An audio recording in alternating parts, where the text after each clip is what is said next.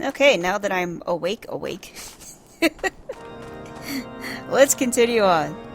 Hey, there's Alphanod and Sid standing out here.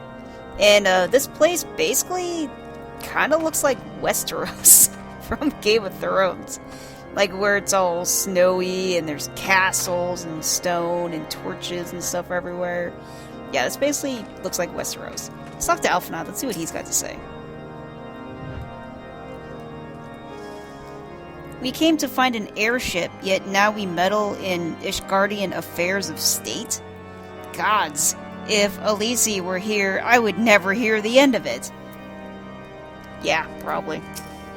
She's a bit of a bitch, I think. Sit. I'm glad we left the observatorium. The people there were not friendly. No, they were absolutely not.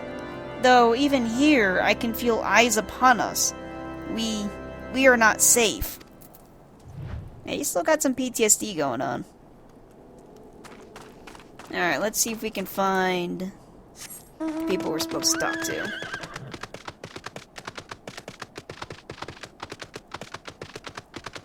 Let's go out in the snowy forest. Yeah, I just realized that when I was looking at it, I was like, you know, this is basically what Westeros looks like right now. It's all snowy. Winter has come.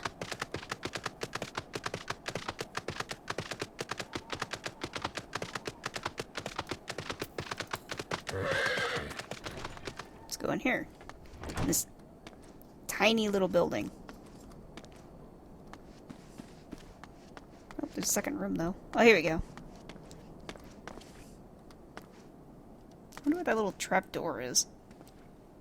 I wonder if that's where poop goes or something else. Alright, Cravillin. Cravillin. Cravellin. Cravillin. Like Cruella de Vil. He just basically looks like a noble. Kind of like the other guy, he just looks kind of frilly. Hello, and grant me strength. There must be some way to... Oh, who are you? A friend of Lord... Houchefant? I don't remember how I tried to pronounce that dude's name. I want to help you, I truly do. But these accusations of heresy have thrown House Helenart into chaos. Right now, we must focus on combating these charges and preserving our reputation. They have their own Game of Thrones going on right now, it sounds like.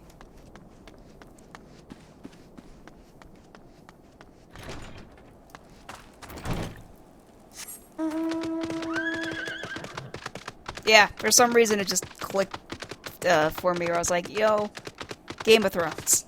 That's what this is. This is Game of Thrones. But I don't think there's like a king involved or anything that I'm aware of or that I recall. Though the game makes a little more sense since I've gone through it once. And so I'm like, oh, okay. You know, whereas before you're just kind of like, you know, just nodding your head. Smiling and nodding to whatever's going on. You're like, okay.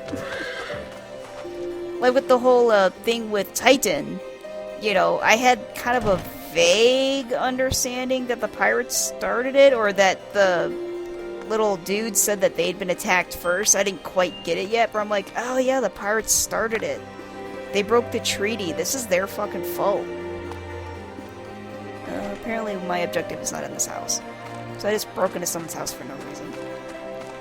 As I'm allowed to do, because no one locks their door. Alright. Up here, maybe?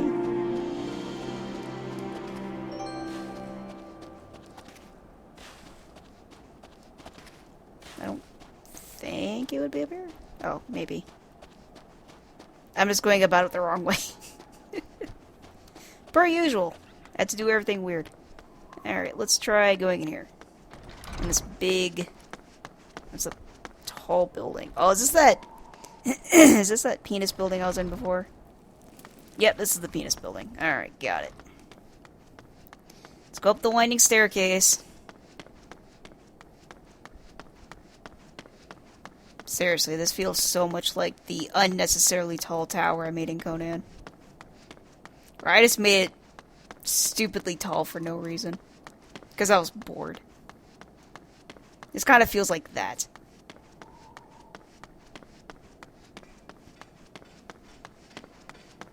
Who needs to make a tower this tall? Alright. For Lamort, I am back. I gather you've been busy since last we spoke. Very. Lord Hatchafant, his missive was positively glowing. But if you think that his endorsement is cause for me to disregard Ishgard policies, then you are sorely mistaken. We are at war, madam, and the enemy grows bolder by the day. Why, in the short time since Inquisitor Golemine arrived in Korthus, countless heretics have been discovered, even amongst the elites of Ishgardian society. If Lord Hatchfent wishes to waste his days chasing after a long-lost airship, then that is his choice. But if he expects others to share in his folly, then he is truly blind to the present state of affairs. Take it that, not gonna help. Cool. I'm so tempted to jump down, but if I do, at this height, I will shortly die. But at this height, maybe not. Especially if I land on a lamp before. There we go. See, I made my own elevator. But it only goes one way.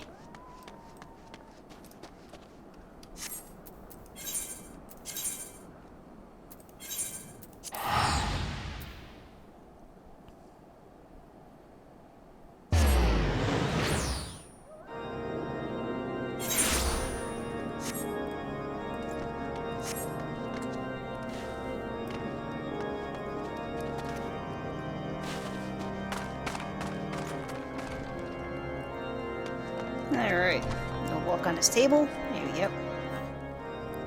Oh, someone else is walking on his table too. This little cat player in my way. Harchefant, by your countenance, I take it you did not learn anything of use. No. Nor did I fear. It seems the whole of Korthus is consumed by this talk of heretics in the high houses. We can only hope that my sources in Ishgard proper provide more pertinent information.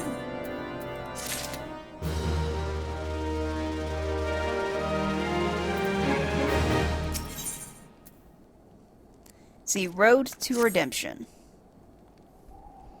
I had another personal request to make of you.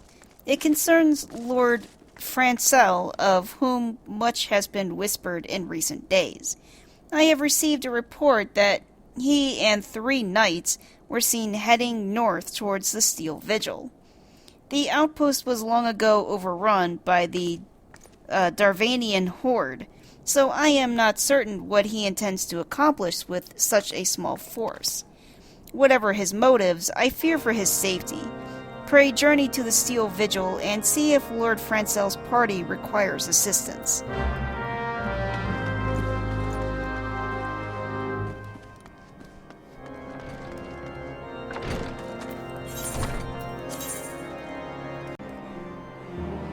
So I found Francel, and he's on his hands and knees gasping around wherever the hell we are.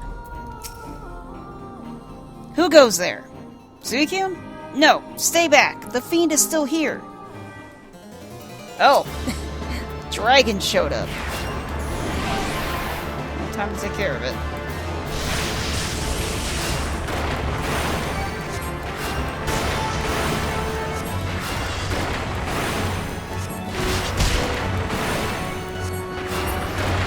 It's dead.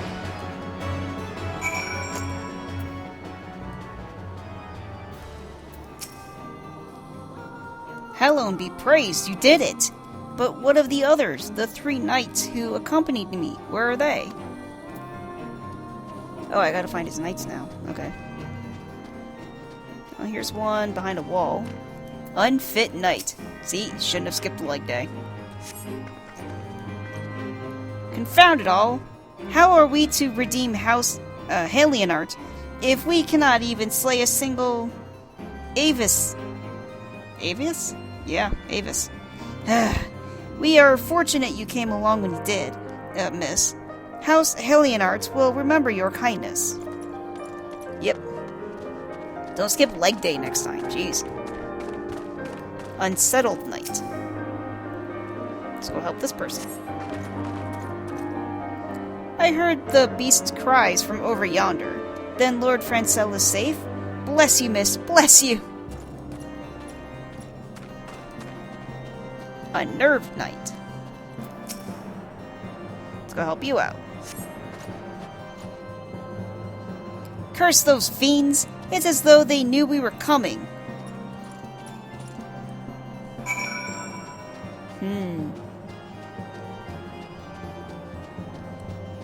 Alright, let's talk to Francel again. I saved your knights. Now let's go help you.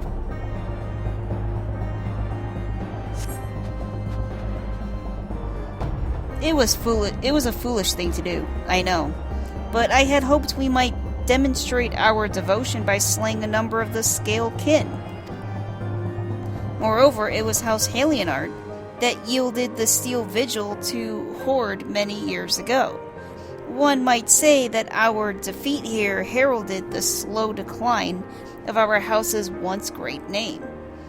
We have been brought even lower by these despicable accusations of heresy, and despite my best efforts, I have done naught to improve the situation. The day of my trial approaches. Soon I must accept the judgment of the Inquisitors, whatever it may be. But even should my protestations fall on deaf ears, I will proclaim my innocence to my dying breath.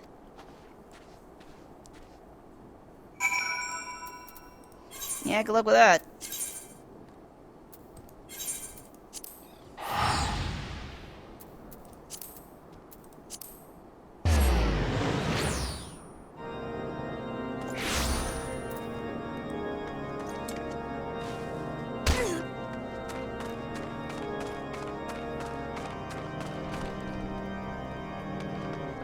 Alright, Hedgefort, or Hedgefant, or whatever.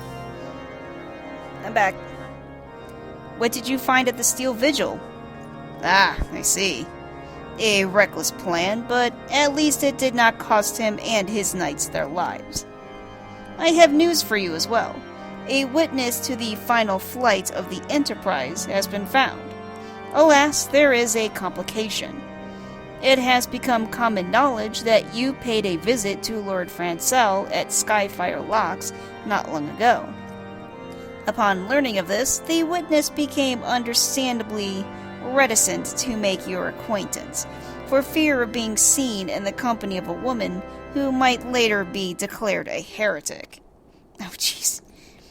A not unreasonable fear, given the zeal with which Inquisitor Guilliman has conducted his investigations.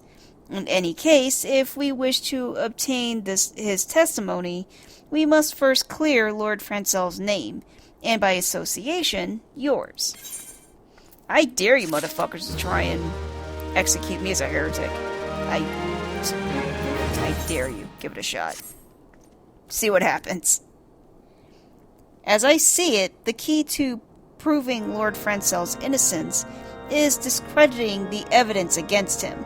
I speak of the Draconian rosary found in the chest you yourself recovered.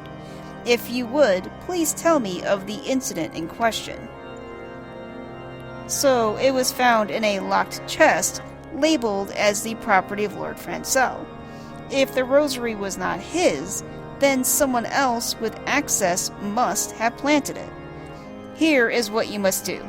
Return to Skyfire Locks and speak with Rickman.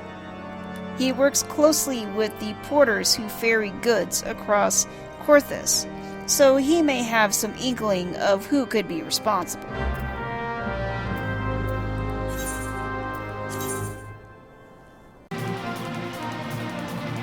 Okay, so I found Rickman. He's in a pretty decently sized house, but it's it's extremely barren. Like, yeah, there's a couple people in the back here, but there's not even a proper table in here. It's just boxes. Like a box. Just a box, basically a lantern on it and a stool. That's about it. Rickman. Eh? So someone tampering with shipments? Fury, strike me down. If all of them rosaries found in our people's possessions were planted. Hey now, don't you give me that look, lass. I'm a House Helionart man through and through. This heresy nonsense is bad for me and my family too. I ain't saying the porters what we're bringing the shipments did it, though. I know most of them what work the trade routes, and I've never had cause to question their faith. But if it wasn't them neither, then your guess is as good as mine. After all, most every shipment is thoroughly inspected before it... Eh? Could it have been the fellas what we're responsible for the inspections? Damn, this guy's grammar, holy shit. Ha! There's Guardian Knights and Inquisitors, the lot of them. As if they'd ever turn their cloak. Ugh. Reckon that means the porters are your most likely suspects. Hate to think it, but maybe you should question them. There's a crew coming to Camp Dragonhead from White Brim Front this morning. You might consider having a word with them. Stay in school, dude. Stay in school.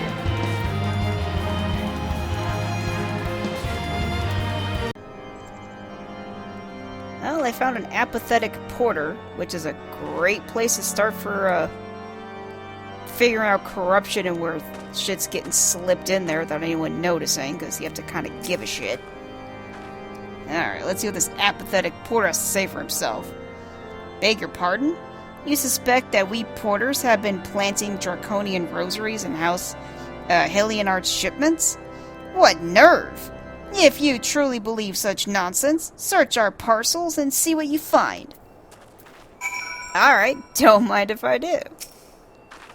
House Helionart's parcel. You find a draconian rosary hidden inside the parcel. Let's check another one. I found yet another rosary. House Desimels did not have any, it looks like. Let's talk to this dude. Are we finished? If so, I would appreciate an apology. Yeah, I found 2 fucking rosaries, dude. But that's impossible! Once the knight at White Brim Front concluded her inspection, I loaded the parcels into the wagon myself. And if I had been the culprit, I would have never allowed you to search my shipments. Say what you will to Lord Hatchafant, I will not be held accountable for this. Again, giving a shit about your job kinda helps.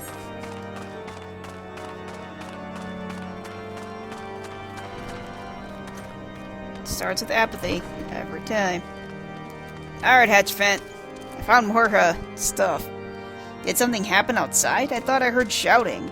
Ah, but more importantly, what did Rickman have to say? Well, I found 2 rosaries. More draconian rosaries? In every single parcel bound for Skyfall locks? That beggars belief. Even the Inquisitors must acknowledge that this is no more than a crass attempt to sully House Helionart's reputation. Whoever is responsible has overplayed his hand. And praise Hallone that he did. Lord Francel's trial is upon us, and we must act now if we're to clear his name. Following the evidence is complete.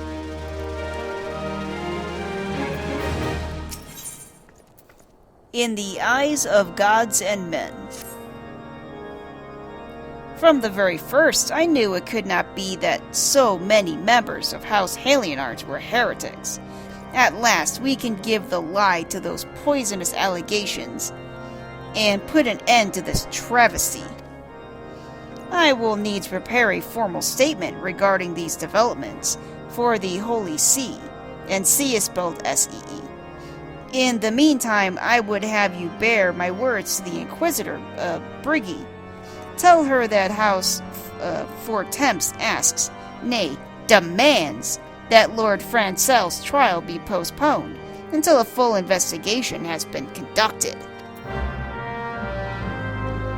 I mean, yeah, if you're gonna go execute some dude, you may want to have all the evidence first. I mean, just saying. You know how these types are, though. They're quick to murder some peeps. Apparently... Oh, they're up here. Alright, Briggy. Let's see. Briggy looks like... kind of like the mage type. She just has very long blue robes. But she doesn't have a pointy hat, though. Looks like she's got long... purple hair? Like, it's very gray purple hair. Very subdued. But she's also got pointy ears, like half the people in this world. Briggy. What is it, my child? Lord Hatchafant would have the Inquisitors do what? But that's not possible. The Inquisitor Guilliman presides over Lord Francel's trial at Witchdrop even as we speak. Fear not. If Lord Francel is indeed innocent, he shall walk in Halone's halls with the fallen heroes of Ishgard. Oh, I mean, if we murder you by accident, you know, and you weren't actually guilty, then you're gonna go to heaven. I mean, that should be, you know, that should make you feel all the much better about being murdered unnecessarily. If you go to heaven, then it's okay for, you know, people to murder you unnecessarily. And especially sully the name of you and everyone in your house. But yeah, you went to heaven, though, probably. That makes it okay. These fucking people. Hatchafant. They have taken Lord Francel to Witchdrop? This is madness! The Inquisitor does not have sufficient grounds to subject him to that manner of trial. I will not stand idly by and allow an innocent man to die, Suicune. I would dispatch you and one of my knights to Witchdrop to forestall the proceedings until such time as I am able to join you and petition Inquisitor Guilliman in person. I will endeavor not to keep you waiting too long. Do whatever you must to keep Lord Francel alive. Yep, they plan on murdering that dude. Because of course they do.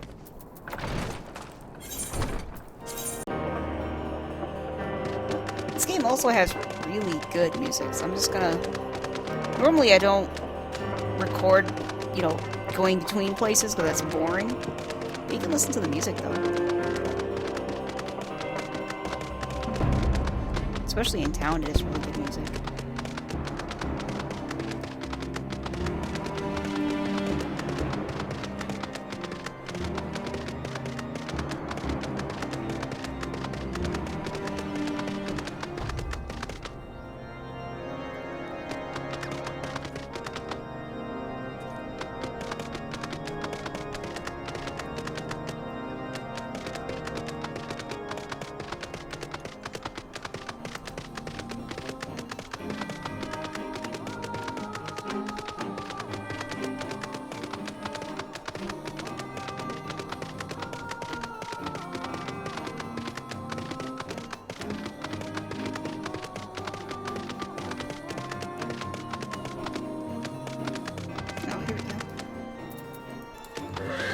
Hiding behind a rock. Alright. Hourlian? Hourlinet? Dude in, some yellow robes. Hail, Suicune! As you can see, Lord Francel yet lives. We must try to reason with the Inquisitor. Good luck. But if his guards judge us as a threat, we must also be prepared to defend ourselves. Always. Let's go into our single-player instance here.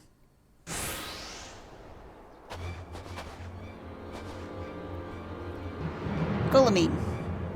Josine Charlemagne Francel de Helienart. You stand accused of heresy against the Holy See of Ishgard. Is there aught you wish to say in your defense? Guilliman is, very tall.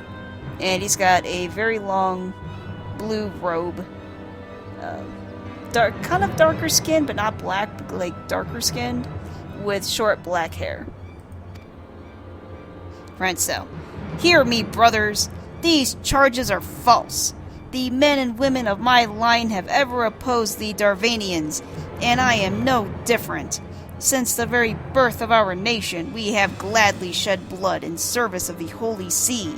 Condemn me, and you will strike a blow for the enemies of Ishgard. Gilliman. It is for Helone to judge if you speak the truth. Oh, he's also got a little goatee. Kind of like dark circles around his eyes, too. Prove your innocence in the eyes of gods and men. Leap from the cliff and entrust your fate to the Fury. The fuck, dude? Just leap to your own death? Are you fucking kidding me? Yeah, just commit suicide. If you're innocent, you'll go to heaven.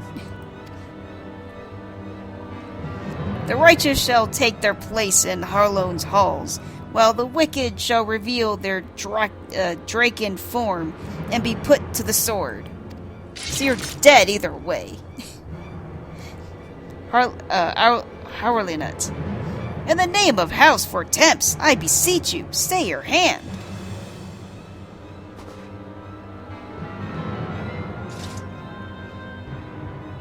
Oh, this dude's got, looks like brown robes with long brown hair and blue eyes.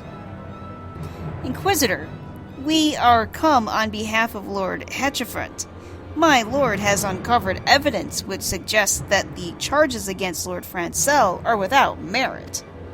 We humbly request that these proceedings be suspended until such time as a full re-examination of the facts has been conducted. Golimin. Lord Hatchefant has allowed his personal relationship with the accused to cloud his judgment. That he should harbor private doubts, I might have allowed, but that he would dare interfere in legal proceedings sanctioned by the Holy See, I cannot. To defy the will of an inquisitor is to commit heresy, a crime for which there is to be one punishment.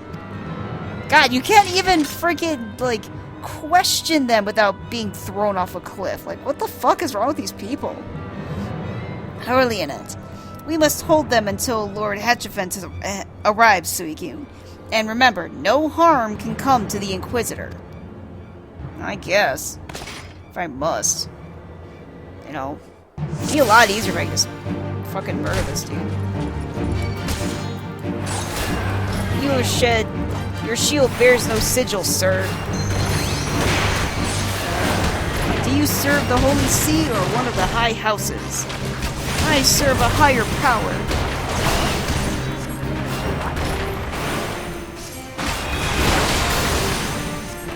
As the main character, I serve the plot. That is what I serve. Look, Lord Hatchefront is come.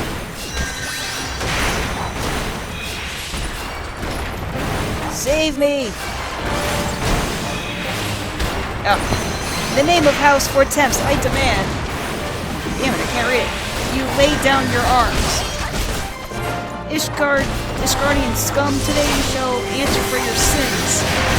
By this deed you do disgrace your line, Lord Hatchefant.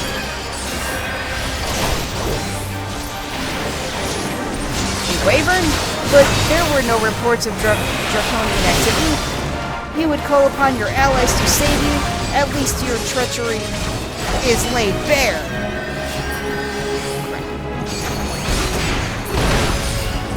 Trying to read and fight is hard. They do say some good stuff, but it's also read it while you're just falling.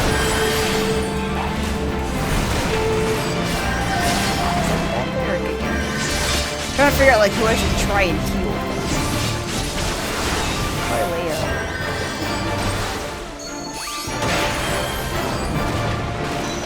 Oh shit, over there, over here.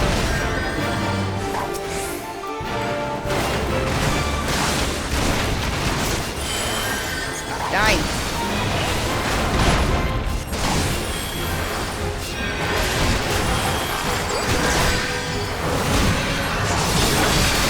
also would probably help if I stopped luring all of the guys over to that person to attack them.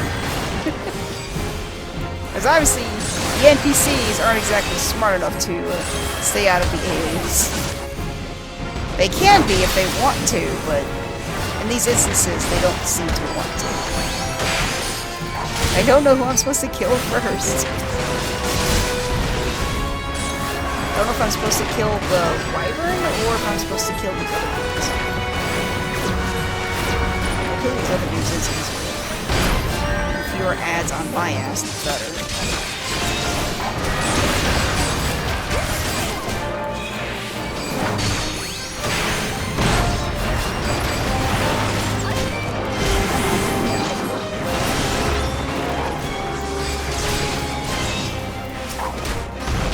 So that guy's an archer, so he should be very easy.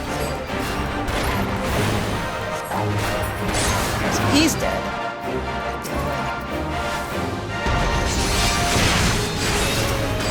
Yeah, whoever this guy is.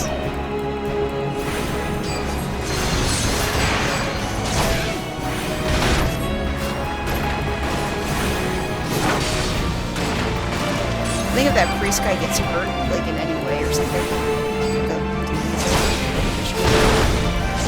I'm trying to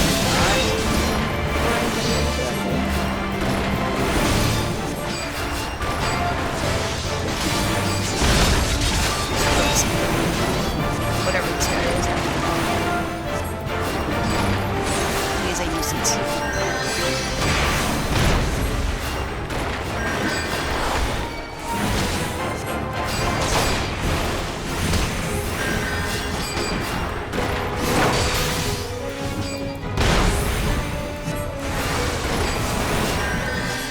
Stop healing. Die. This will not be forgotten. Okay, good. I was supposed to kill that guy, not the wyvern. I think that means I win. The wyvern takes the skies. Draconian Rosary. Oh, look what I found on the ground.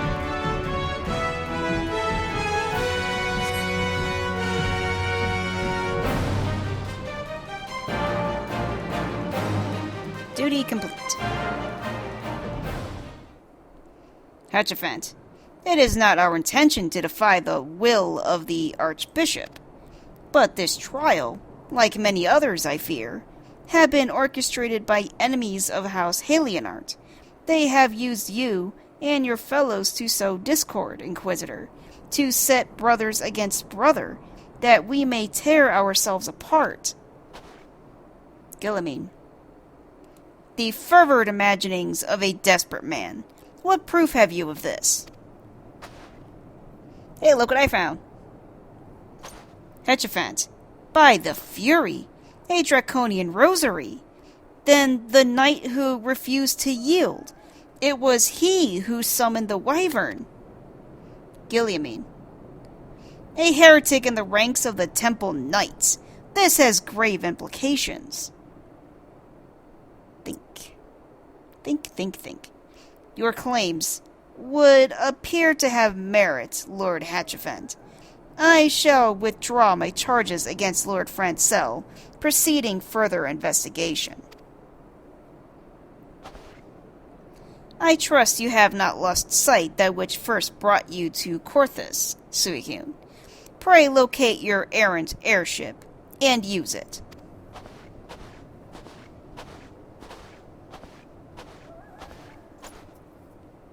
Francel.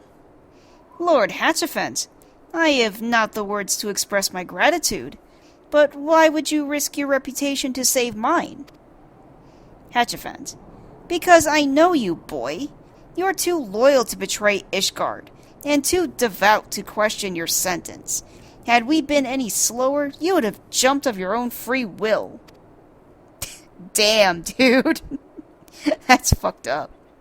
Francel, I would have done whatever it took to redeem House Halionart.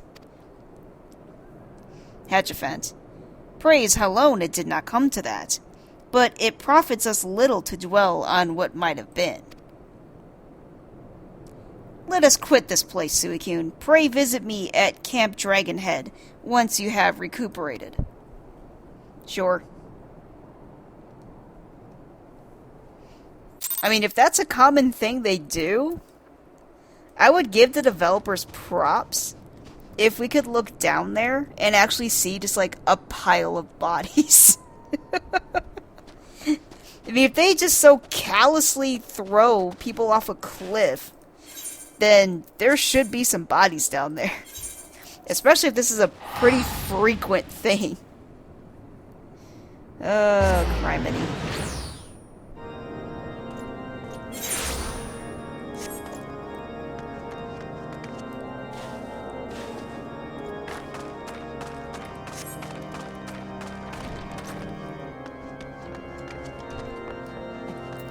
Alright, Herchafant, I'm back.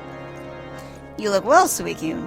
May I say what a pleasure it was to fight alongside such a fearless and skillful warrior. Were it not for you, Lord Francel would surely have died defending the honor of his house, and I might well have perished at the hands of a heretic and his wyvern.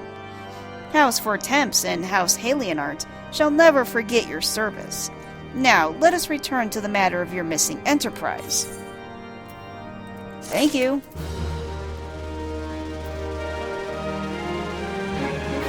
So I did find that to be kind of interesting when I first ran through this. Like, okay, I mean, yeah, that was bullshit, but that was kind of cool. The final flight of the Enterprise. The man with knowledge of the Enterprise awaits you outside. I pray his information provides useful to you, or proves useful to you.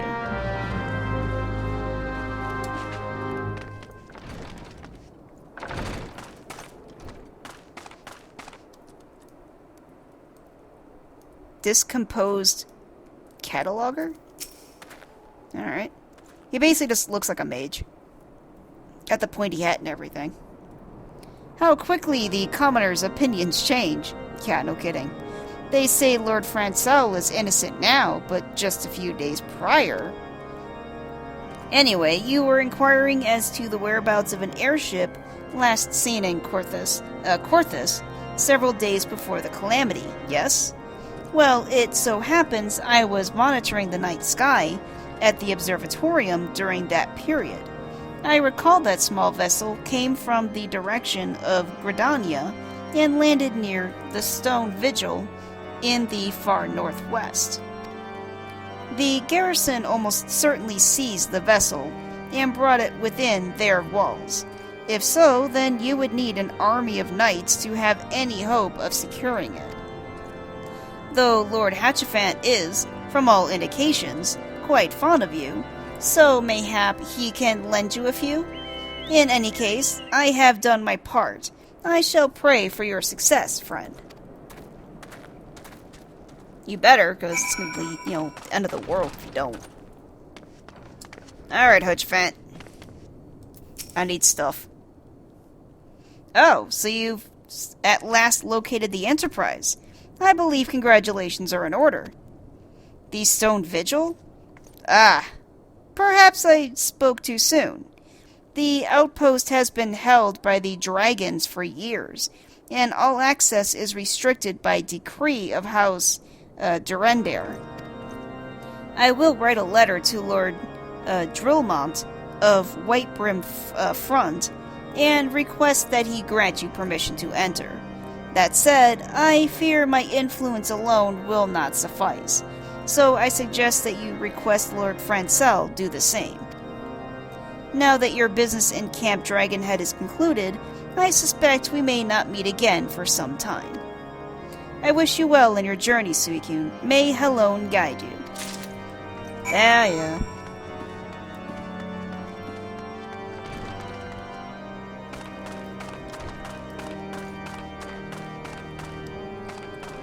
Oh, Sid and the other dude is gone.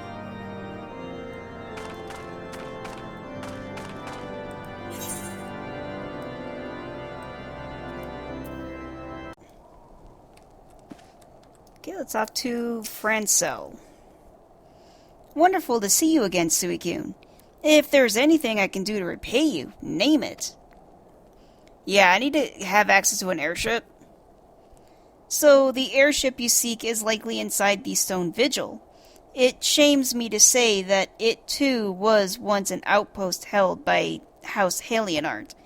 In the chaos that followed the calamity, the Dravanian horde caught us unawares. The fiends have held the outpost ever since. As we lack the strength of arms to retake the Stone Vigil, House Durendare instead has been charged with the duty. Given that, I doubt my words will carry much weight with Lord Drillamont. Nevertheless, I will write you your letter. Before you depart, a word of caution. The cravens who attempted to destroy House Halienart have yet to be unmasked. Though their plans were foiled, they doubtless still harbor great hatred toward us, and towards you, now as well. Oh, it's so lovely being wanted.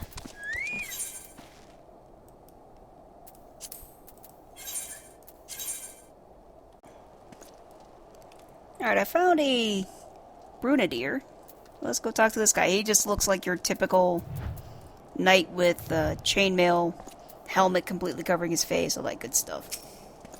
Still looks like Westeros. You desire an audience with Lord Drillamont, do you? Ha! I desire a night in a warm bed with my wife, but wishing won't make it so.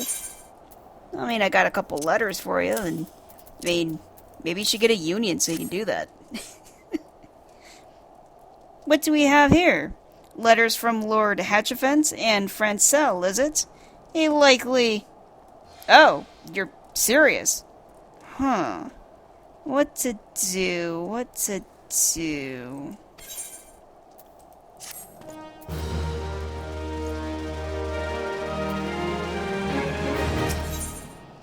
Ye of little faith. Your timing could not have been worse, traveler. Lord Drillamont's attentions are focused solely on the Stone Vigil at present. In any case, it is not my responsibility to escort visitors. Take your letters and show them to Sir Alboys. Yes, Sir Alboys can surely accommodate you. Seek her in the storeroom on the opposite side of the yard. So he's gonna let me in and kind of do whatever, huh? Alright, cool. Oh, I found Alphanon. Let's talk to Alphanon, see what he's got to say. Time is a resource we can ill afford to squander. We must gain entrance to the Stone Vigil without further delay. That's what I've been saying, but they're all like, oh, this guy's about to go kill himself because of religious dogma or whatever. You know, gotta go save him. Problems. Everyone causes me problems. Everyone should just acquiesce to my requests immediately as the main character. Oh, here's a person who has a card duel. It's funny how many people play children's card games in this universe. Everyone plays children's card games. I'm struggling to find where this person is at. Fuck, I remember having this problem before. Shit, where did I find this person? Find the person who wants to play children's card games, but where's my actual objective? I had this problem last time. I don't remember how I solved it last time. I'll be back when I solve it. Alright, found it. Speak to Alboys. Alboysy.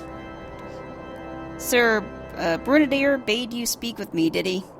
I know not why he presumed I would be in a better position to help, but I assure you that he is mistaken. I'm sure he doesn't care. Lord Drillamont hasn't had the time... Lord Drillamont hasn't the time to spend speaking with low-ranking knights such as I. However, he always has a moment to spare for head Churian Astidian, whatever. Why not visit the infirmary upstairs and show your letters to him? I think that was in the other building I was at. If I remember correctly.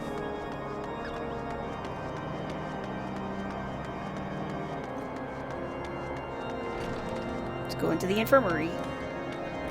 I finally got that person's card. It took me like 20 freaking minutes. Alright, let's speak to SDDN. Are you here to visit a patient, madam? What's this? Letters of introduction from House Fortemps and Halienart? With documents such as these, you needn't seek an escort. Pray proceed to the barracks and speak with Sir Gurdina. He should know Lord Drillemont's current whereabouts.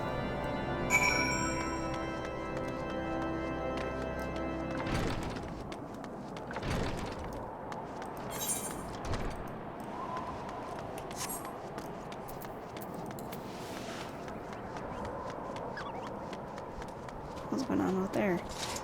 Huh.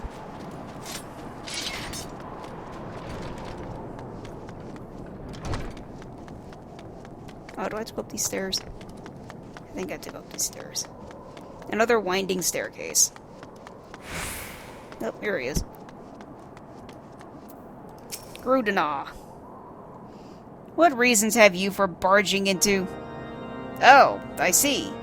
Well, you are in luck. Lord Drillemont is just up these stairs.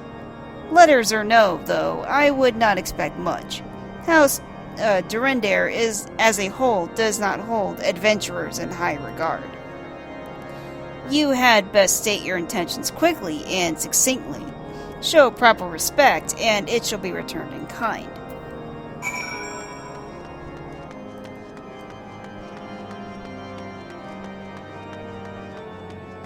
You don't like that people get paid to solve your problems? Alright. Drillemont! Again, just like your typical knight in chainmail armor, though his is a little fancier, I think, than the others. Sir Gordana permitted your passage? Very well, speak. I've got letters of recommendation.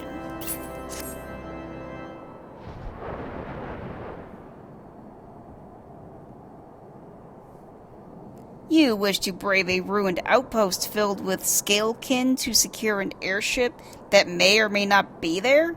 Are you the avatar of the Fury herself? I don't even know what that's supposed to mean. I assume that's an insult, but I couldn't tell you how. Alphanot and Sid showed up. We are the scions of the Seventh Dawn, Lord Drillemont. You know our name, and you know our deeds. We are come to Corthus to slay Garuda, Lady of the Vortex. To that end, we seek the Enterprise, the airship of Master Sid, Nan Galand, who stands before you now. Drillemont. Master Garland, you're alive? But that's impossible! Sid nods. He's like, yeah, it is. Indeed it is, my lord. Oh, that was Gillimain. Gillimain. Indeed it is, my lord. The guy who's gonna throw an innocent dude off a cliff. Awesome. Do not be deceived by their honey-wed words. Oh, honeyed words. These foreigners are not to be trusted. What? At this critical moment in Ishgardian history, as House Durendare's marshal, it forces to retake the Stone Vigil, who should appear in Whitebrim front, but these mysterious strangers. Oh, Sid did not like that. He looks pissed. Gillimain. Sid Garland, missing and presumed dead since before the calamity, and two scions of the Seventh Dawn, a defunct band of misfits recently exterminated by the Empire. The lesser house may have been duped by these grandiose lies, but I should hope that House Durendare would have a greater sense. I know not why these three seek the Stone Vigil, but I know that we cannot permit them to pass. Okay, I do not like that guy at all. Even less than I did a second ago. Drillemont. Thank you for your counsel, Inquisitor. For a moment I nearly believed this murmurous farce. You three will not enter the outpost until we have reclaimed it, and until you declare your true intentions as well.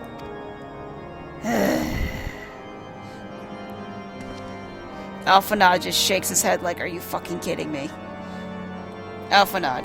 It could be moons before House Durandare purges the dragons from the Stone Vigil. We cannot afford to wait that long. Cid, Suicune, we must do whatever it takes to earn Lord Drillemont's trust. Understood? That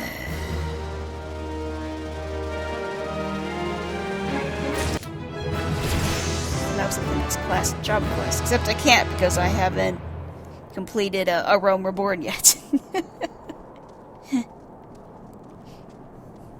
Let's see. You can now accept the next class job quest. These quests offer opportunities not only to earn guild items and gear, but to also new class job specific actions.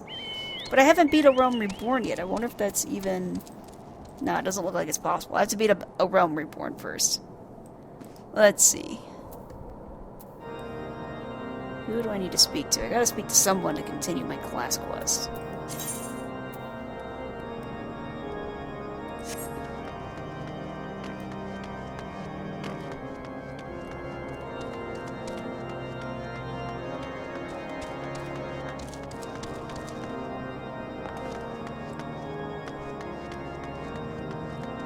Well, I found a person to speak to. Let's see. Hastafert. Factual folklore. This kind of looks like a KitchenAid. I think it's a guy? Yeah, it looks like a guy. This kind of looks like a typical, like, chef KitchenAid kind of person. You, the last responsible for the commotion upstairs? Aye, word travels fast in White Brim Front. I gather you still wish to change Lord Drillemont's mind. I would like to save the world, yes. I would very much appreciate everyone stop getting in my way. If there's one thing I've learned about the man in my time here, it's that he listens to and respects the opinions of those under his command. Went over the barracks, and he's sure to take notice. How, you ask? That's easy. Serve the poor souls decent fare for a change. The last few supply shipments contained no meat whatsoever, and the knights are rightfully beginning to complain. I'm thinking we could prepare them steaks using mud puppy tail meat. 'Twouldn't be quality meal, 'tis true, but it'd be a damn sight better than nothing. If you've mind to lend a hand, why not await a lurking mud puppy in Danafin Pass, and take this bottle of vinegar. Locals say it weakens the mud puppies by clogging their mucus glands, drying their skin. Yeah, the last time I did this fight, I completely forgot about this, and I just wound up very slowly completing the entire fight by myself. Using key items on targets. Some quests require you to use a key item on an enemy target. There are two ways to do so. The first is by right-clicking the enemy's target bar and selecting Use Key Item from the sub-command. The second method is to first target the enemy, then click on the key item icon from the duty list. Alright, well, let's go kill something. So who would have ever guessed that following directions makes the boss battle a lot easier? I mean, like, 20 seconds instead of almost 10 minutes the last time I did it. Alright, let's talk to Hastafert again. Got your meat. It didn't work, did it? Aye, I thought it was an idiotic idea. Here's your dead animal. Oh dear. Remind me to never wander near Mud Puppy's spawning grounds without a bottle of vinegar. Anyway, this should only take a moment. I'll just need to do this, and voila! Never seen a man cook steaks that fast, have you? Take these 3 and distribute them to the hungry knights here. Here and up above. Alright. Let's talk to Theophilian. You there, lass. Don't think I'd didn't see you and the cook conspiring together. Let me make myself perfectly clear. If you wish to buy my trust with a stake, it would be my pleasure to oblige you. Alright, here you go. He just, like, laughs and cheers. Mwahaha! Yes, yes! I feel invigorated, refreshed, as if I have the strength of 10 men, and their wits besides. I should have no trouble concocting a new reason to refrain from sentry duty. Glad I could help. Jeez. Alright, let's speak to, Ombeline. We ought to at least receive a hearty meal before we march off to die in this God's forsaken waste. Well, here's some meat for you. Is that a fresh cooked steak? Harlone's blessing be upon you, my friend. Mud puppy meat or no, it's the most delicious food I've had in a fortnight. You guys don't have spices or nothing? Like, damn. Don't know what the fuck you guys have been eating, but you might want to have some salt or something. Let's speak to Igna Mortel. Yeah, Igna Mortel. Ever must we train to maintain our skill at arms, yet never are we to receive proper sustenance. Oh, here's the meat. You are a godsend, my friend. Too few appreciate that House Durender must do more than its fair share for the sake of Ishgard.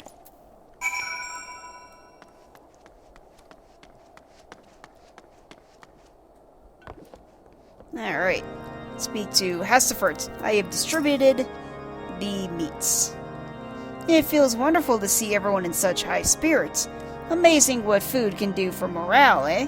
I mean, that's not untrue. I mean, people, like, at work use food all the time to try and boost morale. But that only lasts for as long as the meal. But I've forgotten about the hard-working Churigans at the infirmary. So rarely do they take their meals here in the hall. Mind taking the steak to, Sonota? She's doubtless so preoccupied with the health of the patients that she's neglected to attend to her own. Yeah, that tends to happen a lot with doctors and nurses. They'll heal everybody else, but then sacrifice their own health, and they should be a representative for how everyone else should be taking care of their health. Let's see, I've forgotten where the infirmary is. I think it's up here. Oh, yep, here we go.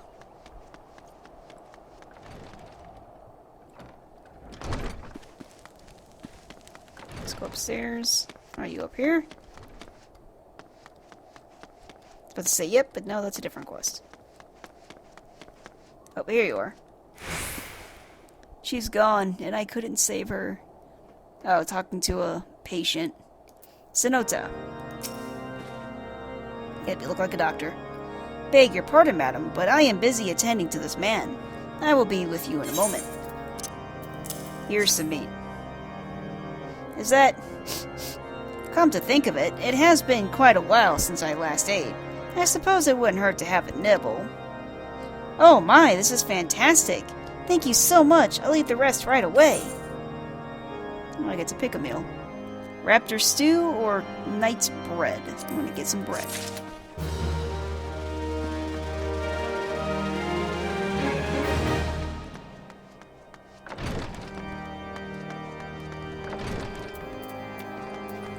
Alright. The best intentions. Oh. My next quest was in there.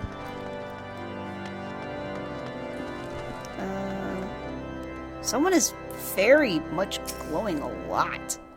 It looks like he's turning Super Saiyan. Don't know what that's about. Oh, Sid. Let's talk to Sid. The best inventions. Sid does make the best inventions. Might I have a word with you, Suicune? It concerns the Shurigans. After speaking with them earlier, I learned that they lack sufficient alembics for their needs, you see. Oh, Mr. Super Saiyan came over here. So I used some of their broken equipment to craft a more advanced alembic broth as a gesture of goodwill, and as a means to help me recover my memories, since working with my hands kindles familiar feelings. All I require to complete the device are the cores of 3 ice spirits, though commonly used to reduce the temperatures of alchemical mixtures. There is a way to alter their properties so that they draw the cold within rather than radiate it without. It must sound ridiculous to you, impossible even, yet somehow I know it will work. Okay. You say so. Okay, Sid, I'm back. Have you obtained the cores? If so, please show them to me. Here you go. Let's see what it say. Ice Bright Core. So cold, these cores are said to freeze the very air around them, making them perfect for cooling drinks on an especially hot day. Awesome.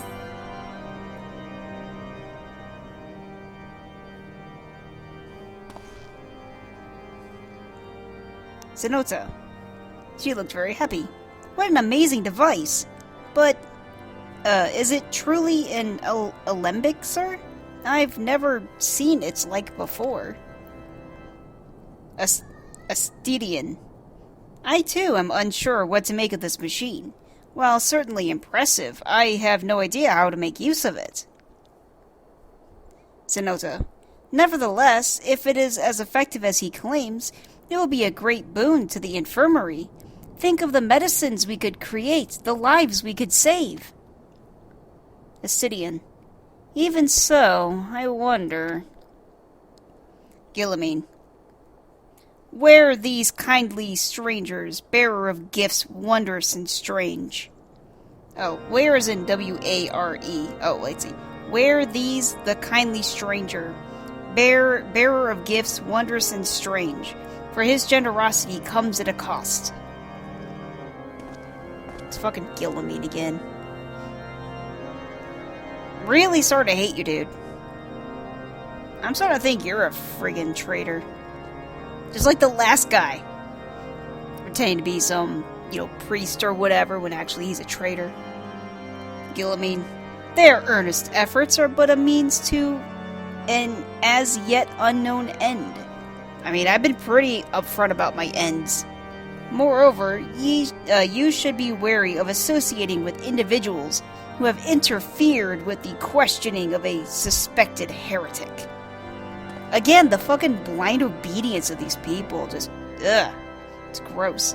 Astidian, they did what? Bless you, Inquisitor, for coming along when you did. We almost succumbed to the temptation of proffered by these unbelievers. I'm starting to hate all of you. He just kind of flicks his hair dramatically. At least I think that's what he did. Oh, Sid is pissed. He punches the air. Why does that man detest us so? Is it all because we interrupted Lord Frasel's trial? Whatever his reasons, he clearly means to oppose us at every turn. Yeah, how dare I interrupt you throwing a guy off a cliff? I just noticed Sid has like a necklace. I wonder what that necklace is. It's kind of cool. Like a little mechanical heart something or other. Influencing Inquisitors. Fucking hate Guillemine.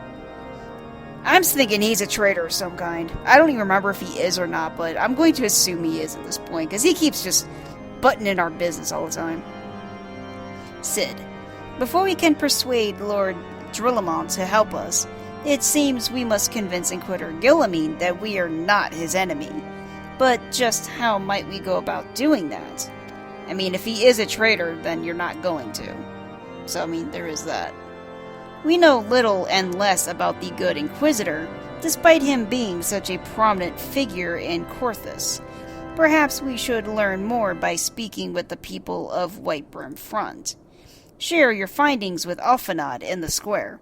I'm sure he can formulate a strategy from there. Yeah, let's see. See what he can do. I think Elfenod comes from, like, nobility or something. So, he'd probably have an idea on how to deal with this stupid shit. I said to speak to Elfenod, but I don't seem to have to speak to Elfenod. I'm gonna speak to him anyway. Let's see what he says. Oh, time's a resource. Yeah, he already said that. Whatever, let's speak to Patrick. I don't know who Patrick is, but let's speak to Patrick. Under Inquisitor Guillimane's watchful gaze, unprecedented number of heretics have been unmasked and brought to justice. Or were they innocent bystanders, and being manipulated like the last guy? They say he goes days without sleep, so great is his devotion. That would explain a lot, actually. Blessed are we to have such a goodly, righteous man to protect us. Uh-huh. I mean, by protect, you mean throw people off cliffs without really any evidence of them doing anything wrong. You know, that's the kind of protection I don't need. You know, it's like with friends like that, who needs enemies? Hostafert, person that I gave meat to before. The Holy See has decreed that the Inquisitors are the arbiters of Halone's will. They are to be afforded every courtesy and utmost respect. See, that's the blind obedience that causes so many issues. And I might bring this up later. I might do a, should you play Chris Tales? Because that, seems to have some stuff to do with, religious dogma and stuff. Where this guy replaced a panel of glass that had to do with, I guess, their goddess. I think they call her the Lady. And it's now replaced with, the lady crowning some dude that happens to look like the priest that's in there. And it's like, oh, you should listen to this person. It's like, yeah, that's very convenient for you, isn't it? Alright, let's speak to Joliot. Which is a person I spent 20 to 30 minutes getting her card. But the card was pretty good, so I guess it was worth it. Inquisitor Guillimane? Yes, of course I know of him. Alas, I have not seen him since the day he came to Whitebrim Front several months ago. Wait, what? We've seen him everywhere! He won't shut the fuck up. My memory is somewhat muddled, but I recall that a blizzard nearly buried us in snow that day, and I had the ill fortune of being assigned to the Night's Watch. While the stronghold slept, we walked the walls and patrolled the exterior in a darkness black as pitch. My route took me outside the eastern gates at one point, where I caught the sight of a silhouette illuminated by the light of the city. Thinking it was a wayward traveler, I cried out and gave chase, but slipped and took a terrible fall. When I woke, it was days later in this very bed, where I have lain recuperating from my injuries ever since. Damn, you've been in that bed for months? Holy shit. I had tried to rescue him, but in the end, Inquisitor Guillimane rescued me, carrying my unconscious body to the gates. I owe him my life, madam, and I hope to one day repay his kindness. Oh, I guess Guillimane hasn't visited you? Seems kind of weird. Let's see. Need to speak to someone.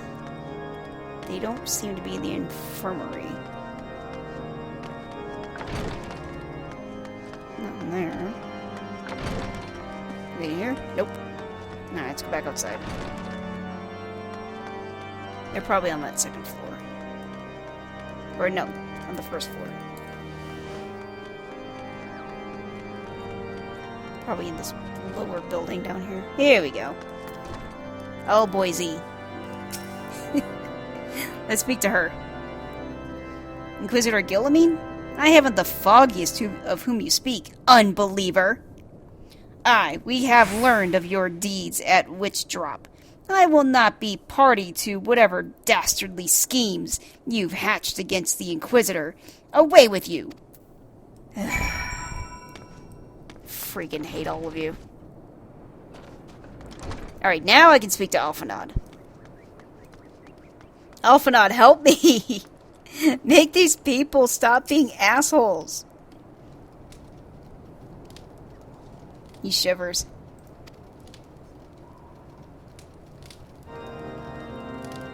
In case you have yet to notice, my attire is ill-suited to this climate. I mean, yeah, I think if I remember correctly, I could, like, see your midriff and your thighs and shit like that. Probably should have brought a coat. Though it's funny that few games ever seem to mention stuff like that. I realized it soon after our arrival, but paid no mind as I had hoped we might find the Enterprise far faster. Instead, we've wasted far too much time meddling in local affairs. Yeah. Never mind, our journey is almost at an end. All that remains is to deal with this irksome Inquisitor. Sid tells me you have been busy making inquiries, yes? Yes. It should come as no surprise that he is held in high regard. Even so, I am beginning to suspect he has other reasons for hindering us now. Yeah, it seems very dastardly, doesn't it? Let us more closely review the testimonials you obtained, Suicune. Mayhap they will provide insight into Inquisitor Guillimene's motivations. Influencing Inquisitors. I mean, so it could be two things. He's just that fucking pompous that he actually believes his own bullshit, drank the Kool-Aid, all that stuff. Or he's just a fucking fraud, like the last guy. By the lights of Ishgard. Something troubles me about this wounded knight's account. He claims he fell chasing a figure in the darkness that he saw outside the eastern gate, yes? But the main road leads to the southwestern gate. Since we've arrived in West Brim Front, I've seen no travelers arrive by the eastern gate. Moreover, he said he glimpsed a silhouette illuminated by the light of the city, which would imply that the Inquisitor came from north of the eastern gate, not south. But it cannot be so. That way lies not but a deep chasm. Assuming Sir Joliot is not misremembering, I mean, he did probably have a concussion, the Inquisitor's behavior that night makes absolutely no sense, at least to me. Mayhap retracing his steps will shed light on this mystery. Alright. I mean, yeah, it's good that, Alphanod knows that kind of shit, because I wasn't really paying attention to that. That's why you're here, Alphanod. Alright, let's go outside. Let's go out the western gate. There's the chasm they were talking about.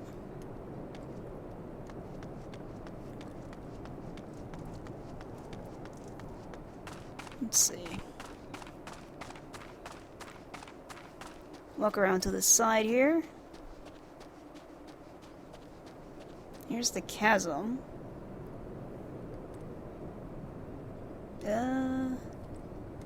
I don't see anything up here, so let's go down the chasm. Whee! Ow.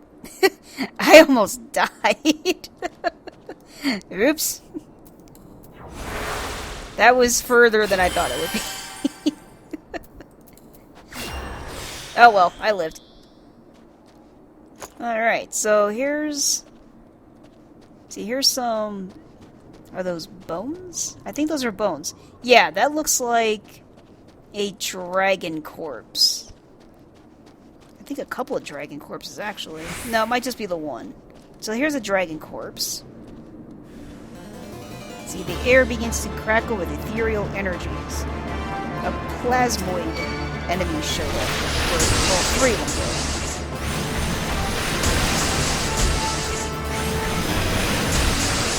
Fall before my holy might. You think you're holy? Look at this holy bitch. Bam. done. Alright. Alright.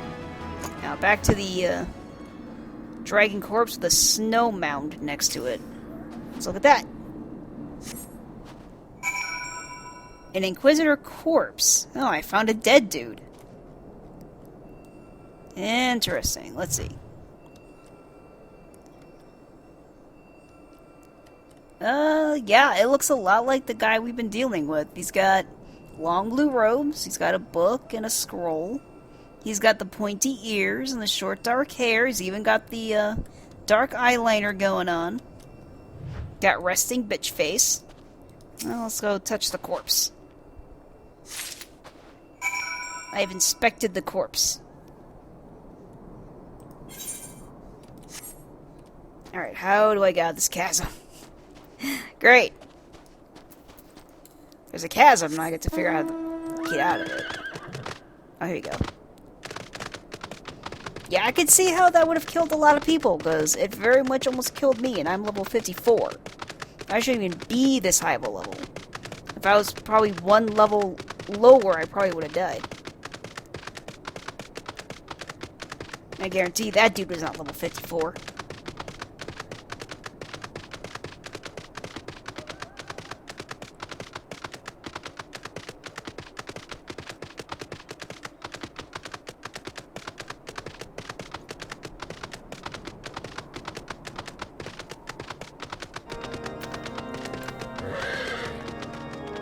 Hey, Elfenod, guess what I found? You found something, didn't you? I did. Well, don't keep me waiting in suspense. Let's see it. I found a bloody encyclical? I guess. The scroll contains what appears to be an official papal appointment to the position of Inquisitor. Given the contents of this encyclical, I believe you have just made the acquaintance of the real Inquisitor Guilliman. So it's just like the last fucking holy thing we had to deal with. Newly come to Corthus and murdered on the day of his arrival. Yes, it would have been a simple thing to assume his identity. For even if he were to behave oddly, who would dare question the wisdom of a papal appointment? Still, while this is incontrovertible proof that the Inquisitor is an impostor, we have yet to discern his true identity, or why he has decided to oppose us. I think it's pretty obvious from what people have said before, where, like, the enemy is taking you guys, or these people, down from the inside, using their, blind faith. We must proceed quickly, Suicune, before he learns that his deception has been discovered.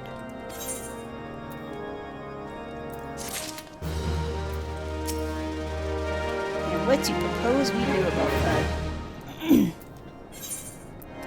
Blood for blood. Since Lord Drillamont has already been turned against us, I fear that this encyclical alone will not serve to convince him of our claims. But what might persuade a man so quick to disregard the endorsement of two high houses? The cook did say that the Lord listens and respects the opinions of his knights. If a certain knight were to provide testimony that supports our claim, yes, mayhap that this is the only way left to us. Confront Sir Jolot with the evidence you discovered, and see if it helps him to recall the truth of that night. As a man of faith, he may find it difficult to cope with such horrifying revelation. Nevertheless, we must do everything within our power to secure the Enterprise. Alright, well, wish me luck, I guess. Alright, the hospital is up here.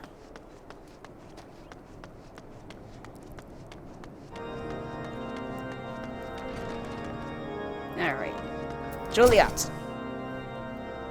Oh, you have returned. is there something else you wanted to ask? So I found this paper. The Inquisitor is an imposter? Don't be so preposterous. That cannot possibly be true. He is a paragon of virtue, a dedicated servant of the Fury.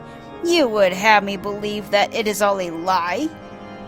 If you are so concerned that your ludicrous story is true, then go and speak with Sir Prunilla. She was at the Eastern Gate that night, and she helped the Inquisitor carry me here. But I will never speak against the man who saved my life. I mean, I can understand your feelings. I mean, if someone saved my life and they're like, yeah, by the way, that guy that saved your life is actually an imposter who's been killing your people, yeah, I'd want to not really believe that too. Alright, Prunilla, help me. You! I do not believe I know you, madam. Pray move along and trouble me no more. I got a paper. You know you want to read it. Are you in the habit of handing bloody documents to strangers? Why, yes, I am. Why would you show me such a dreadful thing? I know not of it, not at all. Again, I love how they kind of put their tongue in cheek and they're like, how they kind of point out that the shit you do is actually weird when you think about it in real life terms.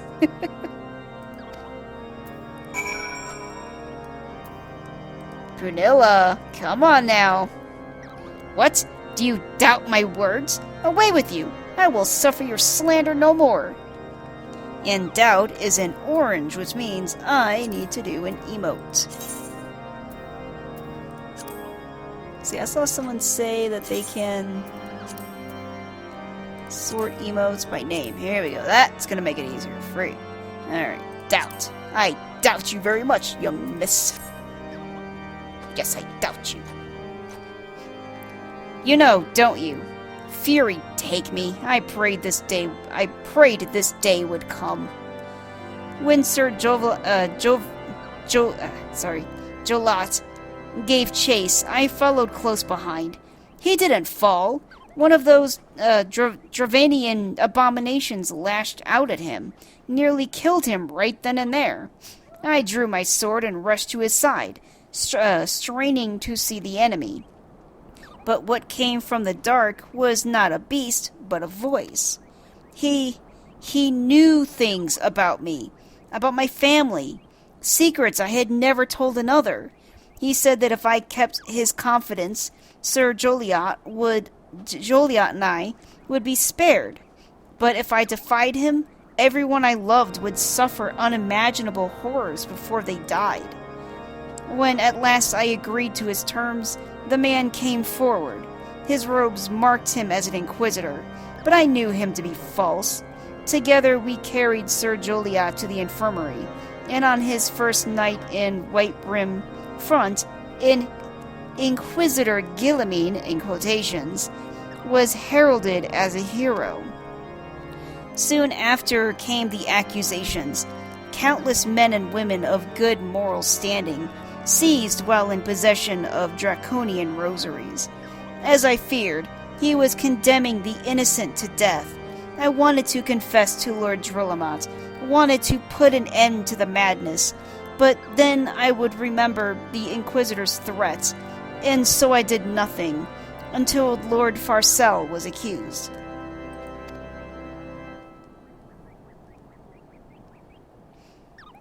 It says, I sense the presence of a powerful mark. I don't know what that means.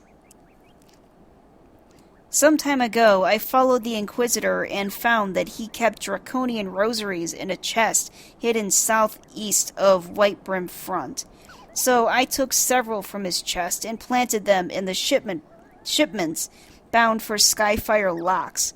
As I hoped, they were discovered and considered evidence of a conspiracy against House Helionart, thus exonerating Lord Farcel and casting doubt on the other recent trials. And that is the entire truth, I swear. Helone, forgive me for not acting sooner. Oh, damn. So she knows that the Inquisitor is an imposter of some kind. and is basically trying to destroy the houses from the inside. Because once you knock down one house, then there's, how hard would it be to knock down the other houses? They'll smell blood, and they will just, go after each other. Are they in here? Where am I supposed to go? I don't think I'm in the right place. Search the area southeast of White Brim Front. Oh, I need to go outside, I guess.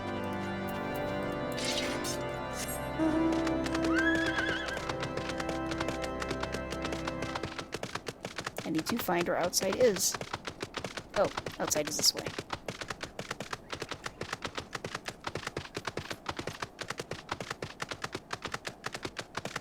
Except that just leads to a cliff. Damn it!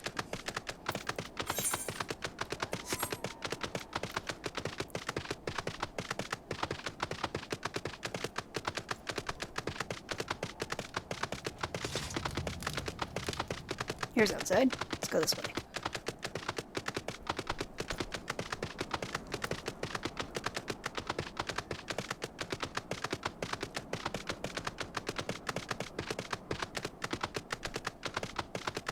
Oop, I see a shiny thing. I don't know how I could figure out that any snow mound looks more snow moundy than any other snow mound. But let's touch it anyway. Oh, I found a suspicious box. Alright. Let's touch it.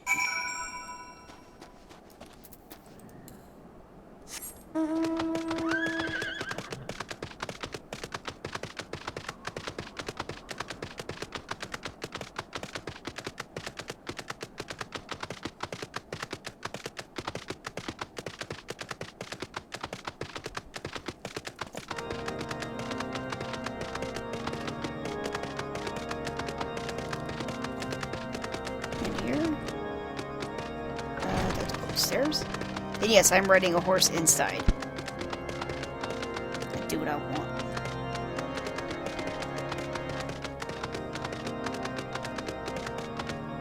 Aha! Hey, Gerolmont! I found a box. Why do you persist in this folly? I will not grant you three access to the stone vigil. Do not make me repeat myself. But I've got a bloody letter. I know you want to touch it. And a box. This had better be a very good explanation for why you were carrying these rosaries. And where did you find this papal encyclical? Fury, take me! The Inquisitor is a heretic? Never before have I heard such an unbelievable tale. But this evidence and your testimony could have no other explanation. I have misjudged you and your friends, Suicune, and for that I deeply apologize. I will permit you to enter the outpost, but first I must needs beg your assistance. Help me and my knights bring this infernal impostor to justice. What do you need me for that for? I already gave you all the evidence you need. Just fucking kill the dude. Just murder him. The Heretic Among Us. Part 2. That thrice-damned heretic has murdered countless innocents and made a mockery of our laws. Hells, take him and his dwarvian allies. I am told he makes for Snowcloak, even now, intending to pass judgment upon yet another poor soul whom has been branded a heretic. If we hurry, there may be still time to prevent further tragedy. Lend me your strength, Suicune. Together let us put an end to the impostor's heresy once and for all. You know, this may not have happened if you guys just weren't so blindly stupid. I mean, just saying. Okay, I came to a very, very icy part of a mountain. I mean, it basically looks like maybe it used to be a waterfall that froze. That's kind of what it looks like. And there is a house Durandare knight on his knee. Probably got his ass handed to him. Socked to him. Good to have you with us, miss. When Lord Drillmont arrives, we are to confront the Inquisitor. If he refuses to go quietly, we will need to use force. Are you prepared for that eventuality? Damn right I am. I can't wait to kill this motherfucker. He's been so annoying. Guilliman. You needn't tremble so, my child. The righteous shall enjoy everlasting peace in Halone's halls. Only the wicked... That looks like a young girl. Condemned expeditioner. But why? Why must I die? By all that is holy, I swear to you that I have never questioned the teachings of Halone. And that's why you're gonna die. Drillmont. Inquisitor, release that maid and come with us. Guilliman. My Lord Drillmont, what is the meaning of this interruption? You are aware that I am at present conducting an interrogation, are you not? Drillmont. Silence, villain!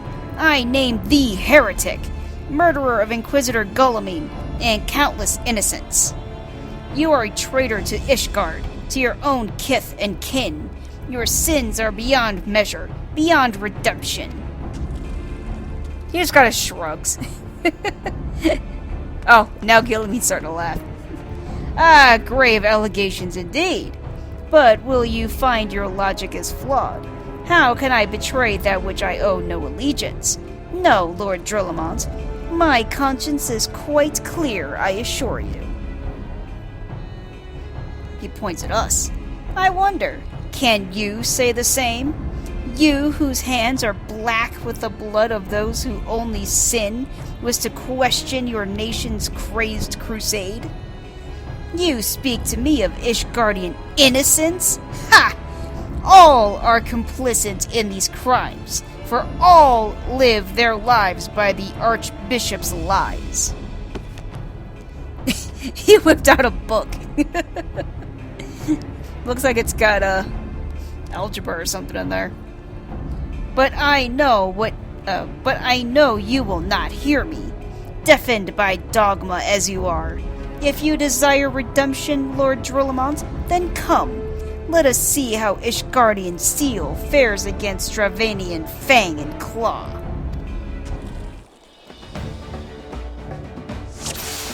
Are we just basically fighting dragons? Show the heretic no mercy. He must pay for the innocent blood he has spilled. Ignorant swine, soon you will know the futility of your faith.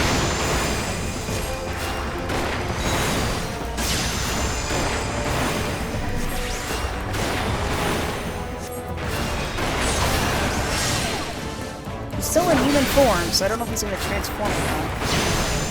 Oh, some weird looking lizard showed up.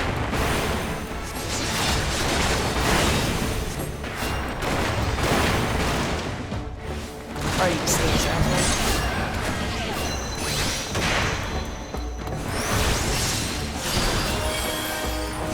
Come on, don't die.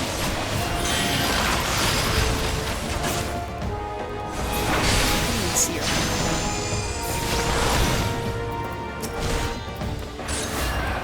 I don't have my AoE skill because they lowered my level. Do you see, heretic? You and your allies are no match for the might of Ishgard, yeah. How wrong you are, Inquisitor Guilliman. Come, my brothers, grant me thy strength to smite our enemies. Shit. Oh, I think he transformed. Now he's a dragon. I am reborn! Great. I am so happy for you. Everyone needs to stop beating me up. I'm supposed to beat up the other NPCs. Not me. There. Get rid of all the ads. Shit.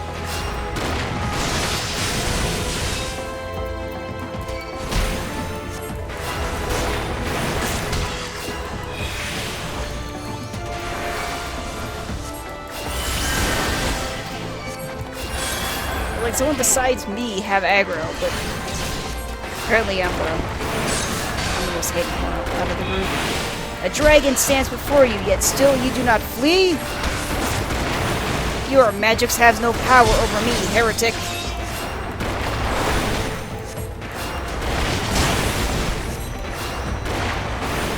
I mean, I respect you as a dragon and all, but you're causing me a lot of problems.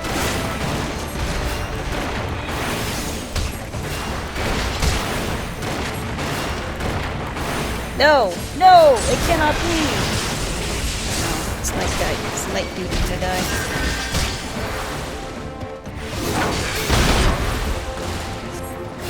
Oh, I'm gonna die too, shit.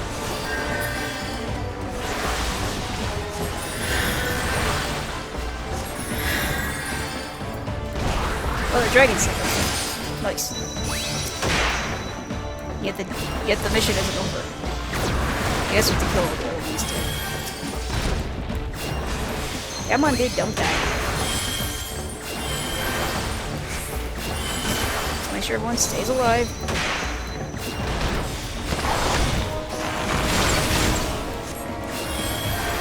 There. Now there's a Wyvern that showed up. Let's go kill him. And the Wyvern's gone. Cool. Yay, we won!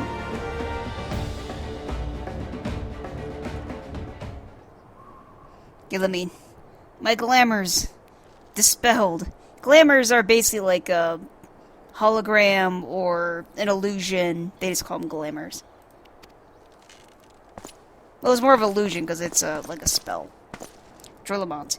Your plans lie in ruin, heretic. Choose your words wisely, for they will be your last. I know his words are going to be like, fuck you guys. Because what else would you say? Gilliman. You may not recall the many Ishgardians I have sentenced, but the families of the dead will never forget. Blood has been repaid with blood, and for that I am content. My only regret is that you yet live.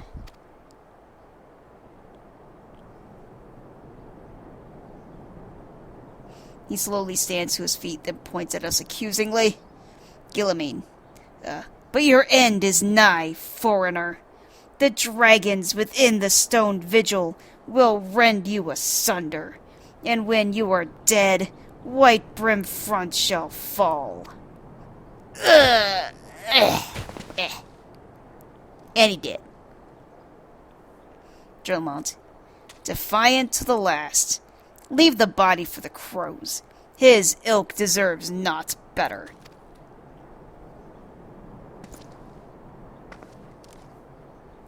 Suicune, I must apologize for involving you in this sordid business. You should never have been asked to intervene in Ishgardian affairs of state. All because you didn't do what I wanted you to do. Rest assured, I have not forgotten the matter which first brought you into our midst. It is past time that you were reunited with your airship. Damn right it is. But this is not the place to discuss such matters. Pray visit me at White Brim Front, and bring your associates. I nod.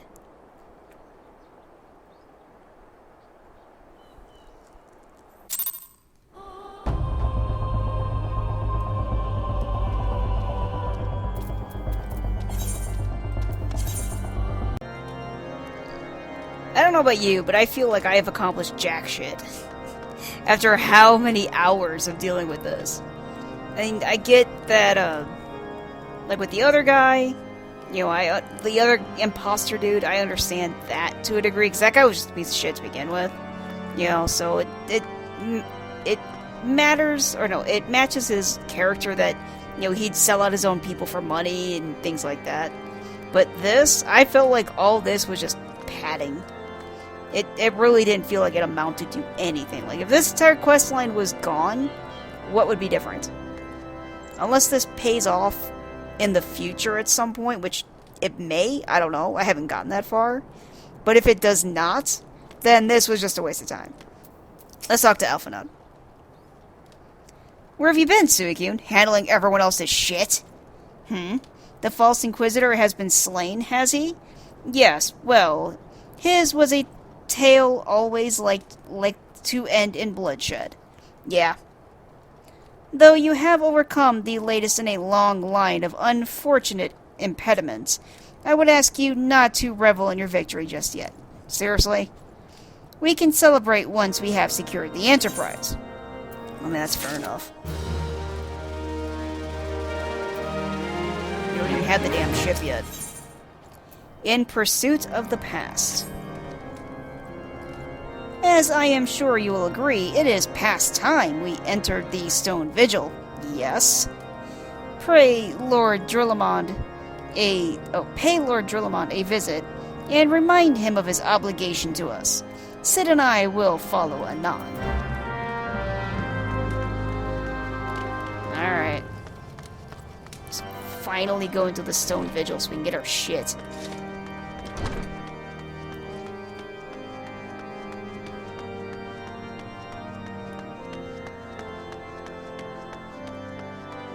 Going to the Winding Tower.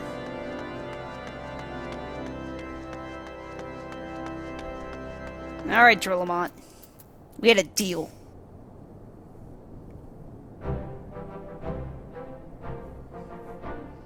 We owe you all the great debt of gratitude. Had it not been for you, the heretic masquerading as Inquisitor Guilliman would still be among us, free to prey upon the innocent. I see now that I was a fool to dismiss your claims out of hand. But you must understand, it seemed too much to hope that a scion of the Seventh Dawn still lived, to say nothing of Master Garland. Never have I been happier to be proven wrong. Alpha nods. Well, it is gratifying to know that someone has derived a measure of enjoyment from your error. Yeah, 'cause it wasn't me. Now, if you have no further objections, we would appreciate it if you would permit us to enter the Stone Vigil and retrieve our airship. Drillamont. Yes, of course. It is the very least I can do, given all that you have done for us. But entering the outpost is the least of your concerns, I fear. Alphanod. You speak of the Dravanians that now hold the ruin. Drillamont. In part, yes. I should explain. Shortly after you first arrived, I had my men scour the old records. They confirmed that an abandoned airship had been seized by the soldiers garrisoned at the Stone Vigil in the days following the calamity. As far as we have been able to ascertain, it was still in their custody when the outpost was overrun by the dragons. Whether it was damaged or destroyed during the battle, I cannot say, nor can I give you any assurances that it has not been removed in the intervening years. For far too long, the ruin has served as Dravanian foothold in Carthus, from which they have struck out at us with depressing regularity. Though we have pushed them back behind the walls, we have as yet been unable to drive them out, and I cannot say when the situation will change. Alphanod. Or how it will change. Forgive me, Lord Drillamont, but there is no guarantee that you will prevail. In any event, we have not the time to wait. We will secure our property without Ishgardian aid. I'm like, oh yeah, I turned to him and I'm like, yep. Drillamon. I see. Well, that may be for the best. I will inform Sir Nethelane of your impending visit. May Halone guide you, scions.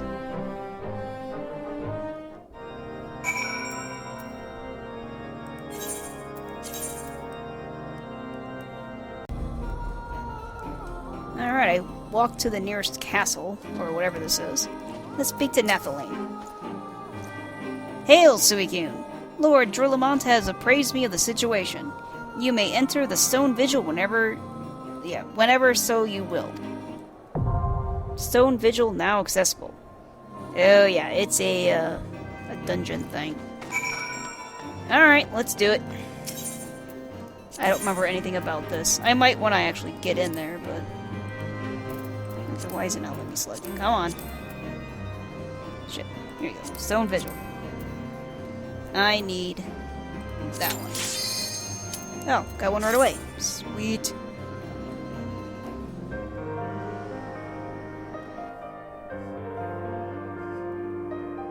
Someone must have needed a healer or something. Need to get it right away.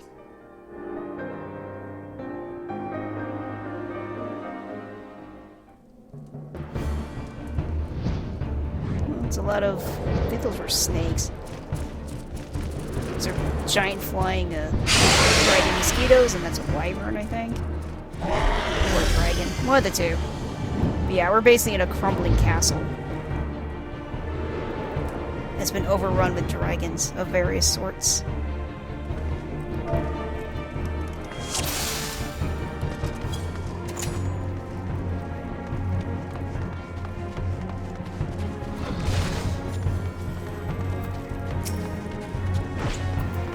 Okay. As usual, the tank ran off.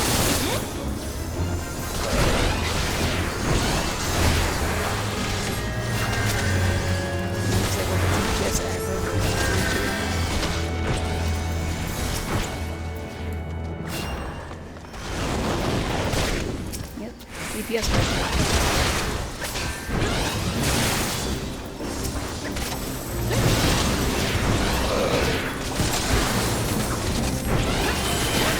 helps if you stay in one place, dude.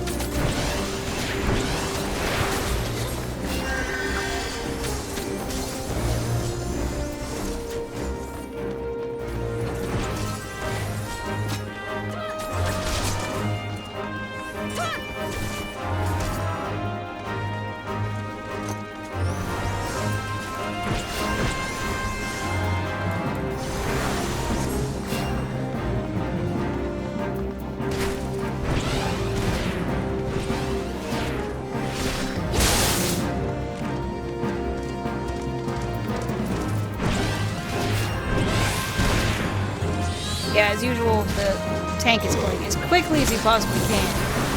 And I blame the game partially for that. Because the game should have told someone that I was, or it's not going to say like Suicune is new, but it's going to say someone in your party is new. And so it gives them a bonus for completing the objective quickly, which then means we just rush through it and it's insane. So it should really only give you that if you've done it before, and not if this is someone's first time. Like that's ass backwards. Oh shit! I forgot about that. A dragon showed up and breathed fire on everyone in the hallway. I forgot he did that. I think you're supposed to either run through or hang back, one of the two. I don't know which one is better. I mean, as long as you get through it, I guess it doesn't matter.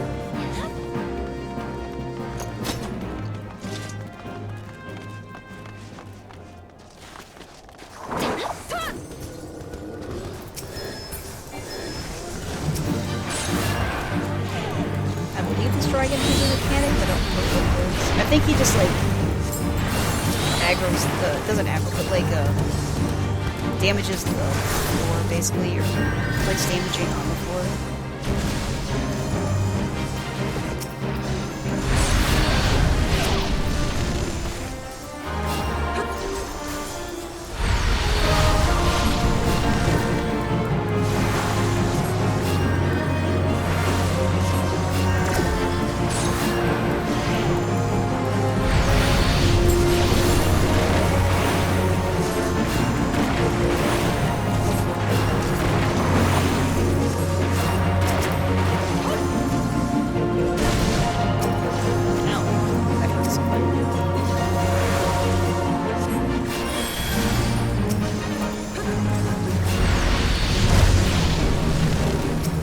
One again.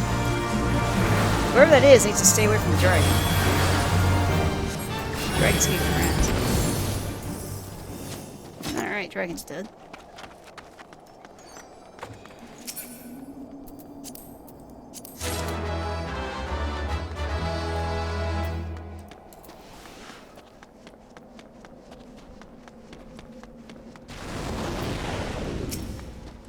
I I was too far behind in the hallway for the dragon to hurt me this time. Oh god. Please stop. Please stop getting all of the things.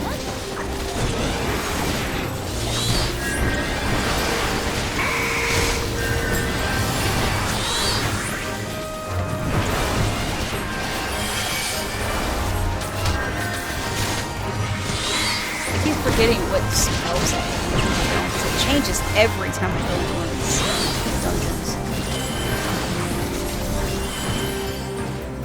Like, oh, I can use Holy, because I have a second. No, I can't. Can't use my AoE. Tank, you are way, way too far ahead of me. I can't heal you.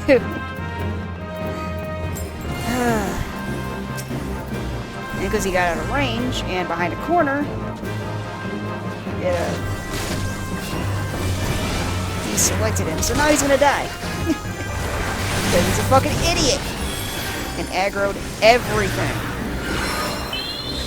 Right, couldn't reach him.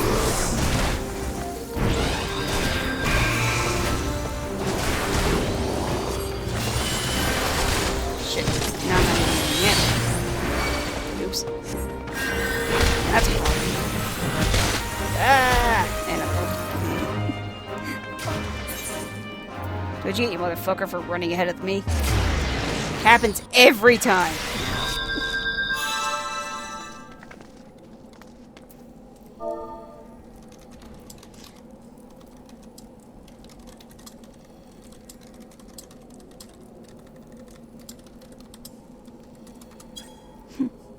The tank goes, a bit fast, sorry. And they go, yep, remember, healer skipped all leg days.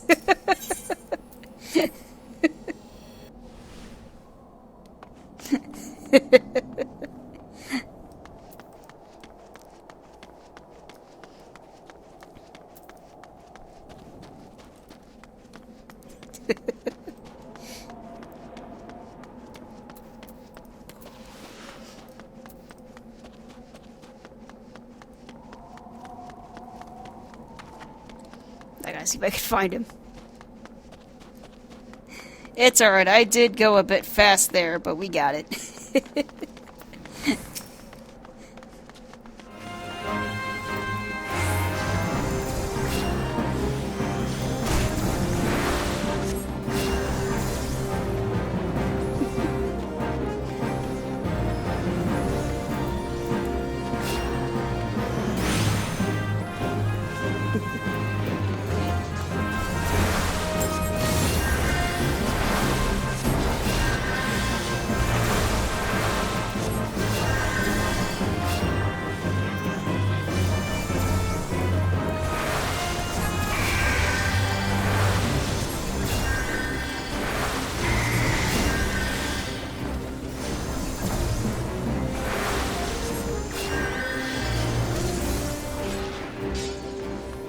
At least he recognized he went too fast, because a lot of them are just like, I don't know why you couldn't keep up.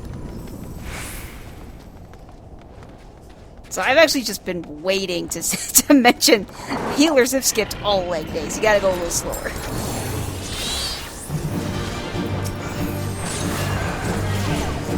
So the red one, I think that's the one we're supposed to be away from the tank. There's like some kind of tank icon where there's some where you're supposed to, like, they describe it as like hugging each other, and then other ones you're supposed to act like you all have COVID and run away. So that one, because it was red, if I remember correctly, that's the one that we're supposed to run away from. Oh, there's tornadoes going around. Shit. Ah! Oh no! I got smacked by a tornado.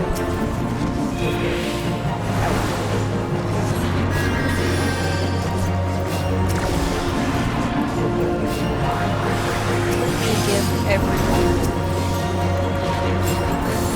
some regen. Run away. Oh god, run away some more. Oh no! I don't know where to stand. Everything looks dangerous. No! Shit. Shit. Alright, whew. Made it. Damn it! No, I didn't. Never mind, I thought I had it.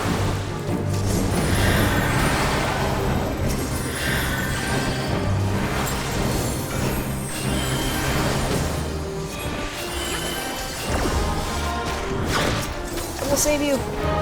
Shit.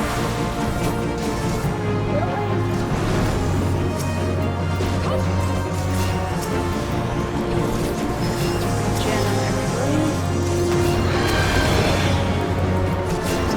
Dies. He's a bad guy. He's gonna die soon. He's there.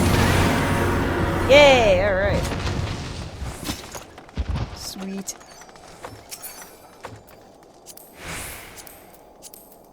I'm pretty sure none of this stuff is for me.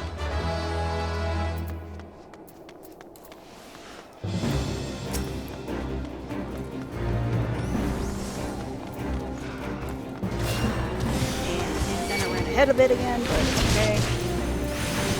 Handle this.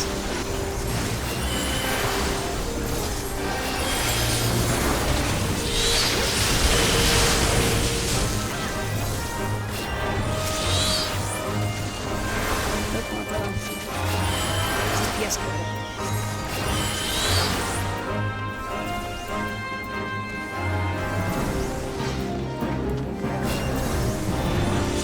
Going ahead like that, you're gonna die.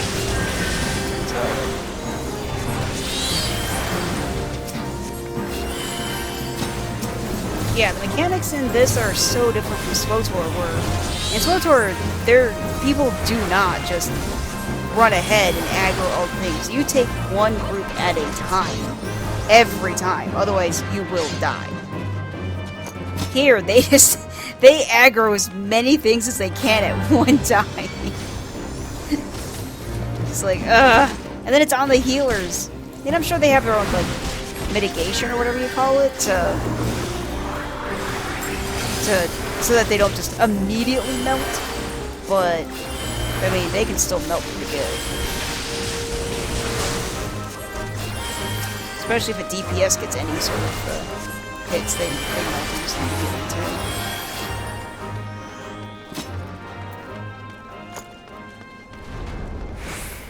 Alright, let's see, we got a cutscene. There's Alphinaud and Cid, and myself. Look, it's the Enterprise! It's covered in snow. Cid. Yes, just beyond that enormous sleeping dragon. Oh, I didn't even see the dragon. Oh, there it is. The blind person missed the giant dragon. Alphinaud. The dragon is not our concern. We have come for the airship, and only the airship. Cid, you and I will sneak aboard the Enterprise and prepare it for launch. Suicune, you stay here and keep an eye on the beast. If it wakes, we may need you to provide a distraction until we are ready to depart. You can manage that, can't you? Sure. That settles it then, shall we, Cid? Cid, as you command.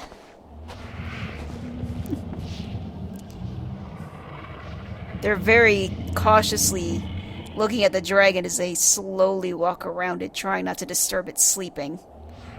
It's sleeping so soundly. Ah, fucking La Habrea showed up. So, you mean to slay Garuda next? Interesting. Most interesting. I swear to God, La Habrea. Disappeared in a puff of smoke. And reappeared in front of the dragon, and I take out my, staff. And you are aware that her strength greatly exceeds that of your previous primal conquests?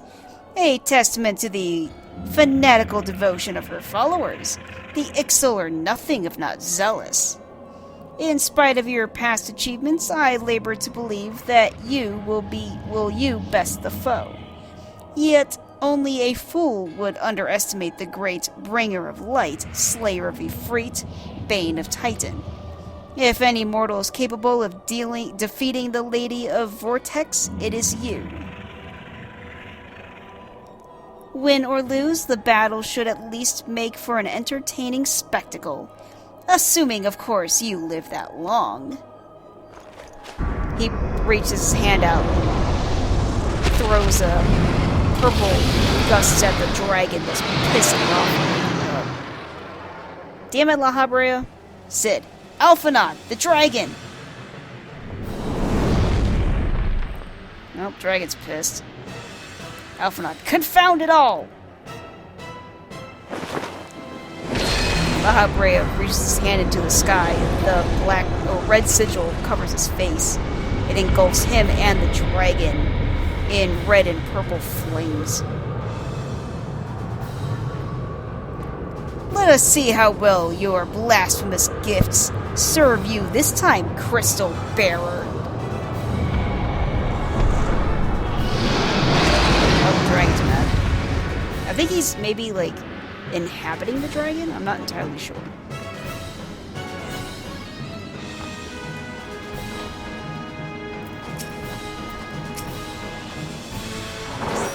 Alright. I mean, could have just left the dragon sleeping, but no, La Habrea had to be an asshole. Oh yeah, I should probably...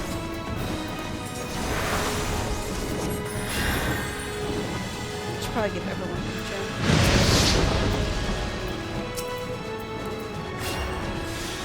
I should also be following where these people are going.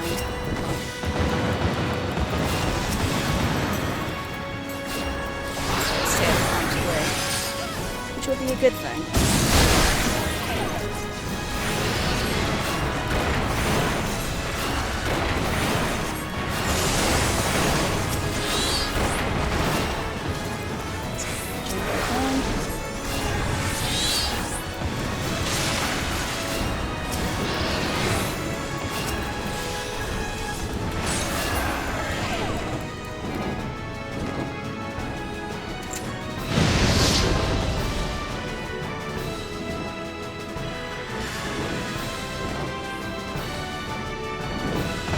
Ah, nope.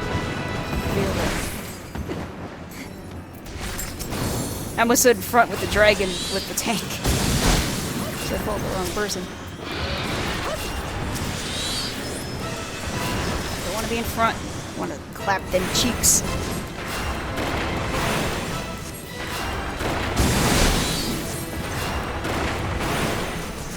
Like in every game, every monster's weakness is its anus. So let's go. Go. You're doing a pretty decent job, I think.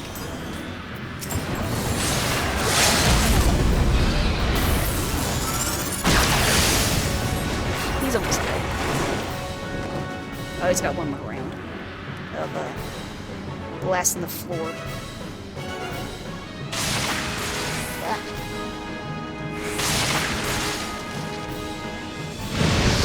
Oh, shit. Whew, close one. He almost down. Oh, shit. He's got me again. It's kind of hard to see because, you know, we're surrounded by ice. And his attack is blue. So I almost didn't see it. But he's almost done. I'll just make sure everyone is alive.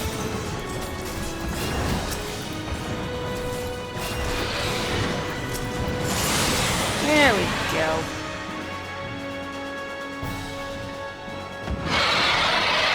I feel bad for the dragon because he didn't do anything. They're just sleeping.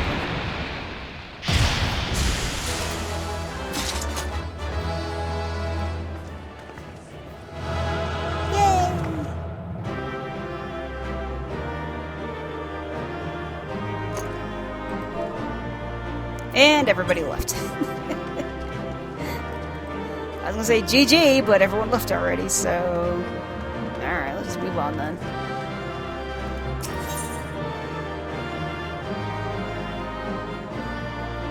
Yeah, I don't even think anyone even said GG. Shame on them.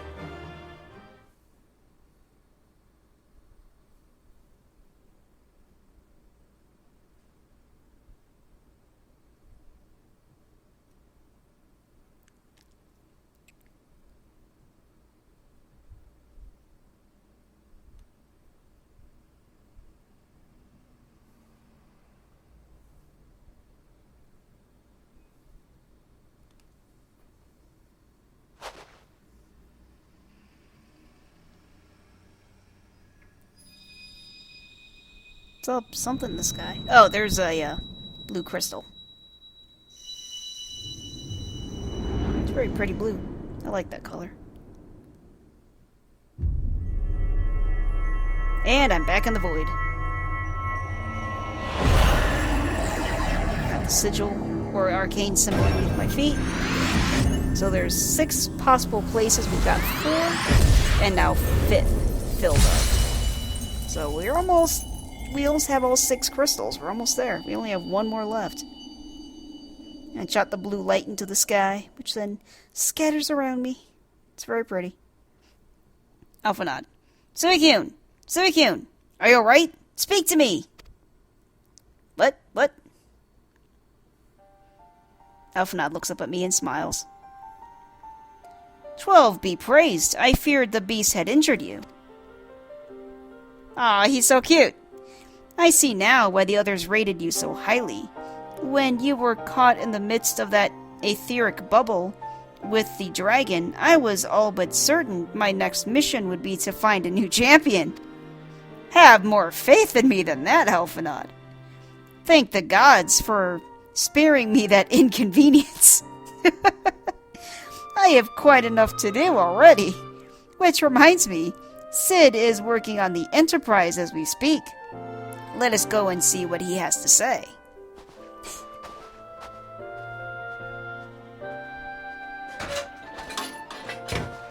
Cid's working on fixing it.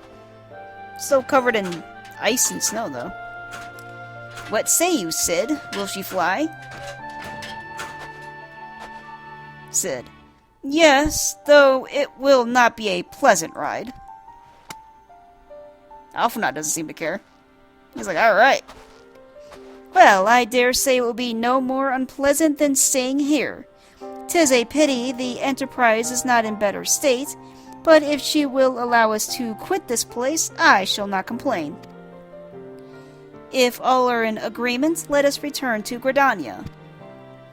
Though I would like nothing more than to set course for the Howling Eye, it is plain the Enterprise is in no condition to weather the storm. She must needs be repaired if we are to proceed with our mission.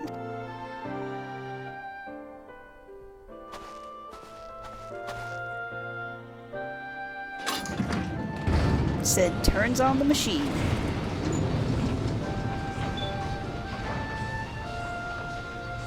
He looks at his hands thoughtfully. This is all so familiar. I know this airship. If I could just... He clenches his fist with frustration and shakes his head. Bah, it's no use.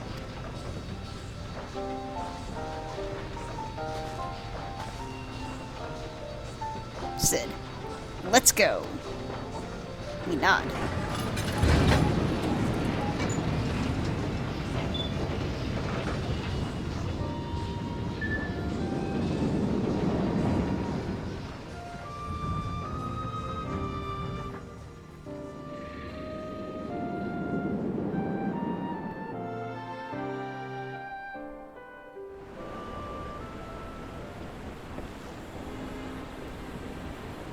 Yay! Alright. Let's speak to Alphanod. Ah, how I have longed for the more agreeable climate of the Twelveswood. Yet I will not deny the Holy See has its charms. Endless detours aside, our Ishgardian jaunt proved quite an adventure. Alas, our work is far from done. We still have an airship to repair and a primal to slay. No rest for the heroic, eh?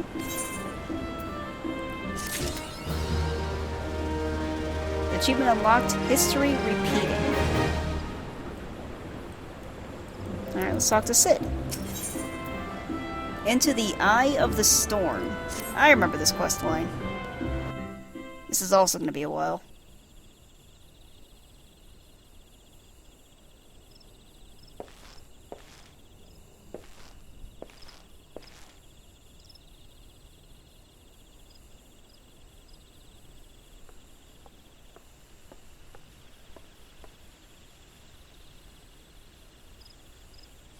Cid looks at the airship and crosses his arms. It calms me to look at her. It's as though I'd been reunited with a part of me I never knew was missing.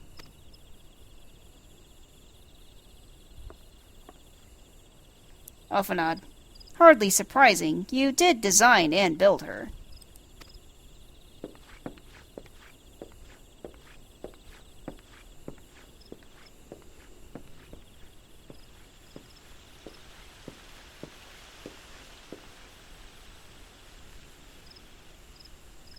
Alphanod walks next to Sid.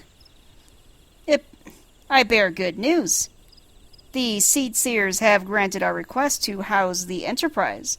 We may take as long as we require to repair her.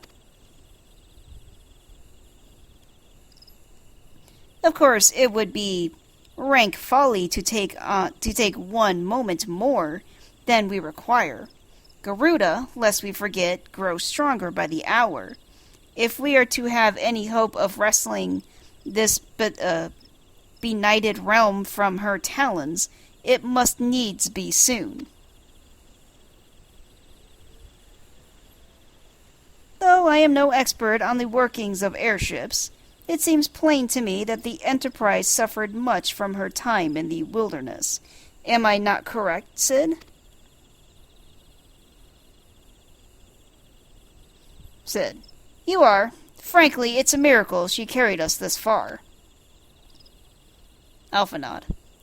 As you know, the Howling Eye is encircled by a raging tempest, apt to turn proud trees to matchwood. Our battle will end before it begins if the Enterprise cannot weather the storm.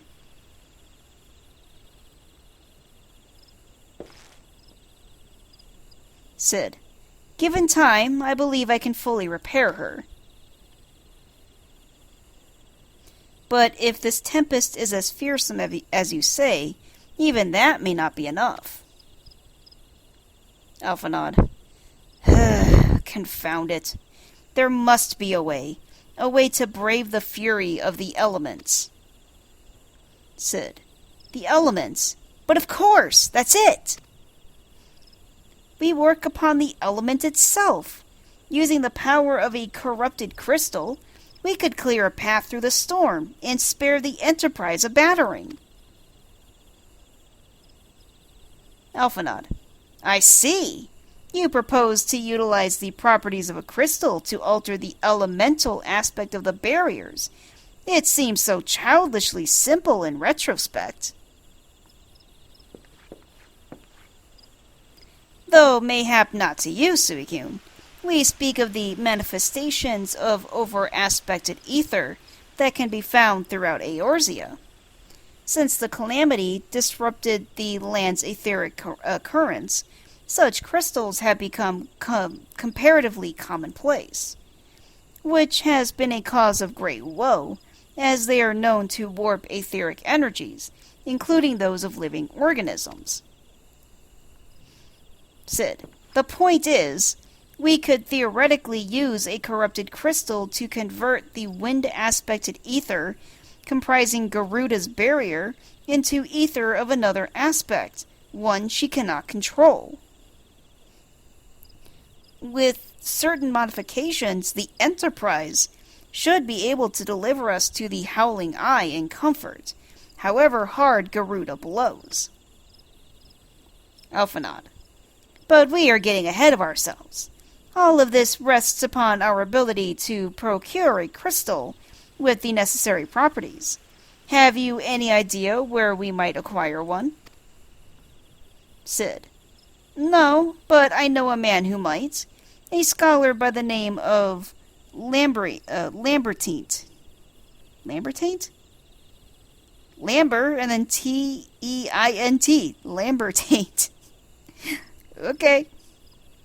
Who resides in Camp Drybone. Strange as it may sound, I met him during my time at the church. Well, Marquise met him, I suppose. Whether out of pity or for want of more willing listener, he would talk to me for hours at a time about his etheric studies, corrupted crystals being his pet subject. It was a result of these conversations That poor Marquis was observed to possess an uncommon knack for theoretical science. Alphanod. Suicune, I need you to return to Thanalon and seek out this scholar. Sid and I will set about repairing the Enterprise in your absence.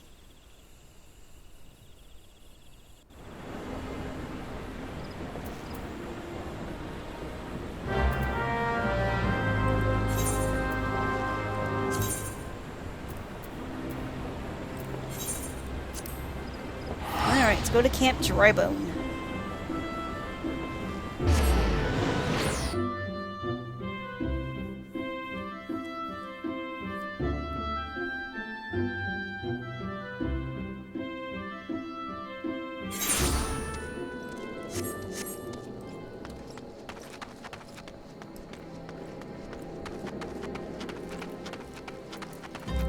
Looks like I need to go in here.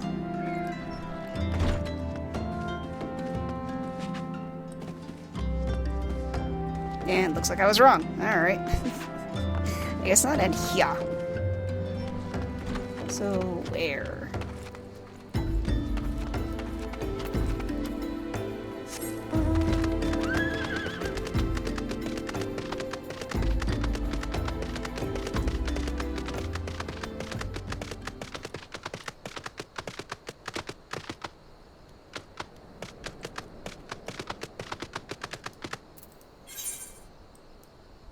It looked like he was right by the teleport thing. Where is this person? Down here, maybe?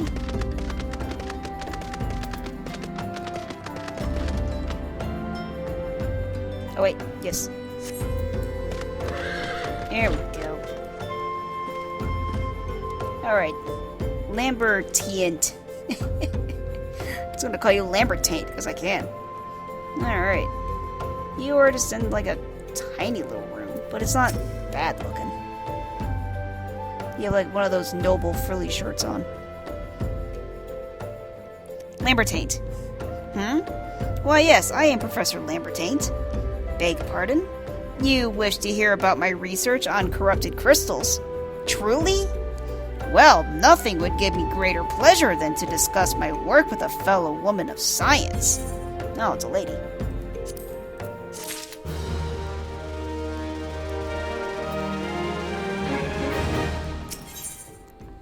Sealed with science. Ah, so rare it is to find fellow intellectuals in this region. 'Tis even rare to find one capable of comprehending the nature of corrupted crystals. I will give it my best. Come to think of it, there was another, a hermit to whom the church had given sanctuary. Curious fellow. Unsociable, rather daft at first impression, yet possessed of an amazing affinity towards the scientific pursuits. But to the matter at hand, did you say you wish not to conduct field observations, but to harvest a corrupted crystal? Egads, woman! At least take the necessary precautions so that you do not suffer from exposure to its harmful energies. I'm beginning to wonder if you have sufficient qualifications to handle such hazardous materials. Still, your ignorance is somehow endearing. Luckily for you, I have precisely the means by which these inherent dangers may be averted. Simply store the crystal you seek within this warded pot to protect yourself from its deleterious effects, though I suppose you will be bombarded with its energies until you place it within the vessel. Well, perhaps it shall motivate you to work quickly. In any case, take the pot to Hasako, a student of mine monitoring the flow of ether at High Bridge. Explain to him your quest, and he shall instruct you in the finer point of crystal harvesting. So, I'm basically carrying around uranium. Great.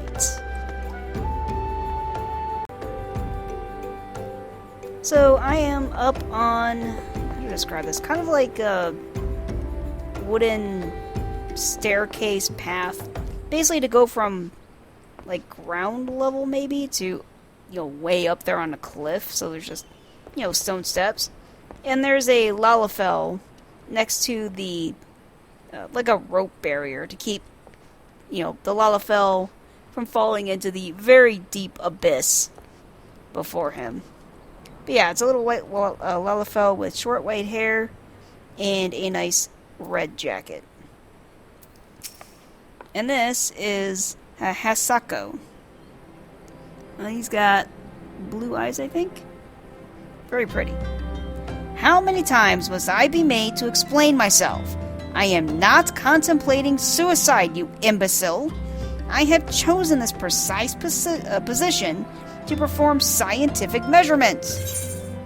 I mean, if he wanted to kill himself, there's like a literal plank up there, probably for that purpose.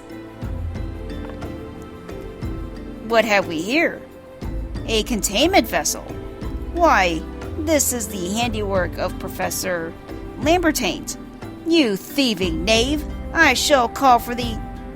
Oh, you say the man himself lent it to you. Then you must have sought me out per his instruction, which means he believes me experienced enough to expound upon his explanations. At last, the recognition I so rightfully deserve.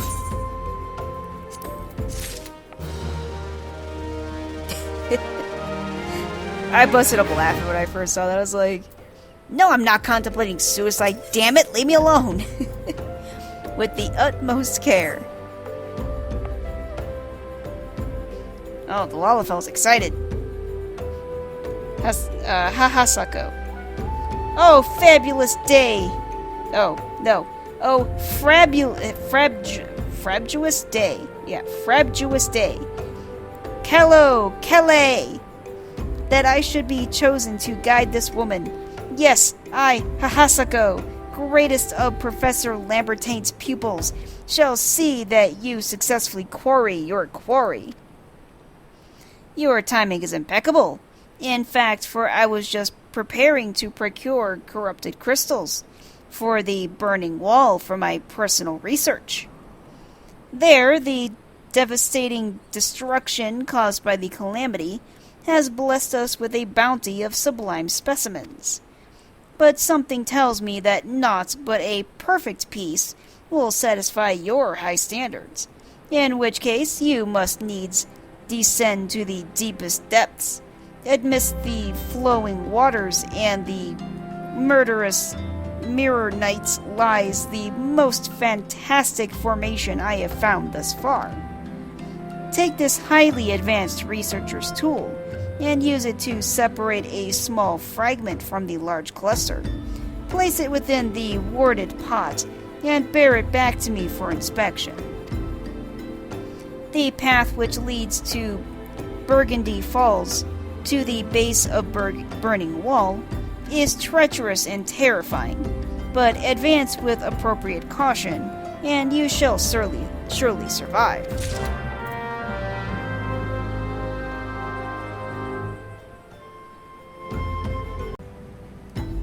Alright, since my friend arrived, this is gonna be a lot easier. I'm back, Hasako, whatever.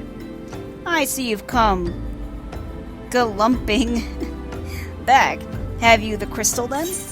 I have, yes. What a prodigiously large and lovely crystal.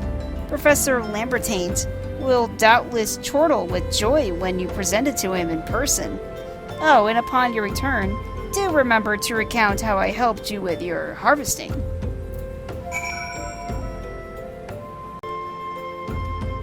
Lambertaint, I'm back. My keen scholar's sense tells me that you've obtained a corrupted crystal. Am I right? You are. There you go. If you would grant me a moment to examine the crystal. Ah, it is as you desired. A corrupted crystal overflowing with wind-aspected ether.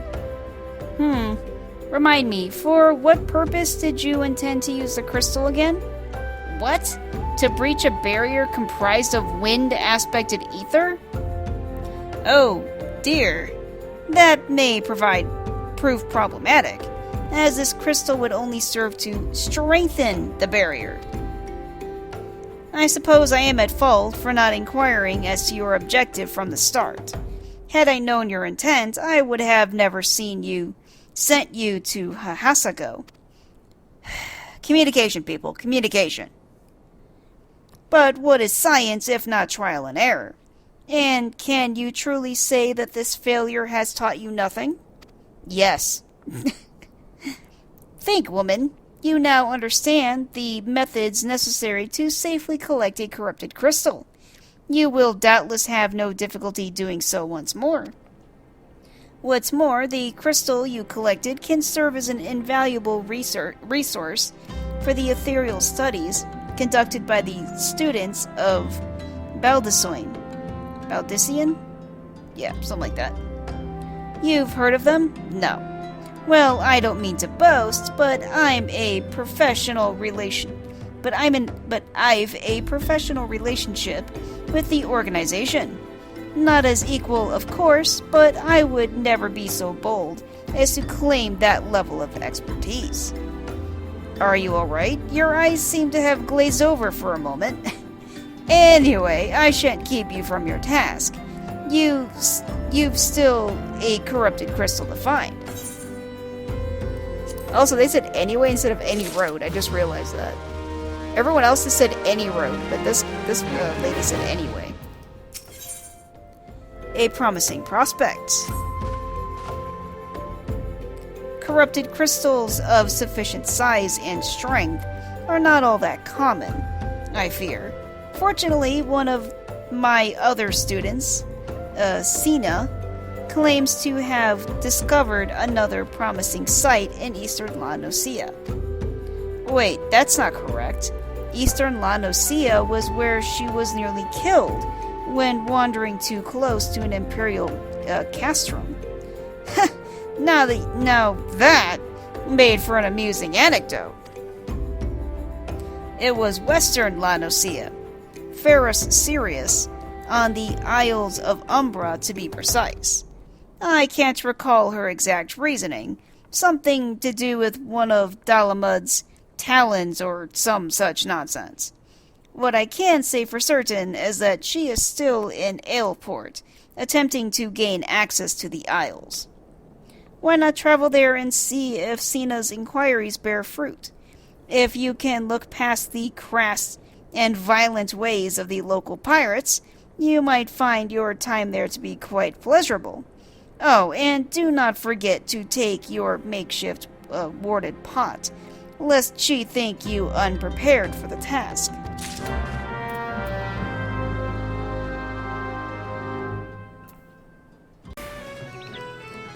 Alright, so I'm at the, pirate town. And like most of the places here, oh yeah, I'm at Aleport. Now, it's basically very castle-y, lots of brick and kind of castle structure. And Sina is just kind of overlooking the ledge here out to the ocean. And she is wearing a red coat, white pants, it looks like, and has long red hair. She also has her arms crossed and looks very serious. Sina. Eh? Corrupted crystals?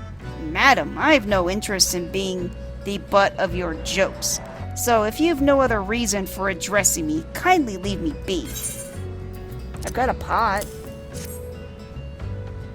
Oh, she is super happy now. Well, I'll be damned. Professor Lambertaint did send you. Beg your pardon, it seems we got off on the wrong foot. I'm Sina, greatest of the professor's pupils, which is doubtless why he, I thought it was a she, bid you to seek me out. I could have sworn it was a she. Indeed, I am an accomplished scholar, with an extensive background in... Oh gods, just listen to me prattle on and on. I must have given this introduction a dozen times by now. Great. I love how all that person's pupils are assumed to be their best pupils. It's probably not pirates. As I told the professor in my many missives, I believe that the area surrounding Pharaoh Sirius is replete with corrupted crystals of exceptional strength. Unfortunately, I have yet to test my hypothesis, as all access to the Isles of Umbra is prohibited at present, for reasons unknown to me. You see, my attempts to acquire this information are oft met with annoyance and disdain. It's rather puzzling, since I always take the time to explain my motivations in great detail to the subjects of my questioning. Mayhap you have better luck wresting information from these yellow jackets. I've all but given up at this point. Alright. Let's talk to some peeps. Like this peep in particular. Let's see. Q a nub. I'm gonna go with that. And he's a yellow jacket. Ah, you startled me. Yeah, because I literally jumped from above you. Startled me. Don't you know better than to sneak up on a person at a time like this? What with all the fatuous gossip of spirits and specters haunting the Isles of Umbra? Just because I know it's nonsense doesn't make it any less frightening. I mean, fair enough. Ghost stories are scurry for a reason. Let's see, where do I need to go? This way?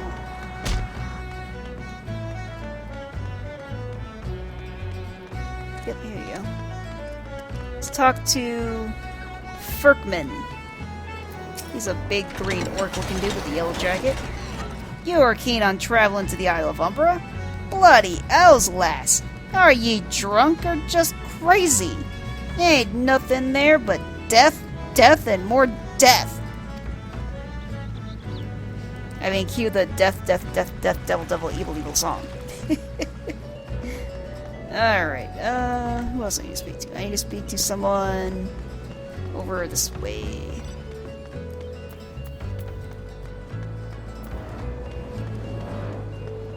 Be up here? Yeah, I think I have to go around here.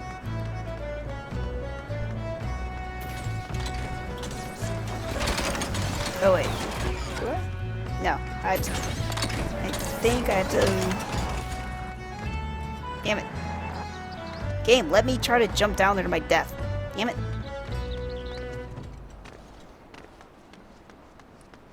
I want to jump down there and die. That's my choice. My friends are like, I'm already down here. You could have just ridden the car. Elza Gamelza. Yeah, I'm gonna go with that. He's a little Lalafell. The Isles of Umbra? What interest have you in the God's forsaken place?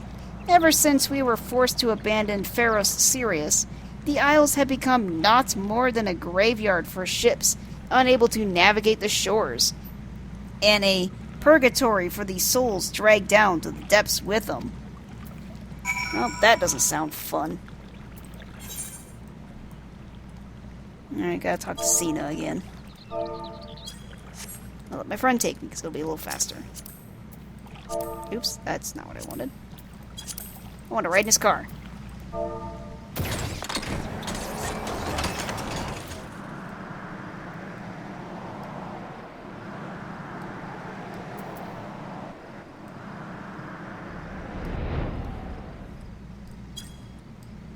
Yeah, Mom, let me out of the car. There we go.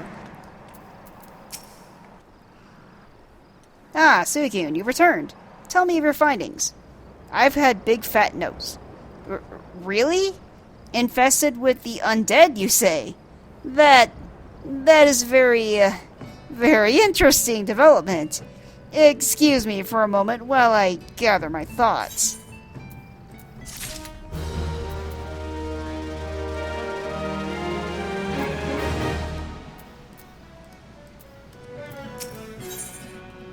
Representing the representative. Worry not, my friend. I've given your findings some thought, and I've concluded that this talk of spirits is not more than local folklore. As for why all travel to the Isles of Umbra is restricted, well, mayhap it's considered too dangerous, owing to the abandonment of Pharaoh's Sirius? Yes, well, anyway, while you were questioning those yellow jackets, I paid a visit to the local pub, since even an esteemed scholar like myself enjoys dulling her wits on occasion. I don't, but okay. It was there that I heard tell of a man named Skyfrin, who was recently detained after returning from, wait for it, the Isles of Umbra. This is the first I've heard of someone actually traveling to and from there, so I'm curious as to how he obtained permission. Mind having a chat with him in my stead? He was arrested, after all, so I'm somewhat reticent to approach him myself.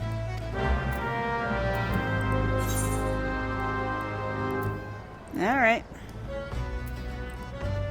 Gotta go back to the jail, I think is where I was just at.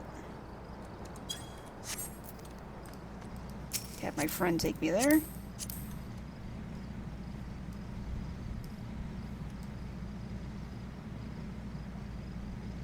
Got some big ships sitting in the pier here. It looks like a giant mermaid statue with angel wings, prominently looking out at sea. That doesn't make any sense, though, to have a mermaid with angel wings.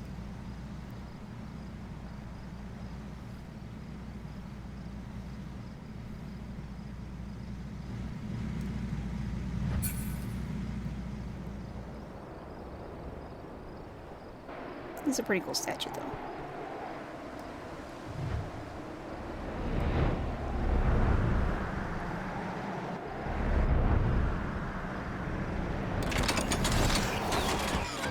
Alright, so back to the dude in prison.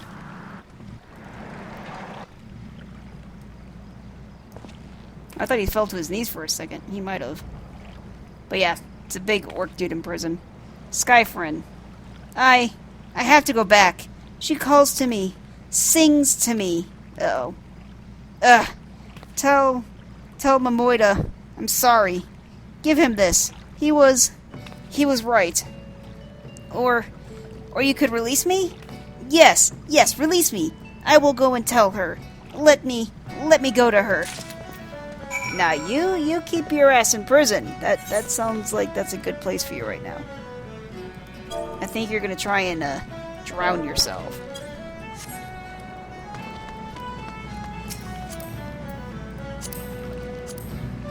Yeah, this quest in particular, I mean, it's very short, but there's still a lot of just going back and forth to the two places I was just at.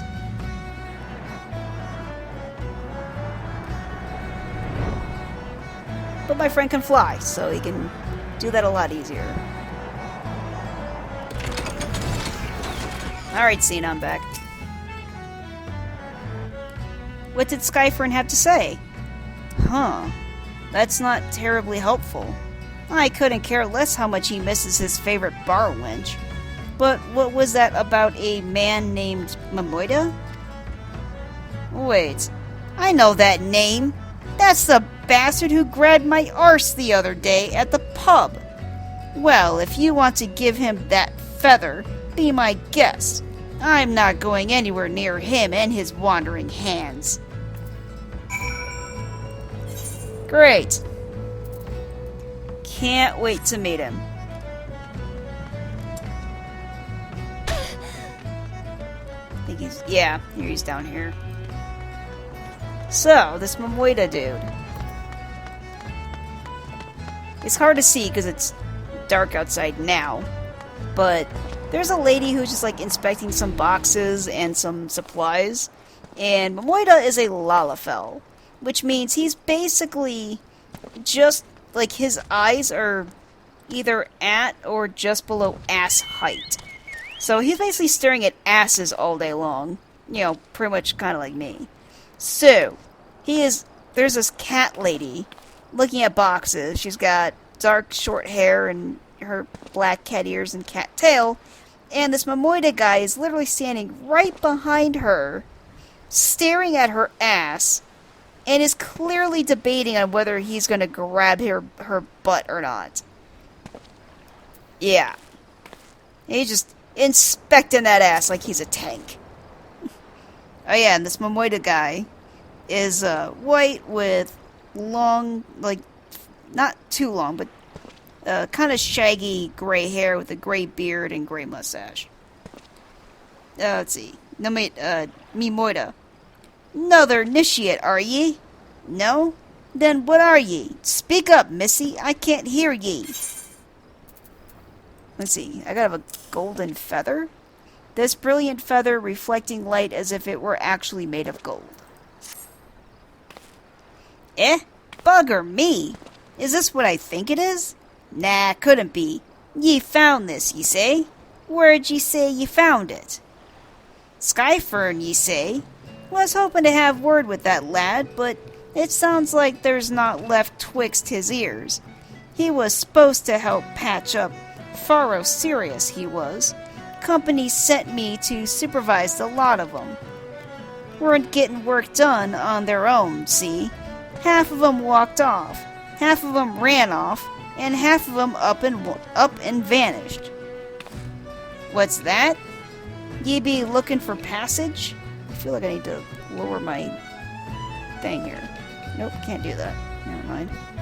I was trying to lower my camera, but it's like, nope. Well, what's that? You be looking for passage to the Isles of Umbra? Why didn't you say so? I've been thinking of dispatching someone to take a look on behalf of old Momoida. Tell him how the land lies. Ain't nobody been interested till you came a-callin'. Whole port's up in arms about spirits and so forth. If I had the gil, I'd hire some sellsword and let him sort it out. But you'll do in a pinch, you will. Show this parchment to the skipper and he'll see you there and back. Great. I guess that's the skipper. Ferry skipper, yeah. Let's see.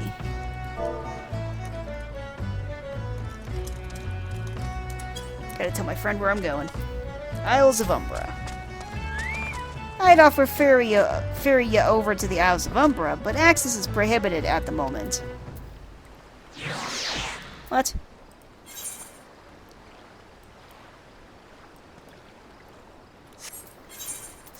Oh, I gotta speak to the other lady first. Damn it. I thought I was ready to go, but apparently not. Alright, let me talk to Cena first, and then I can go to the Isles of Umbra. So you went and had a word with Momoida? I hope the valuable time you saw fit to waste amounted to something. Yeah, it did. It gave me this little permission for passage. You mean that disgusting creature was Skyfern's superior? I find that hard to believe. But this writ of passage does appear to be genuine, so it must be true.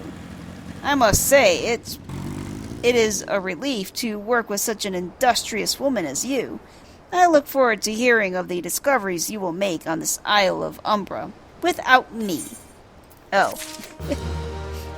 Are you sure you're not going to come with me? But all the scientific discoveries there could be.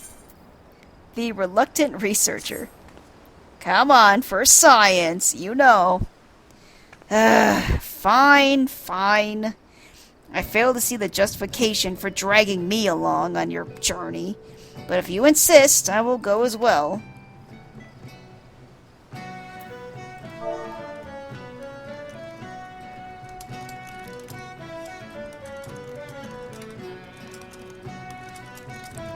My friend's like, where'd you go? But 12 is my witness. If you leave me behind, you'll be devoured by some horrid abomination. I shall come back to haunt you.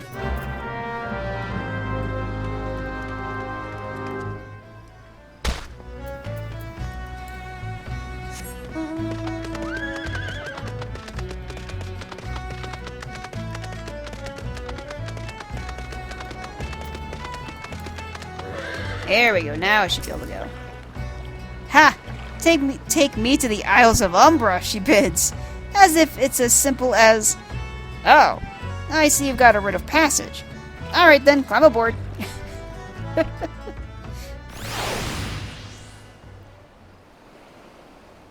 See, it is that simple. Just do what I say. Alright, let's speak to Sina. Now that I'm on the Isles of Umbra, she looks unhappy.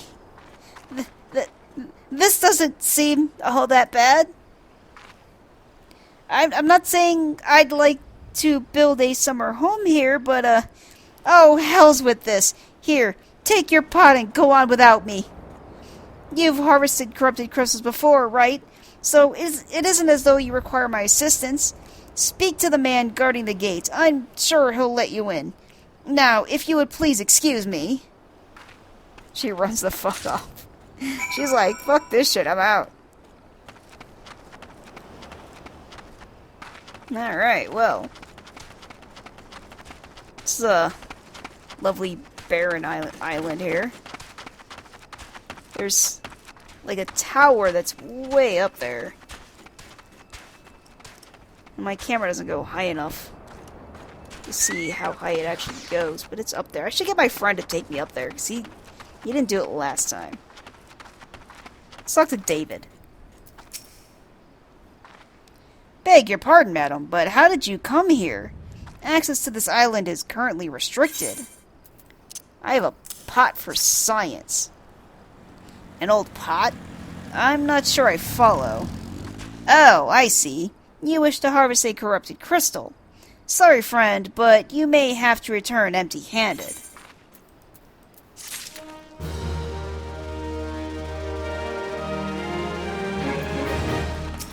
Come on, David. Sweet somethings. The writ Master Mimoda gave you may grant you access to the island, but only authorized personnel may proceed past this point. Why, you ask? Look up and see for yourself. When that giant massive crystal struck the lighthouse, it caused severe damage to both the structure and the machinery within that once powered the beacon. Aye, contrary to what the small folk would have you believe, the fires of Ferris Sirius were not the product of a mage's thaumaturgy or a colossal arcane bomb, but an elaborate contraption fueled by ethereal energy. Repairs are still ongoing, but it's anyone's guess when they'll be complete. What's worse, all work has ceased since rumors of Walking Dead drove off our entire crew. Not that those rumors are incorrect. I've observed fiends from a distance at the ship graveyard to the south. What's drawn them to our shore is still a mystery, though. I'll make you a deal, Suicune. Help me unravel this mystery, and I'll bring you your corrupted crystal.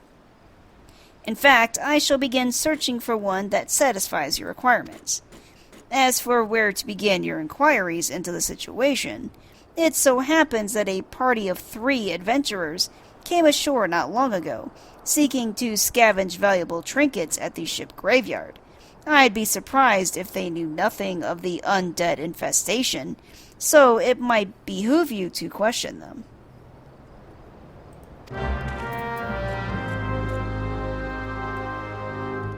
Alright.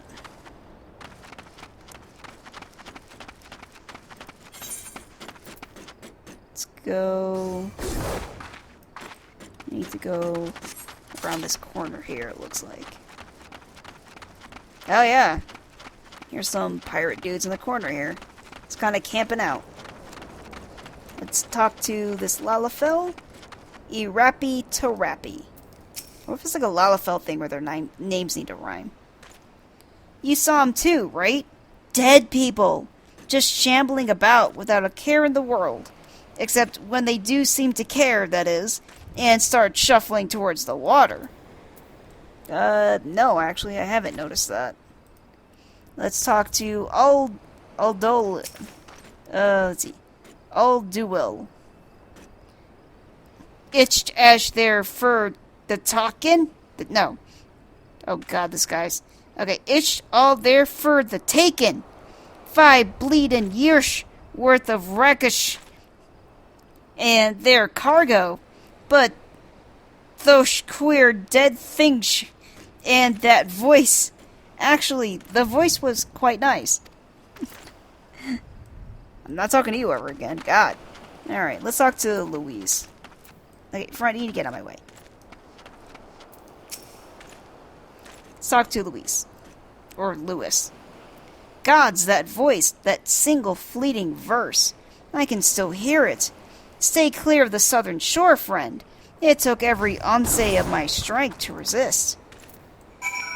No, that sounds like where I need to go then, doesn't it?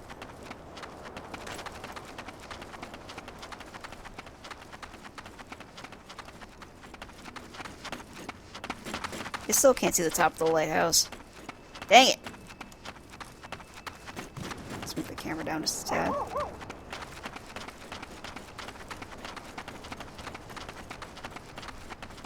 Oh, there's a giant praying mantis. That's cool. Oh wait, I'm going the wrong way. Dang it. You go this way.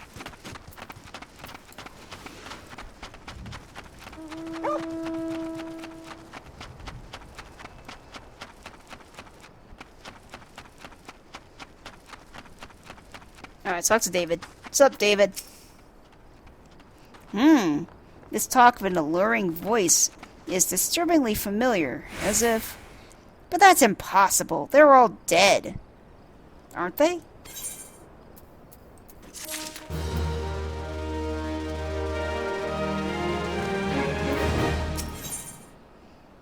History repeating.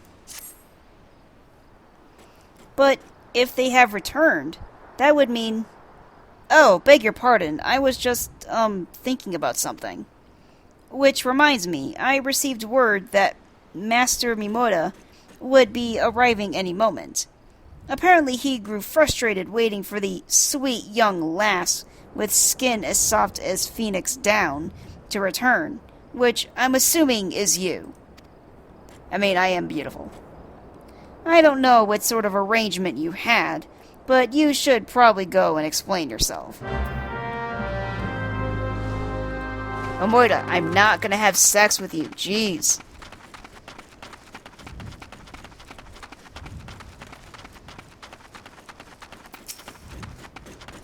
Momoida, what's been keeping you, initiate? I ain't getting any younger, you know. Eh? Some honey-voiced harlot's been calling out to folk who wander near the ship graveyard?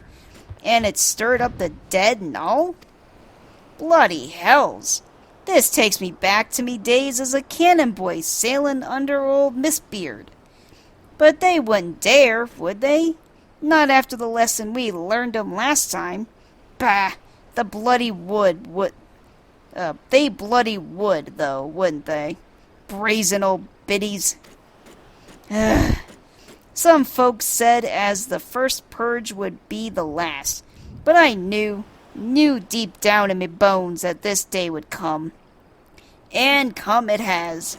I bet me bum ear it's sirens behind all this. Nay, not one the sanguine variety, initiate.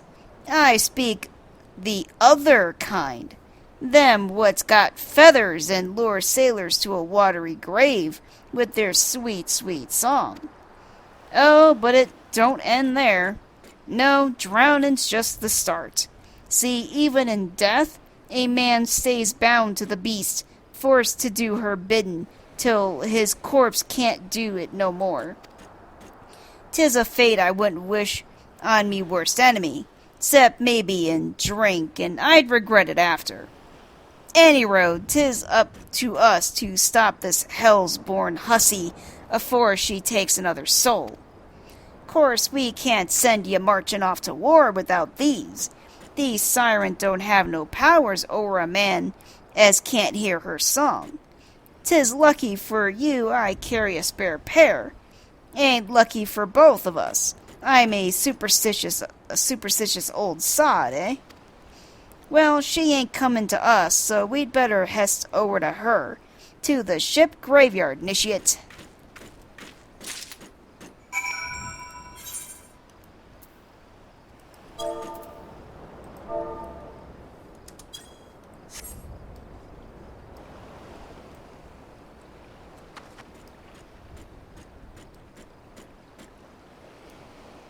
little pet thing does my friend have out?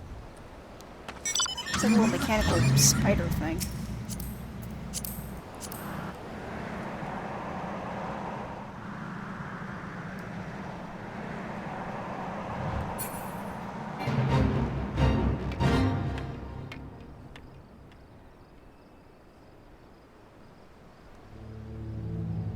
One of these days when I can fly, I'm gonna go up there.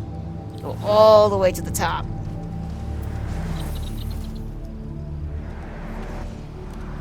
Alright, Momoida, I'm here. My friend needs to get off your body, though. If she passes near the shore, she's sure to spy the campfire and come looking. Just a matter of waiting now. Alright, let's go wait by the campfire. Oh, wait, this is gonna start a, gotta leave party.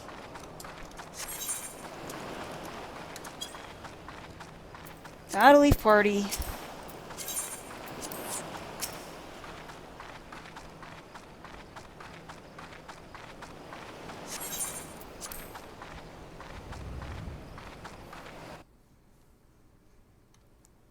Yeah, I remember this.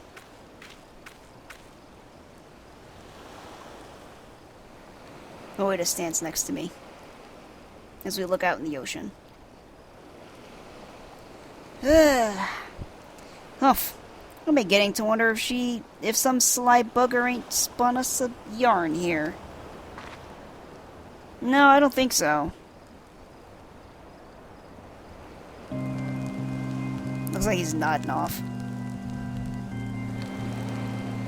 Yep, he fell asleep. He fell over. He's like, I'm awake, I'm awake.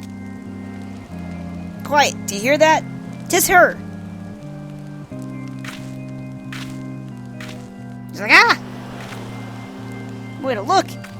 Out of the water! She's come! Nishiet, she's come! She's actually really pretty. She's basically just like... She's got, what, 4 to 6 feathers? 2 of them are pretty short. Quick, lass, shove the plugs in your ears and get ready for a fight. Soon as she realizes you're deaf to her ditties, she'll call on her thralls and we'll be up to our necks in corpses after you know it. But I have an AoE, so it's okay. Yeah, she kind of looks like a, what do they call it, like a seraph? Hither, embrace mine everything, all. She actually looks angelic. But I guess that's part of the lure she has. True love spurned her cruelty's reward. Now she's mad. She summons some charmed whirlmint. Some charmed poor dead dudes. Who are now deader. Cast out, callous soul, dead to desire.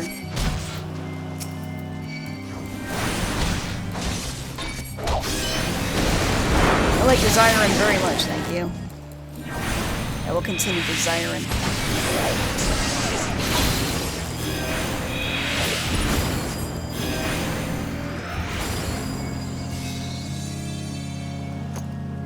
Spare, mournful mistress, distress. Why? Oh, now she's mad. She's like, how come you're not doing what I say?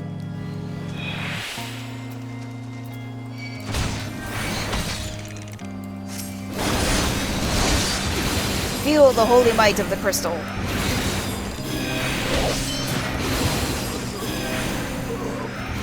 Yeah, it took me until not that long ago to realize that.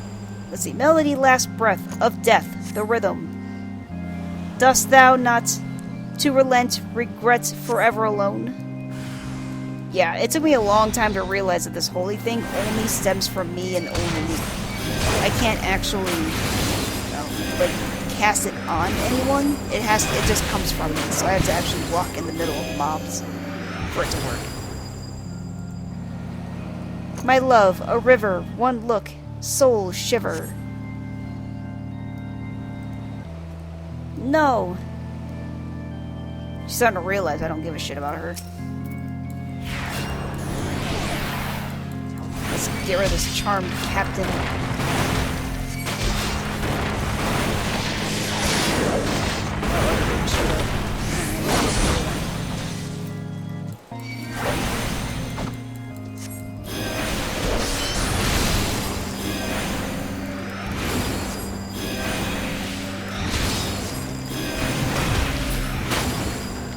Your captain dead. No more dark eclipse the heart. And I win! Aha! I didn't even have to kill her. Alright, let's talk to Mimoda. Eh? Am I alright? Ha! I'm better than that, initiate. Happy as a sailor in a whorehouse, I am. Of course, I'd be happy as a sailor with two what's-its if we'd gutted the songstress. But ye can't have everything, can ye? She'll not come crooning round here again, though. Not for a while, any road. And if she does, well, we'll know what to do, we'll know what to do, don't we? Thanks for the help. Bugger me, I've clean forgot your name. Remind me. Suicune? Don't recall having no initiate by that name. But if you're not me old mate, was a name, why, you've been so bloody helpful. Never mind. Be seeing you, lassie.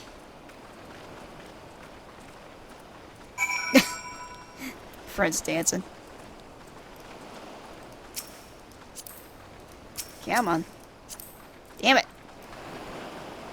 Shadow, your pet needs to stop being in the way. Invite the party.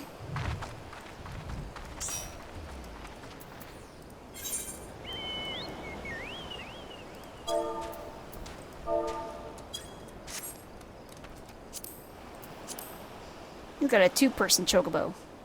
I don't have a two-person chocobo. I have a one-person chocobo and a pony. His chocobo can fly.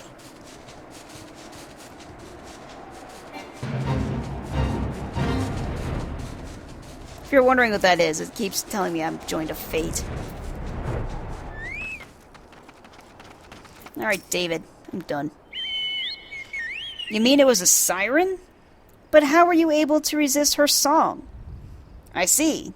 I had heard that Master Mimoda was involved in the first purge, but I never actually... Huh. Having survived an ordeal like that, I can't blame him for carrying earplugs around with him. Anyway, I have something for you. The corrupted crystal you wanted, safely sealed within the pot, just as you requested. Please take it with my compliments. Cool. Let me guess, I gotta speak to... Yeah, I gotta speak to Sina. Where is she? Show the corrupted crystal to Sina. I think I have to go back.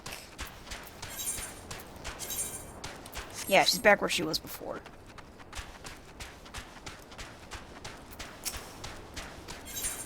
Grab the airport.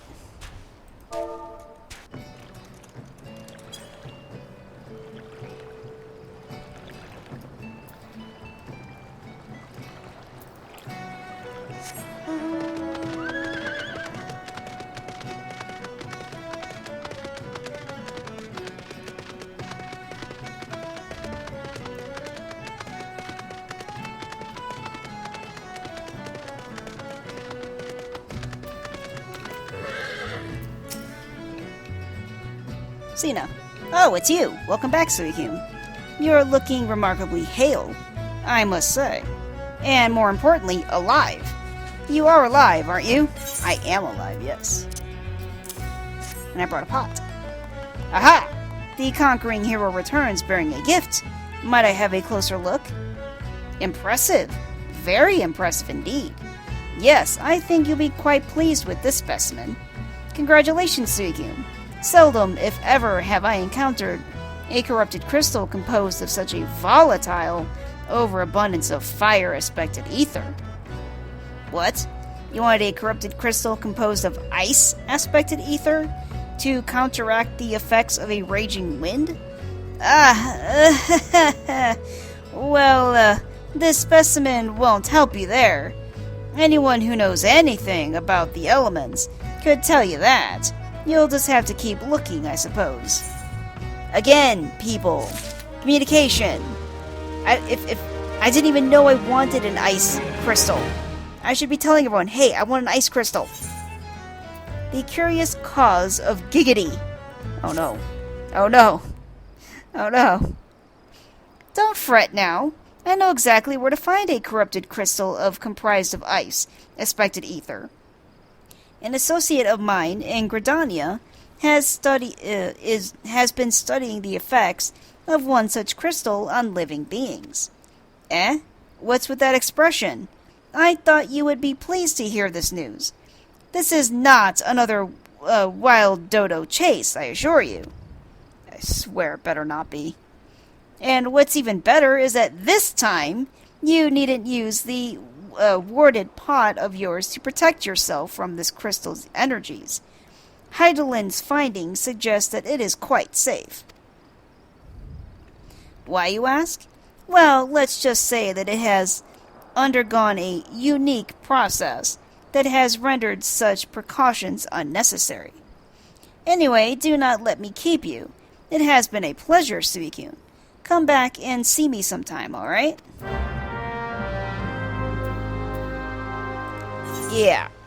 That's this quest where, again, I don't know, if this pays off sometime later on.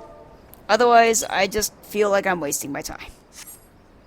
But since I've at least done this once before, I have some idea, where I'm supposed to go and what to do. So it's going a lot faster than the first time I did this.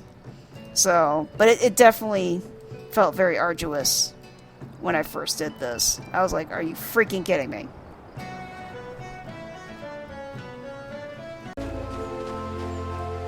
Alright, so we're back in Gridania. We got our little Halloween decorations here. And we've got what looks like a scholar standing next to a river.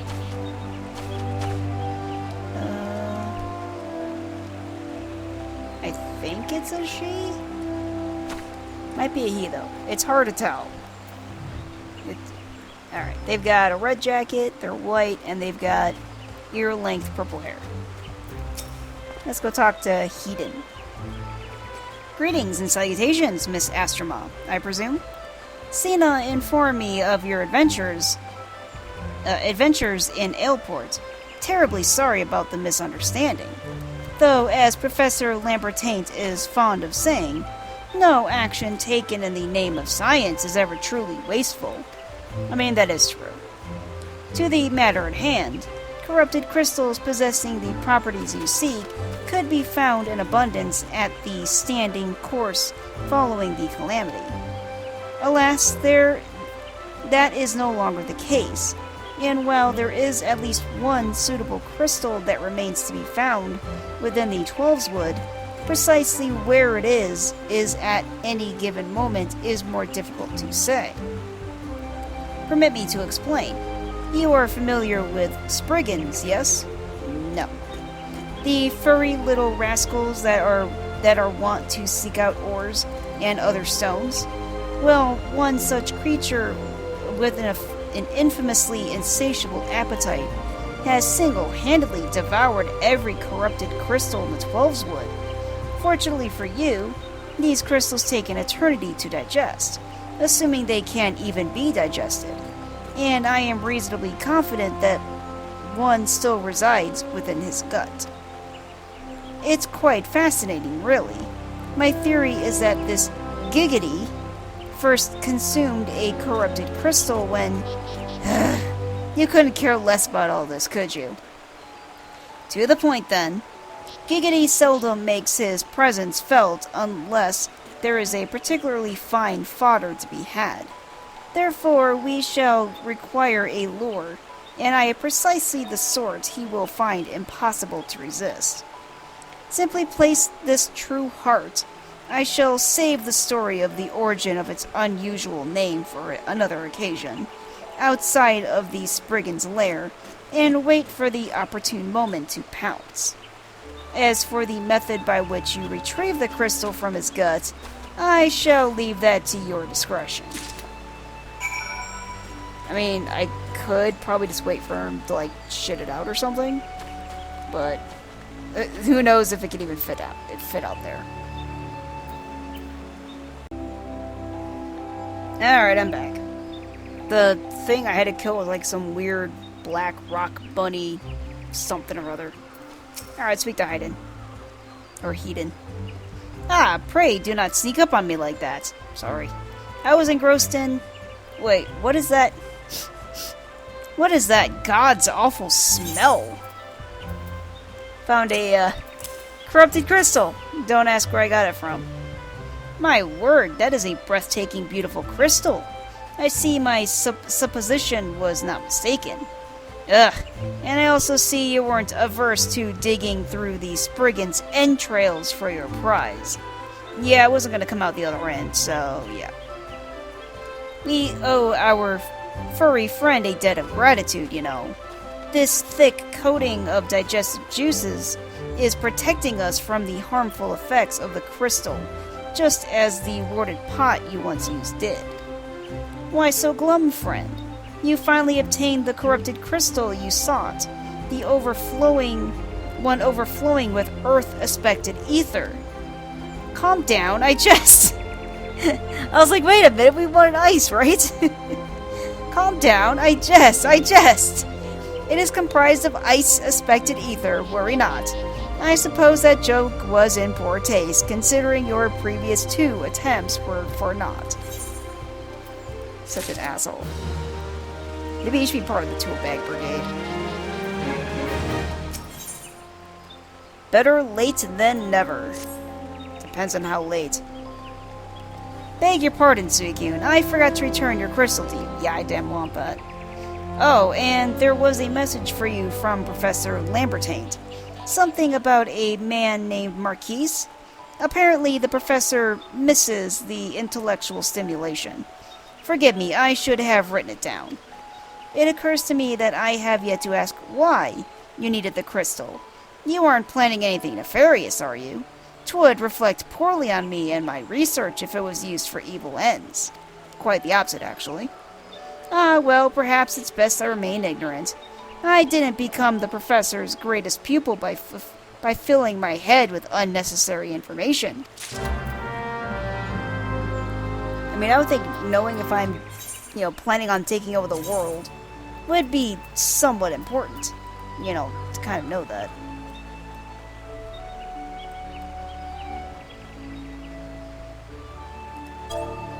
Guess I gotta go...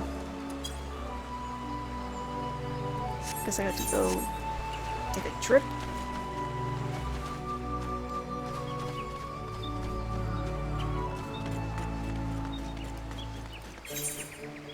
I'm going the wrong way. Let's go this way.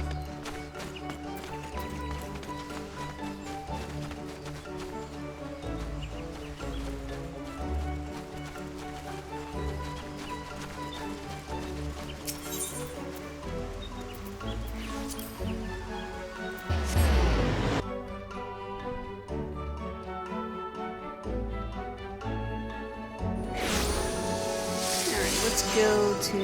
Seems like a guild.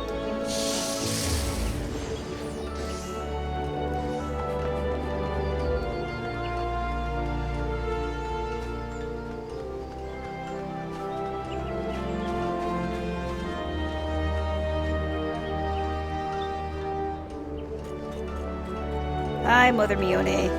Bye. I can't jump down there.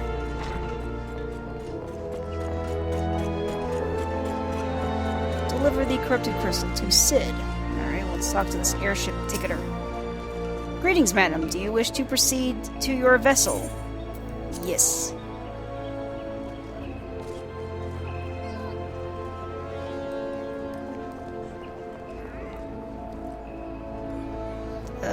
Where do I go now? Oh, outside.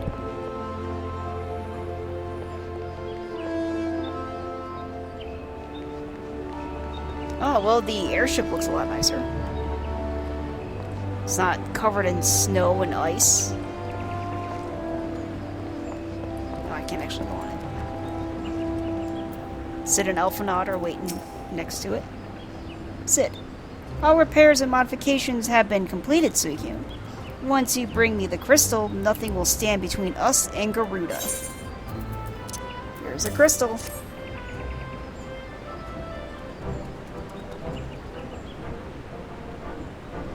I need to run some tests to be sure, but this looks to be exactly what we need. Worry not, Suikyun. I'll see that your hard work doesn't go to waste. We nod. The Enterprise is already more than a common airship, but mark my words, soon it will become something greater, something extraordinary. This is me. This is what I was born to do.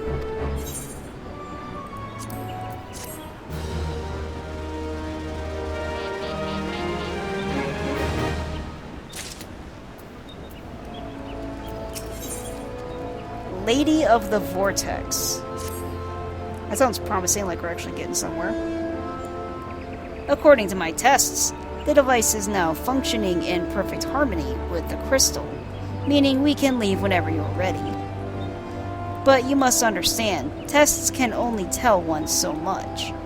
Until we approach the Howling Eye, until we attempt to breach the barrier itself, I cannot be sure that this will work. I think it only fair to tell you that there is a small but statistically significant chance that the crystal could trigger a massive... mayhap it's better that we remain positive. Suikyun, I want to thank you for reuniting me with my ship, for trusting in me to develop this plan, for everything. You've helped me to rediscover a part of myself I'd forgotten. I'm not the man I once was, and I do not know if I ever shall be. But I do know one thing. This feels right. My apologies for the sudden outpouring of sentiment. I would have waited until after the mission, but, well, you understand.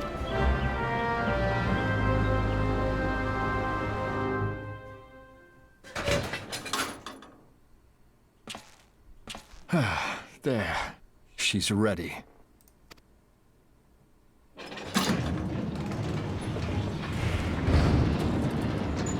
Ah, she stirs.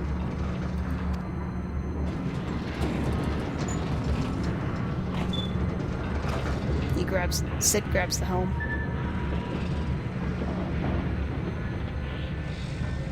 Elfanaut holds his hand reassuringly and smiles. He looks to me and I nod. Oh, no I don't. Sid nods. To Kurthus, and an audience with the Harpy Queen Garuda. Enterprise, engage. I see what you did there.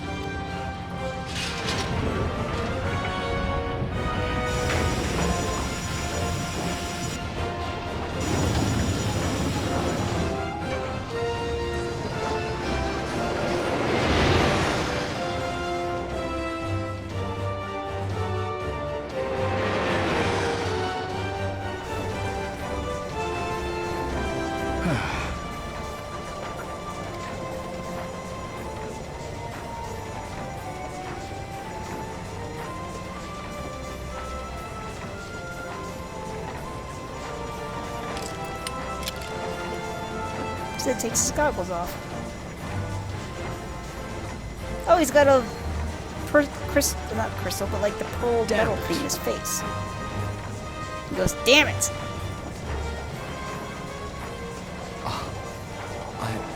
I once flew in this airship, and I was not alone. There were adventurers on board. Adventurers like you.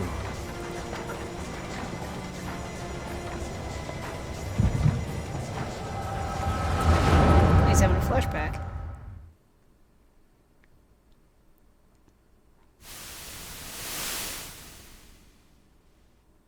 Just how long have I worn these damn goggles?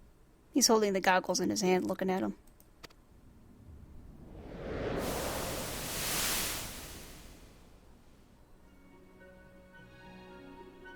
Flashback again. Holding a hammer. Much younger. Ah, yes. I fancied myself a trendsetter in my younger days.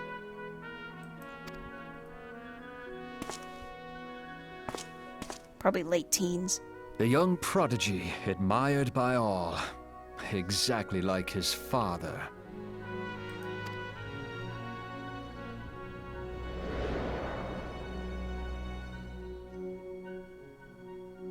Born and raised in Garlemald.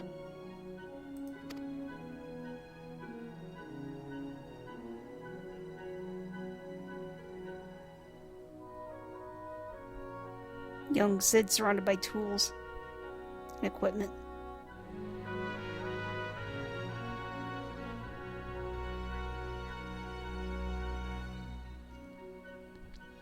It was only natural that the precocious young student should become an engineer. Had his father not done the same?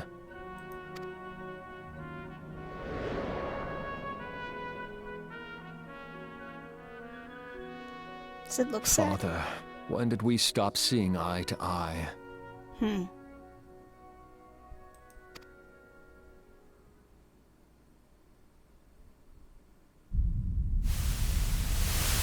When did Meteor become your everything, and your loved ones cease to matter? See meteor in the sky.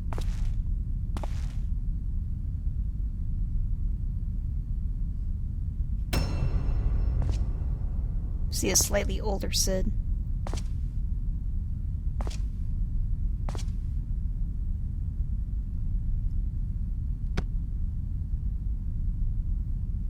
You abandoned us all, but he was there for me, Father. There for me when you were not. So the dude in the heavy black armor, the one that leads the Garlean armies, he walks behind Cid and places his hand reassuringly on Cid's shoulder. I guess he was like his second father figure. Though he proved no better in the end. Gaius was just another man, with an all-consuming obsession.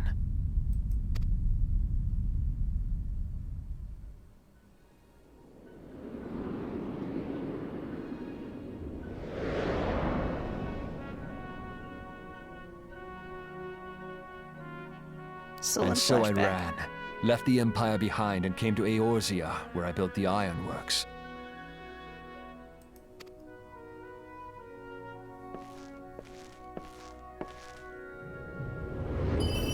Biggs and Wedge are sleeping.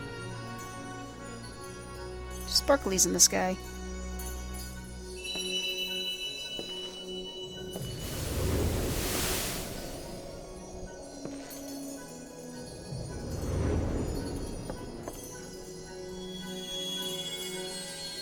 In a very, very white light.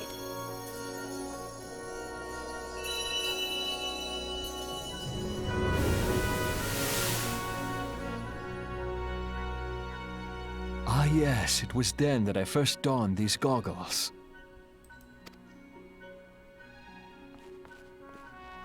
Biggs and Wedge. Oh, still in the flashback. They're like, thumbs up, yeah, those goggles look good. Eorzea opened my eyes. It was home to so many manner of people, each with their own hopes and dreams. People worth saving, and so I fought beside them. I wanted to prove that my knowledge could serve a nobler purpose. I wanted to prove that there was another way. And it all began that day when I found my new home.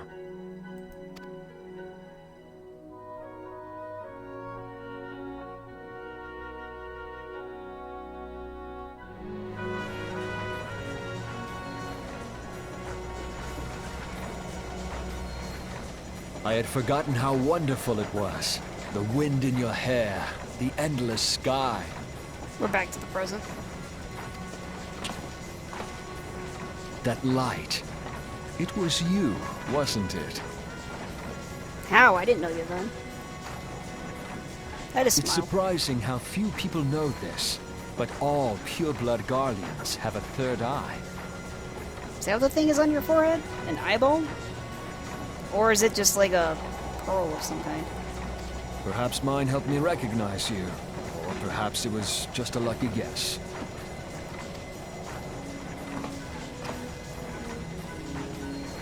If I poke it, does it hurt? The Enterprise was made for this. To carry Eorzea's protectors into battle.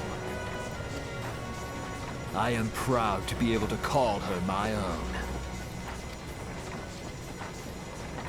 Sid? What exactly do you remember? Alphinaud, my boy. Sorry to have been such a burden. Alphinaud shakes his head. Sid smiles. I remember everything. My name, my people, and my purpose. Everything. Come, it would be rude to keep Garuda waiting.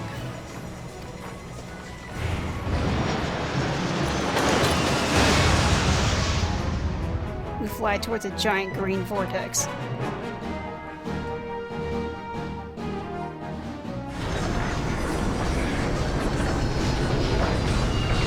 We lower ourselves through the eye of the storm. At least that's what it looks like anyway.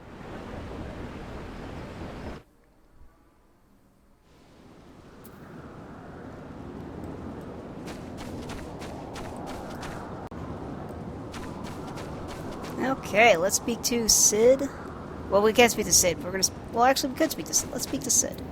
What do you got to say? What is it, Suicune? Don't tell me you're having a second thoughts at a time like this. Or do you truly wish to return to Gridania? Travel to Gridania? No, no, no, no. Let's move on. Alphinaud. All our efforts, all our travails, all of it was for this. Make ready, Suicune, for the end is nigh, be it here or our own. The Howling Eve is now available. Alright, let's do it. Make sure that nothing else is checked, like the Stone Vigil was checked. I need to make sure it's unchecked. Howling Eve.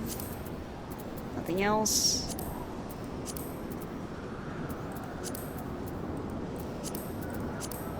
Alright. Let's go.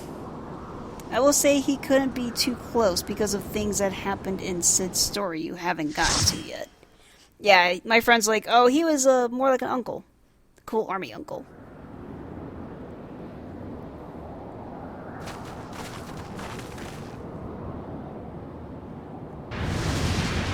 Where's Garuda?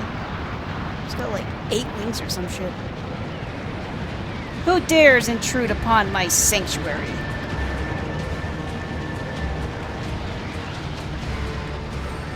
Your insolence shall not go unpunished, landwalkers.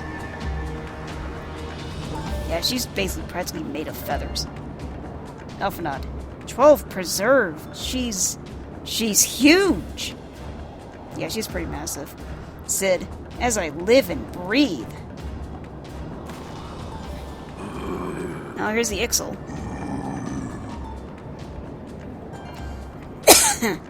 Over there, look.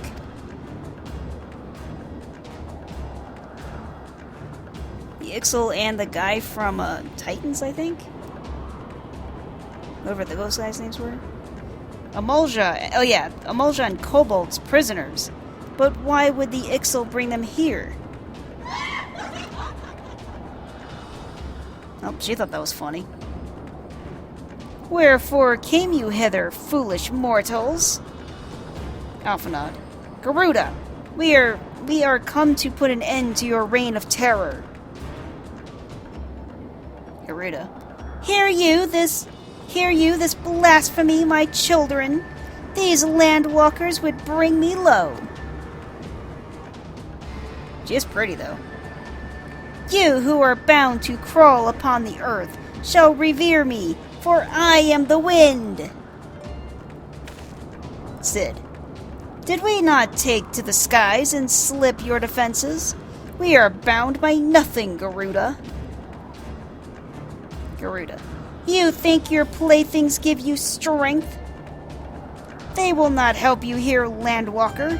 This is my realm, where none can challenge my supremacy. Struggle though you may, I shall slake the roots with your blood and festoon the canopy with your entrails. Ha ha ha! Ixali Chieftain. Squawk! Slay the unfeathered ones, we shall! And an offering to Garuda they will serve.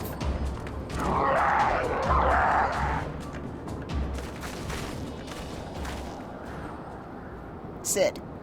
Leave the Ixal to us, Suicune. We will keep them distracted while you deal with her. Alphanod. Do not fail, Suicune. Remember, you fight for the Scions, for Eorzea. I nod. Stoically, of course. Alright, bitch. Garuda. This worm would die by mine own hand. Come then, I shall grant you that which you seek.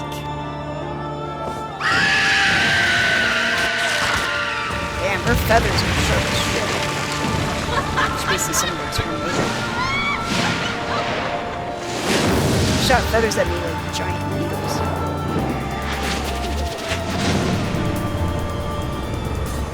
Yeah, she's got at least 4 wings and 2 or 4 more on her head.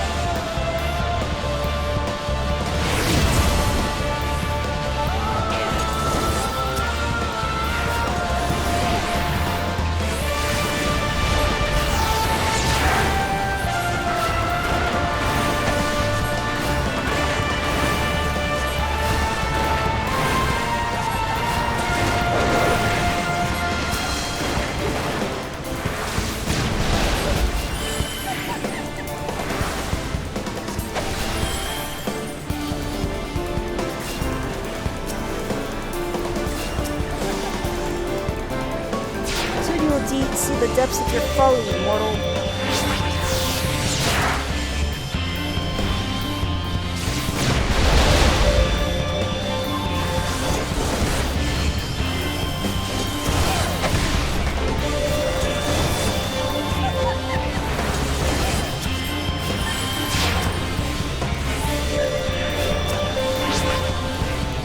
The reckoning comes.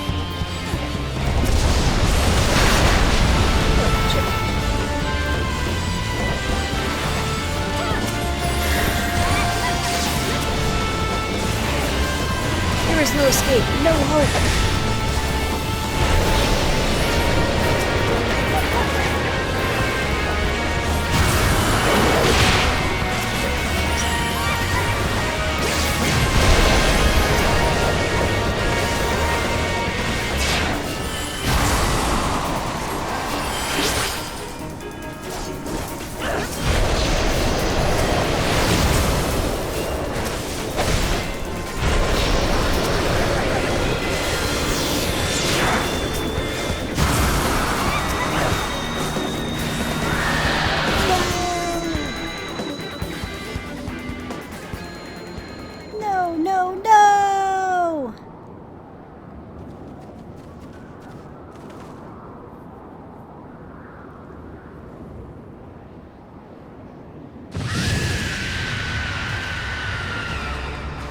What?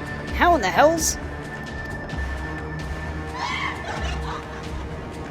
Garuda.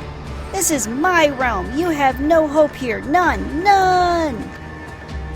Did you truly believe you could defy a god, Landwalker?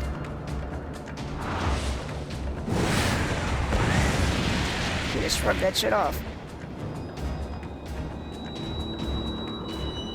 She's being encompassed with green glowing light. That seems to stem from her surroundings.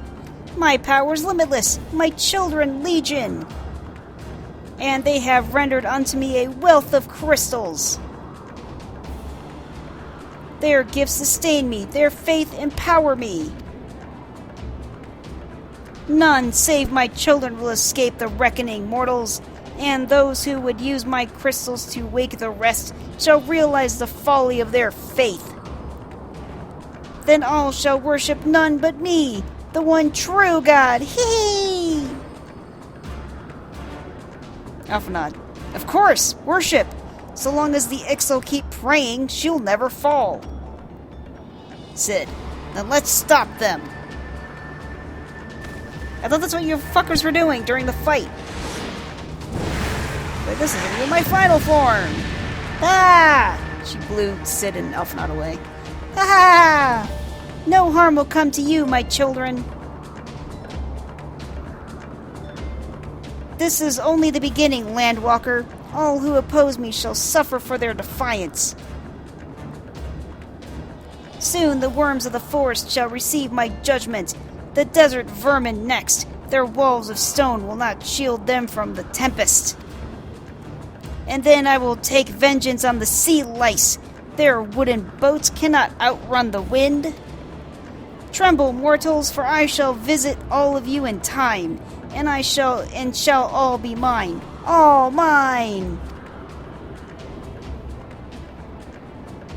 You, Landwalker, you who dared to raise your hand against me, you shall be the first to pay for your sins, not with your death, but with your life. You will serve me, Landwalker, to your last breath. She encompasses me with a blue tornado. She looks a little surprised. No, no, I claimed you. You should be mine.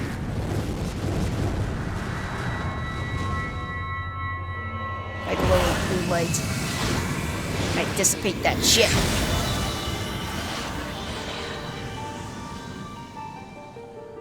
And she's no longer glowing either. She looks rather gray. Her chest glows, and a green crystal comes out of it, which then floats over to me. And I am encompassed with white light. Back into the void. The arcane symbol underneath me that had the 6 spots will now all contain a crystals. All 6 crystals have been found. Green light shoots into the sky. Rains down upon me. The screen glows white again, and I return to my normal spot. Garuda. What are you? What have you done to me? Just kind of twitching now. Like she's in pain. No mortal should possess such power. This is impossible.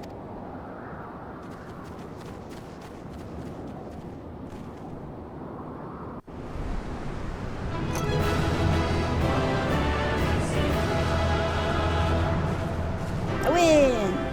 Huzzah! My friend likes to dance as he's waiting for me. Got a spiffy green outfit though. What do we got?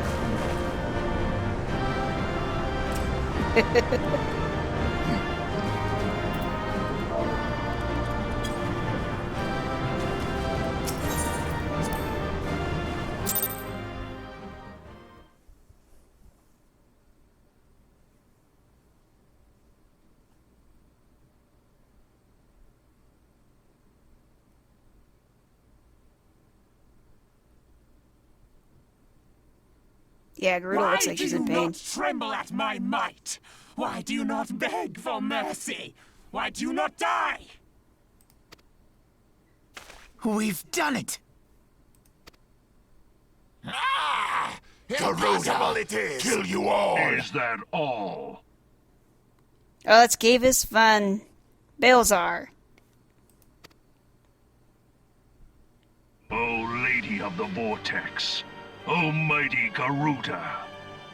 That's the guy with the full heavy black armor with the horns, and the guy that was like the army uncle to Sid, and the head of the Garlean armies. Of all primals, the most terrible, I say again, is that all? Gaius! Ah, Sid, my boy, you look well. For one who has forsaken kin and country, I wonder what else you will forsake before the day is done. What? What exactly did you hope to accomplish here this day?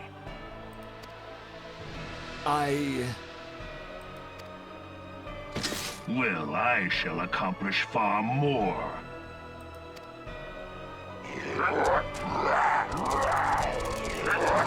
The Ixals are running towards Gaius. Oh, he blows him up with his arm cannon.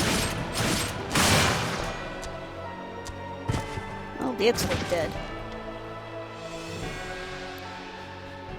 Is that all? Is that all?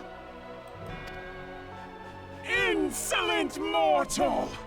I shall make you suffer! That foul stench! I see now. She has touched you! Very well.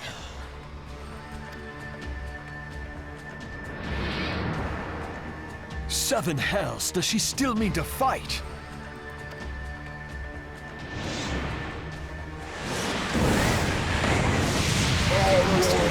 Almighty Brit brought us succor in our hour of need. Save us, Titan, Lord of Crags! It hurts us so! The pain! The pain! What is she? 12 preserve. She cannot mean to.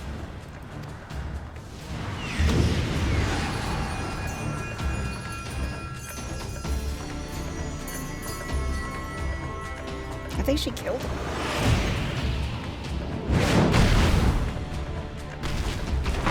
Oh, she's somebody freed. And Titan. You summoned both of them.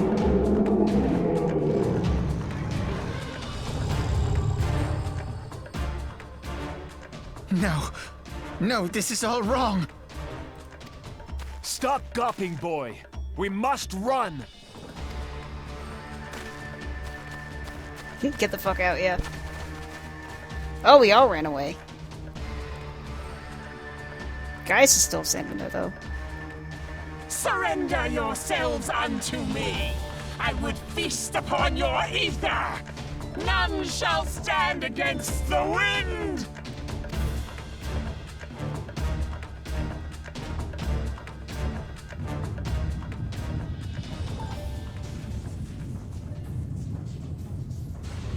I think that's Gaius's airship.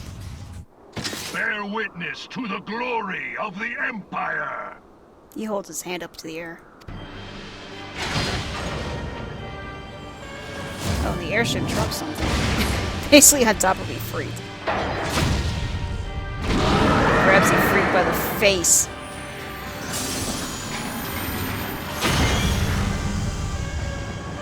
I guess absorbed it. It's a giant mechanical dragon. Titan tries to punch it, but it grabbed it by its fist and held it up. Shoved its fist into its chest and absorbed that one too. Now it's glowing red and yellow. Now it looks at Garuda. It is you who will suffer, Garuda. Ancient Alec had ways of dealing with your kind. Now, look on their ultimate weapon, Icon, and despair.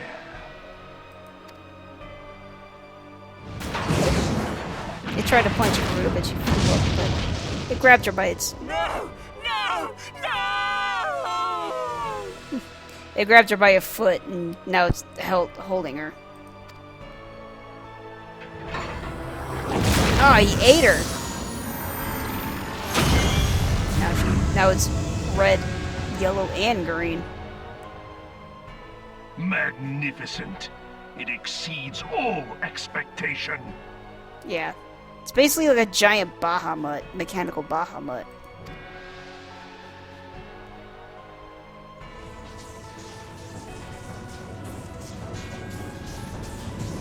With each primal it consumes, it grows more powerful. A marvel, is it not? That's La Habrea. He's standing aboard one of the airships from the Garlean Empire. Such is the fate of those who oppose the Empire. There will be no warriors of light to save you this time. If your leaders are as wise as they are reported, they will surrender. I think he's being held in the hand of this giant robotic Bahamut.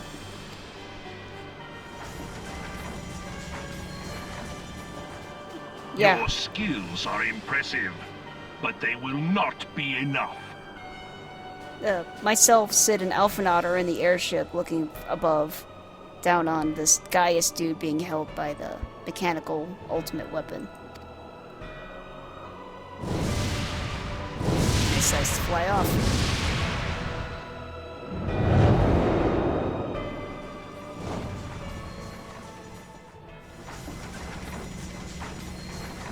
Twelve, have mercy. What chance have we against such an ungodly creation? And who was that armored devil? That was Gaius Van Balsar, legatus of the 14th Imperial Legion and Supreme Commander of the Garlean invasion force in Eorzea. Of course. The Black Wolf. How could I not realize? Grandfather mentions him in his journal. I was never so naive as to think the man would abandon his ambitions. But these developments are beyond my worst expectations. What have you been doing these past 5 years? How could something of this magnitude have escaped the Alliance's attention? We heard no whispers, saw no signs. In the wake of the calamity, the Empire seized land and built outposts, but that was the extent of their aggression. Damn it, Gaius! Where in the seven hells did you find that thing?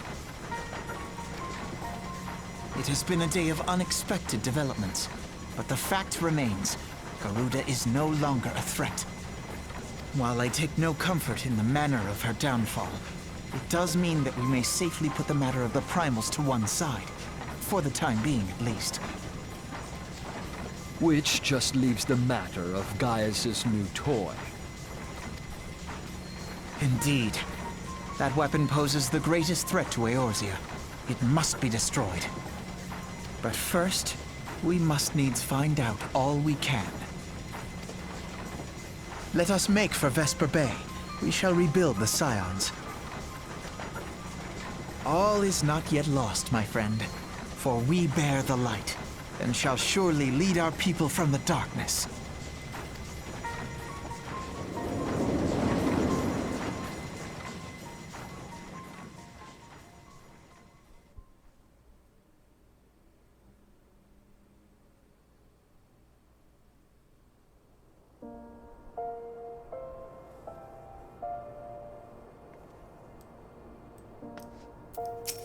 Alright, let's speak to Alphinaud.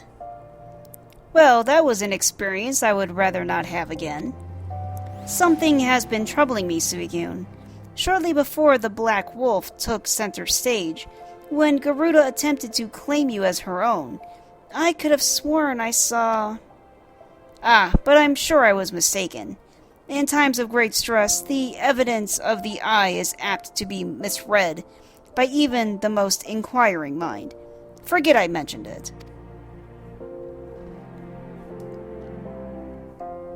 Returning to the subject of our earlier discussion, we may consider the matter of the primals closed until further notice.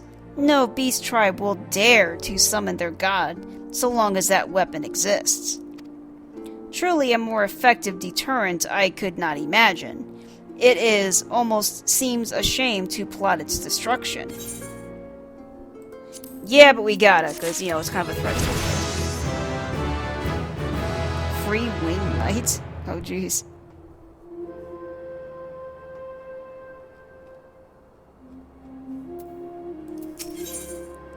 Reclamation. It is past time that we return to the Waking Sands. To leave our headquarters in disrepair any longer would be to dishonor the memory of those who fell there. We have been brought to our knees, but we will rest, rebuild, and rise once more. Do we have to go back there? There used to be a bunch of dead bodies there. It's kind of creepy.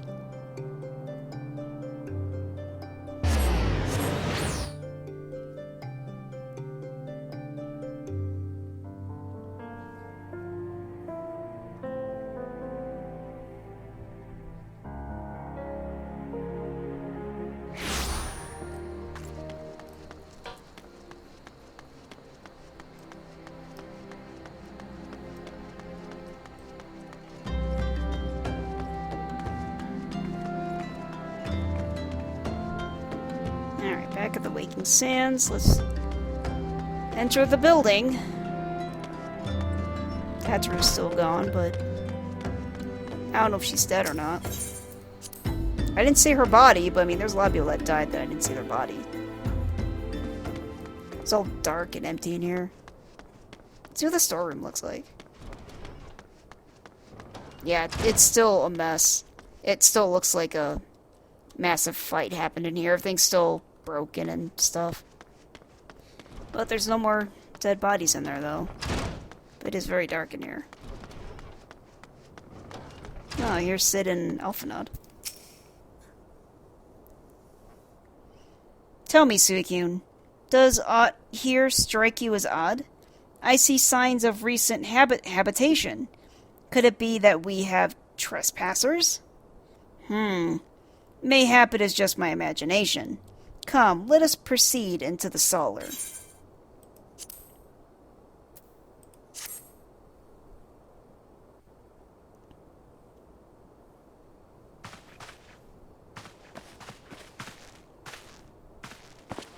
Wait.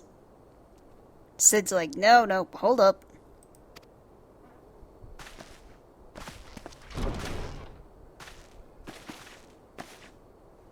Oh, it's Wida.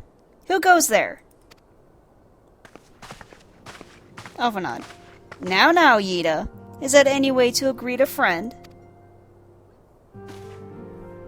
Yida. Alphinaud! Suicune! Cid? Wait, is this a dream? Cid. Not that I'm aware of. It's been a while, Yida. She falls to her hands and knees. Yida. I don't believe it. I was sure you'd been... He walks over to her. Cid. This place has seen better days. Yida. You know I wasn't actually here when... I was still in talks with the Adder's Nest. The first I knew about it was when I came back and I saw... Alphinaud. Yida. Yida. The church had taken care of the bodies, but that still left the stains. It was hard to know where to start. If Y'shtola hadn't been here to help me... Alphinaud. Y'shtola's here too? Yida. Yes, but she's not here right now. She's gone to Ul'dah to meet a man who might know what happened to the others. Popomio and Minfilia weren't among the dead, according to the church. Y'shtola thinks they were taken somewhere. Alphinaud. Upon the orders of the Black Wolf, no doubt. Cid. Why would he want them? Alphanod. Because they possess something he desires. Knowledge of another power that can be brought to bear against the primals. One that Gaius has yet to harness. The Echo. Gaius will be aware of its existence, as well as the immunity it grants the gifted to the primal's influence. Powerful though his Allagan weapon may be, he would doubtless desire such protection.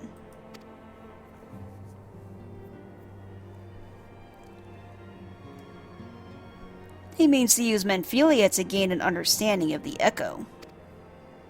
None of which explains how the Empire came to know the location of the Waking Sands in the first place. No matter, the Empire has shown its hand, and now we must act. It is up to us to rebuild the Scions and save Eorzea. Can I count on you, Yida? Yida. What? Oh, yes, of course. Whatever you need. Alphanod. We can discuss our next move upon Y'sholah's return. For now, I say we rest.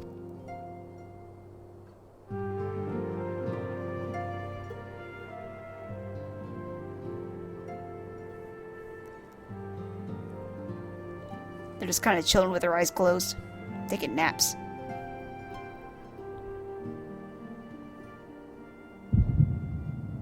Hear, feel, think. Screen goes white. I'm back in the void.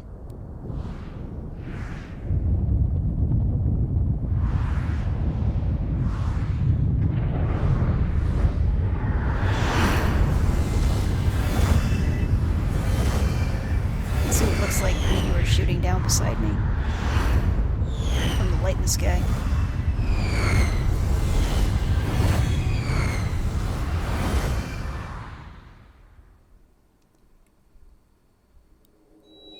Bringer of light, brave gatherer of the crystals, thy soul burneth bright. And speaking to the giant, massive fucking crystal. I am Hydaelyn, all made one.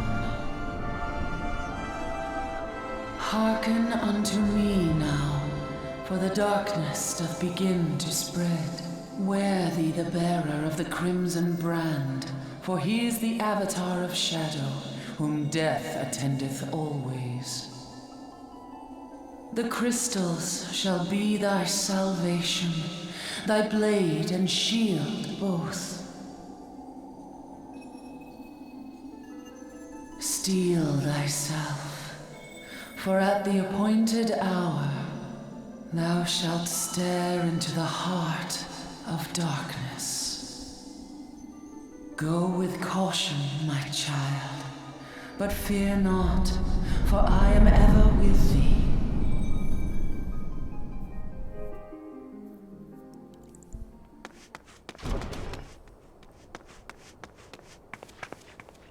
Y'sholah burst through the door. Y'sholah! Oh, that was Yida who said that. Y'sholah. Suicune, I see you and Alphanod are safe. And Cid! She smiles as she turns to us. Then looks down. That we five should meet each other thus defies simple explanation. It is as if the benevolent hand of Master Louisoix guides us still. He would not see us undone so easily. Not now, when the need is so great.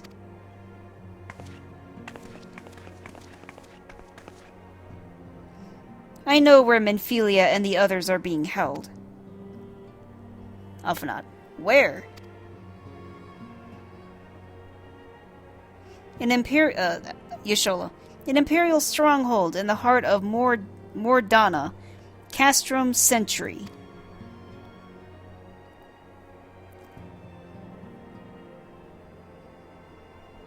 Everyone's like, well, shit.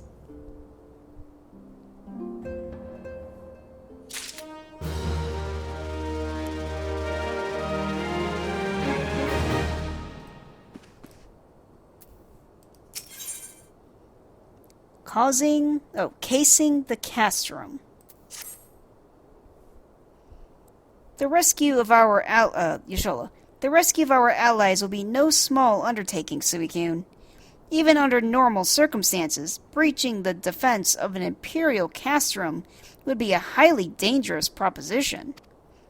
But now that Castrum Sentry houses prisoners whom the Garlean deem valuable, we may be confident that they have taken additional measures to ensure the stronghold's security. If we are to free our friends, we will require an effective strategy, and if we are to formulate an effective strategy, we will require intelligence.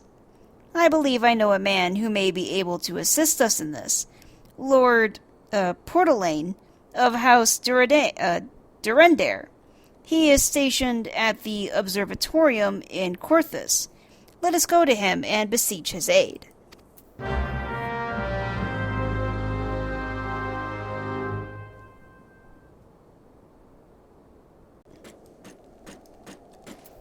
Alright, Portelaine, I'm back. Ah, Suicune, the woman who unmasked the heretic in our midst. To what do I owe the pleasure of your company? You are an associate of Y'shtola? But of course. Lord Drillamont confided to me that you were a scion of the Seventh Dawn.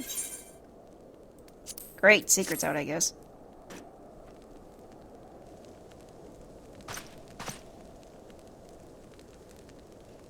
Castrum Sentry? What interest have you in all of the... Castrum Sentry, what interest have you all in the Imperials? Y'shtola. They hold several of our number, whom we intend to free. Any information you can provide would be greatly appreciated. Portelaine. I see. That might explain our scouts' reports. They observed 4 prisoners being led into the castrum. A Hyurian, a woman, an Elysian man, and 2 Lalafels, 1 male, 1 female.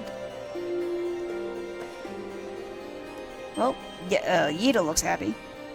It's them! It has to be! Minfilia, Uranger, Palpamio, and Tataru. Portelaine. If that scant morsel is of use to you, you may also be interested to hear about a more recent incident. Y'shtola. Incident? Portelaine.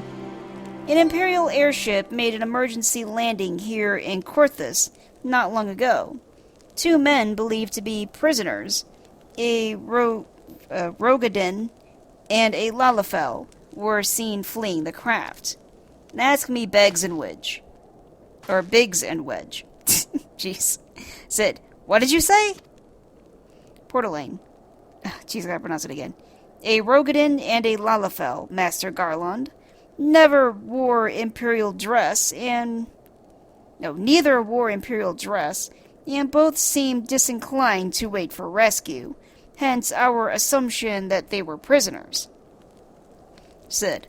Well, I'll be damned. It's Biggs and Wedge. Trust those 2 rascals to escape. Sid. We must find them, Suicune, and soon. The Imperials will not rest until they are captured or killed, and if Biggs were given that choice, I fear he'd take the latter. Portelaine. Freeing those held in Castrum Sentry will require substantial planning and preparation. As such, it is an endeavor that will admit some slight delay. The matter of the escapees, by contrast, will not. Shortly after the prisoners vacated the airship, our scouts observed Imperial troops setting off in pursuit. It is likely only a matter of time before they catch them. If you wish to see your comrades again, You had best act now. We nod. Yshola. If, as has been suggested, the Garleans took our fellow Scions prisoner in hopes of understanding the Echo, it seems reasonable to assume that they will not be executed until such time as the study is complete. But Biggs and Wedge are not Scions, nor do they know aught of the Echo. As Lord Portalane said, this may prove our only chance to rescue them. I say we seize it. Sid nods. Sid, thank you, everyone. You won't regret this. If I remember, they become kind of important later.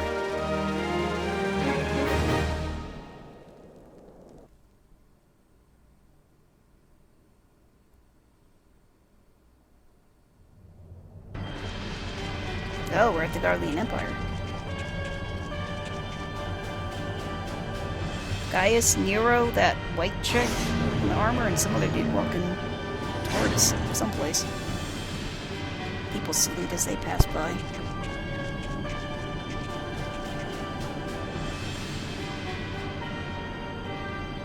Oh, there's the ultimate weapon. The mechanical Bahamut looking thing.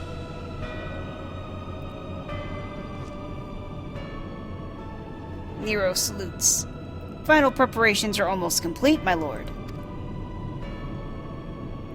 There stands the culmination of 5 long years of painstaking work, but all our efforts will be vindicated when the Emperor's vision becomes reality. Gaius van Belzar.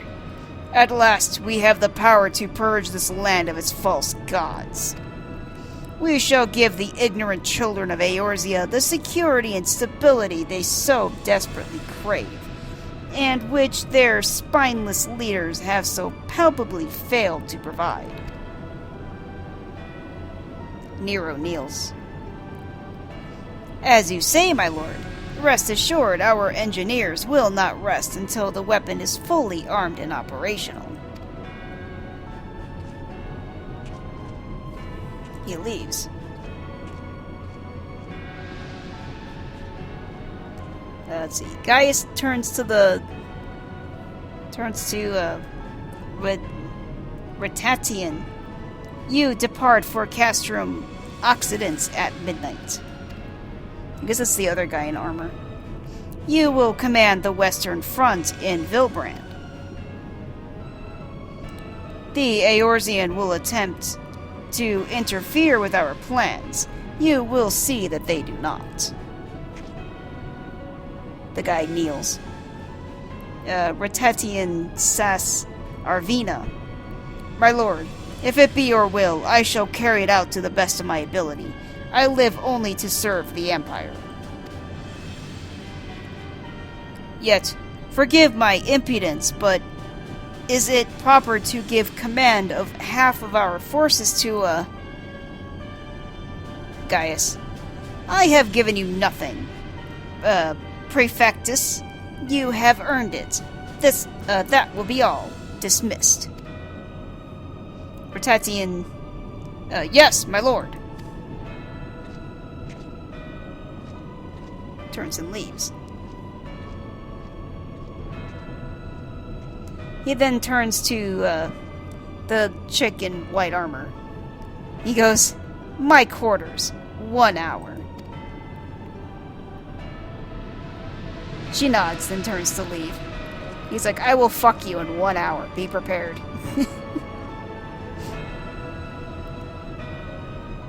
He looks at the ultimate weapon as the screen fades to black. The thing of that guy having sex is kind of weird. I mean, he is mortal after all, so... And he's in power. That happens every time. Alright, let's talk to Portalane again. Eyes on the Empire. My purpose here is to reconnoiter? I don't know. Garlean activity along Elabathia's spine.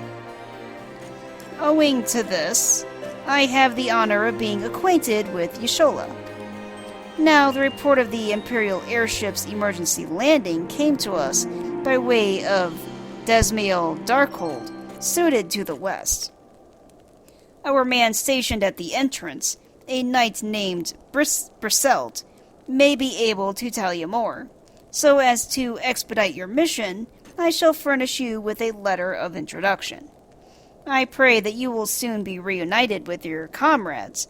May the Fury grant you strength. I thought you guys didn't like the Fury. I don't understand how your religion works. I thought the Fury was bad. Whatever. Let's go this way.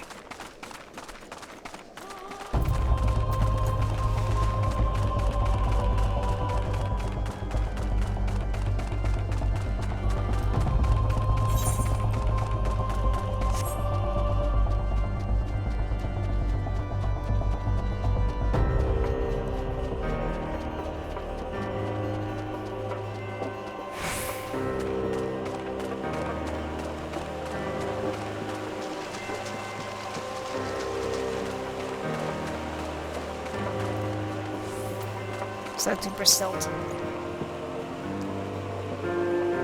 I was trying to let you enjoy the music a little bit. You stand before Desmael Darkhold, the subterranean fortress excavated by the great Ishgardian house of the same name. None but the authorized personnel may enter.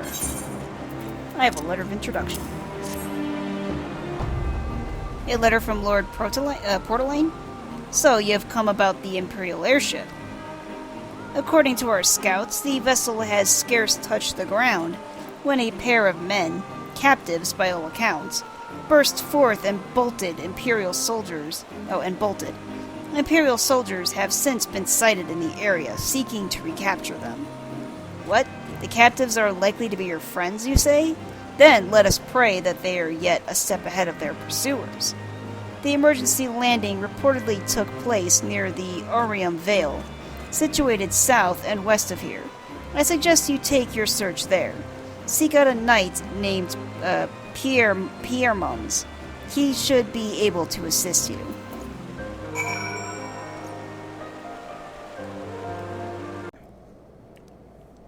Alright, let's speak to Pierre-Mons. The Imperial airship? Aye, I saw it approach to land with mine own 2 eyes. I hastened to the landing site, arriving just in time to see the vessel take to the skies again, but not before it had deployed a detachment of troops.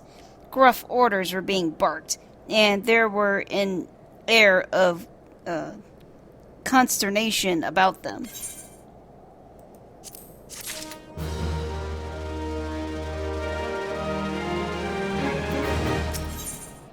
Footprints in the snow. There were prisoners aboard the airship, it seemed, and they seized the opportunity to flee when the vessel was forced to land. The Garleans who were deployed formed search parties and proceeded to scour the wilderness. In order to alert our forces, I returned to my post. To find evidence that someone had been here in my absence, whoever they were, they tried the door to no avail, and decided to go elsewhere. In all, it marked 2 sets of footprints, one large and one small. If you search the area, mayhap you will be able to follow the prints to their owners. Alright, let's try and do that.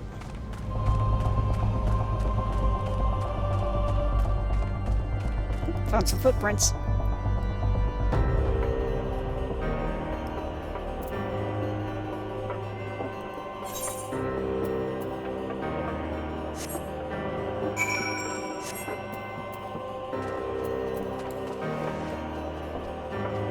See a sparkly. And some more footprints.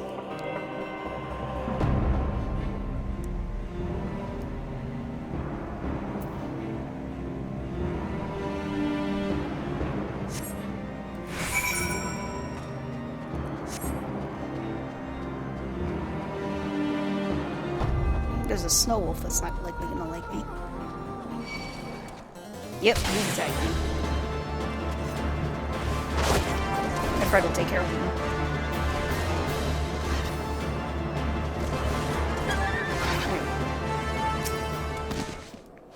more footprints.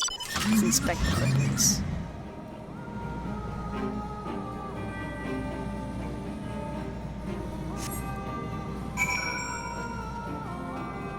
And more footprints.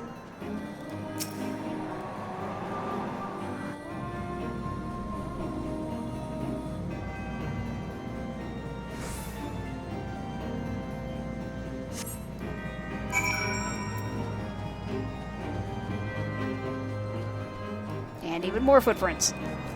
This is taking longer than I thought. I thought I only had to do like 2 or 3.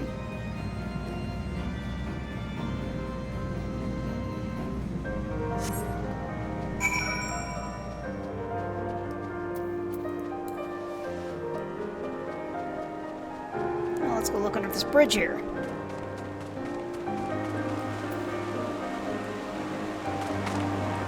I see a Wedge. Wedge is the little Lalafell dude. With the troll hair. Wedge. Brr, it's so cold. I want to go home.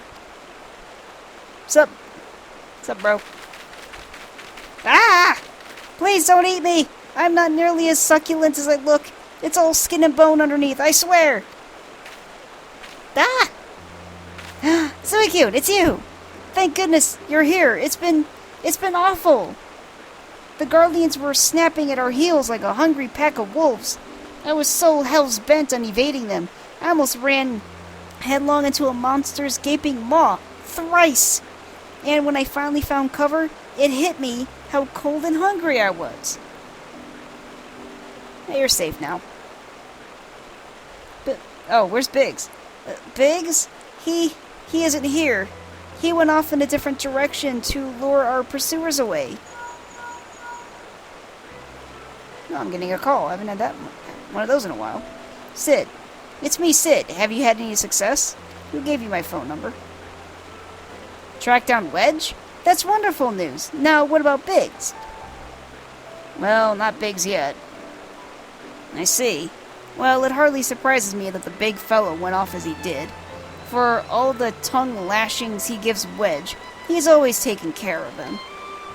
I've scoured the area surrounding the Darkhold, but have nothing to show for it. At any rate, we know for a fact that Biggs headed west. With both Yida and Yashola helping out, I'm sure he'll turn up soon. Now then, I'll make my way over to your position while keeping an eye out for Biggs. If memory serves, there should be an Ishgardian fortification not far from your west. Monument Tower, I believe it's called. Let us meet there. Wedge. Dare I hope? Was that Master Garland you spoke with? Oh, he was super excited. After 5 long years, thank goodness he's alive. I'm feeling better now. He's just like, yay. I'm feeling better now, Suicune. Let's go to Monument Tower and wait for the chief to arrive.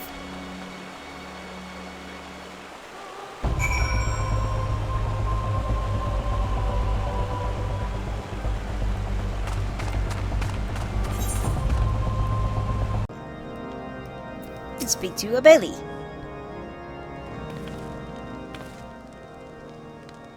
Oh, it's a lady with just kind of simple clothing. Well met and welcome, adventurer. What brings you to this frozen corner of the realm? See, what happened was... Oh, there's Wedge. Oh? It would seem your companion has caught a chill. Come and warm yourself by the fire. I will bring you a hot broth. Yeah, Wedge is on his hands and he's gasping, like he's sick. How are you feeling now, then? Stay here as long as you need. That same goes for you, friend. 'Tis plain you have had a hard journey ahead of you. You must find rest when you can. Well, I've had a hard journey.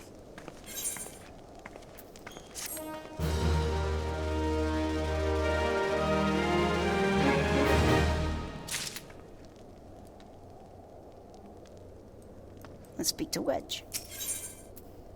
Monumental hopes. I'm fine now, thanks to you, but I can't bear to think that Biggs is still all alone in the cold, with Garleans on his heels. He lured the enemy away for my sake, and now he's suffering for it. I hate to have to rely on you again, Suicune, but do you think you could search for Biggs? I haven't the slightest notion where he might be at the moment, but maybe, just maybe, the people here have seen something.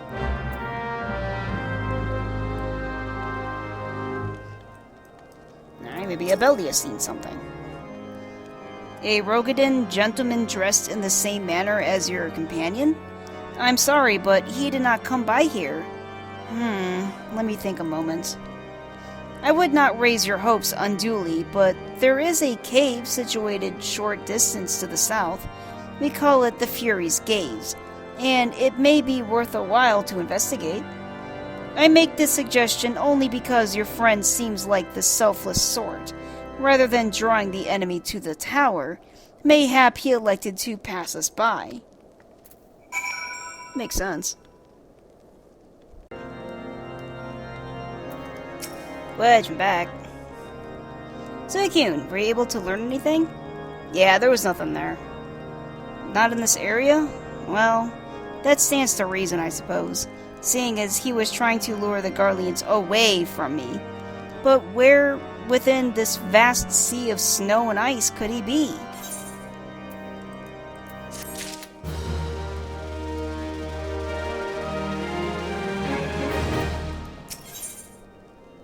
Notorious Biggs.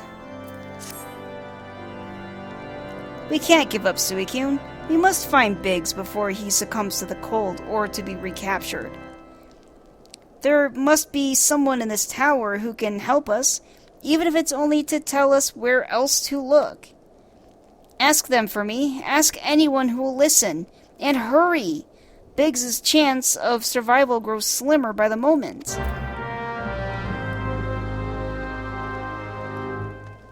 Alright, well, let's see if we can find someone to talk to. Up the winding staircase. I really love these winding staircases.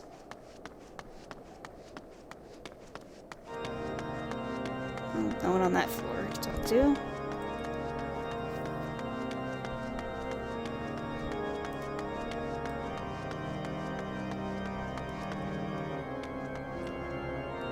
Here's a guy named Ignis.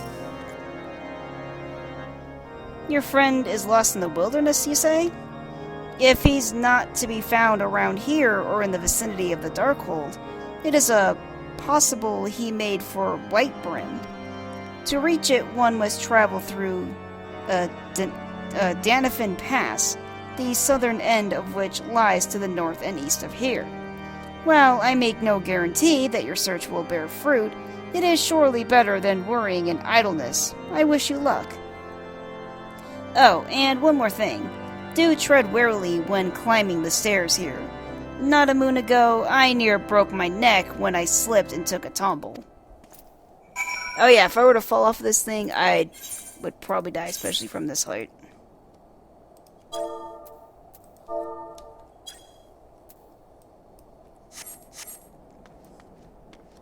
Let's see if we can avoid that.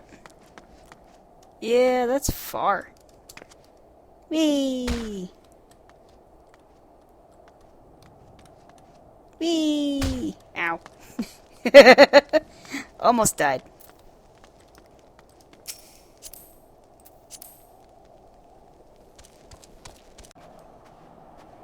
Well, I found you, Shola. Let me guess. Yeah, I'm gonna have to leave party.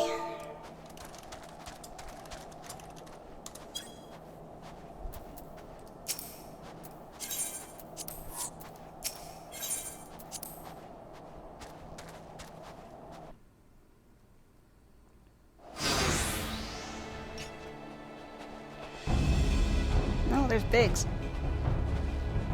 Imperial soldier. Our orders are to take you back, dead or alive. Which will it be, engineer? Biggs. Why don't you come here and find out, Tinhead?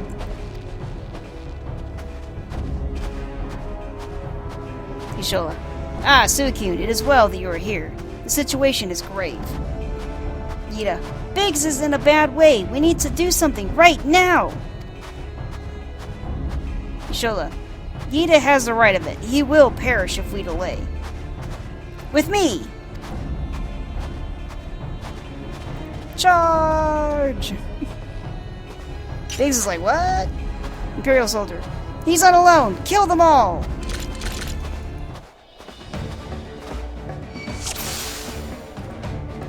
Great motherfuckers.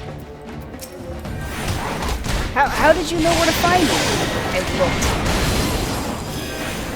Hold your ground. Reinforcements are coming. I'm using my holy. The more the merrier. I'll pound you all into the next Umbra and vanguards. Destroy them. Oh, that's a big machine knife. Oh, there's a lot more of these fuckers. Suicune, stay close to Biggs. I don't even know where Biggs went. Biggs, where the fuck did you go? Oh, shit. Biggs is dying. Biggs, why'd you run from the healing, motherfucker? Every freaking time the tank runs away from the healing. Come on. Stop dying. Oops. I'll probably stop casting energy on him. Actually heal.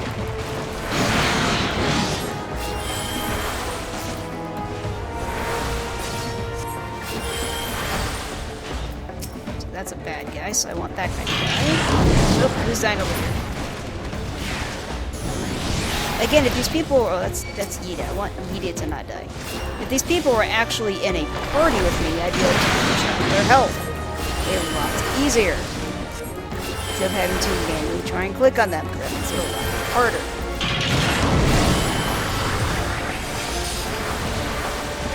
Alright, she's alright.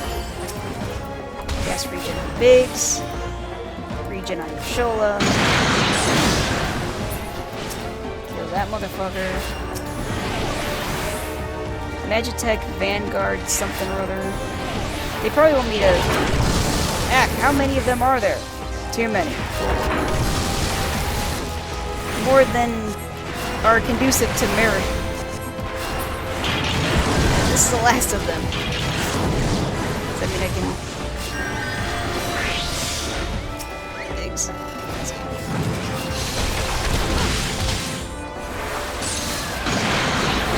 Keep Biggs alive. Let's kill whatever this dude is right here.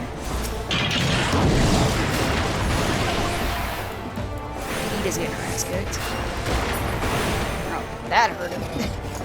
Did we win? Yay, we won.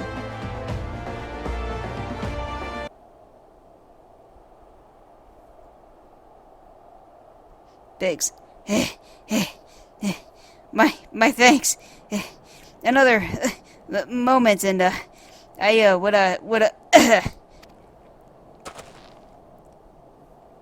He doubles over in pain. Yushola. He has been too long in the cold. We must find shelter for him. Monument Tower, you say? Very well. Yida and I shall bear him there, and with all haste. Yeah, we got Wedge over there. Yida. Sid will be so happy to see Biggs and Wedge again. Aw, I love reunions.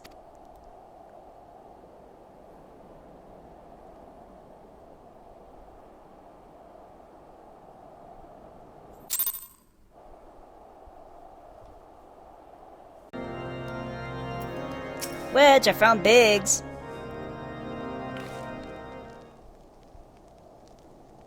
Aw, Wedge is crying. I cannot thank you enough, Suicune. And the same goes for the rest of you. Thank you all so much. Yida. Oh, don't mention it. Yushola. We are a family, are we not? Wedge. Well, yes, it's just, I didn't think I'd ever see him again.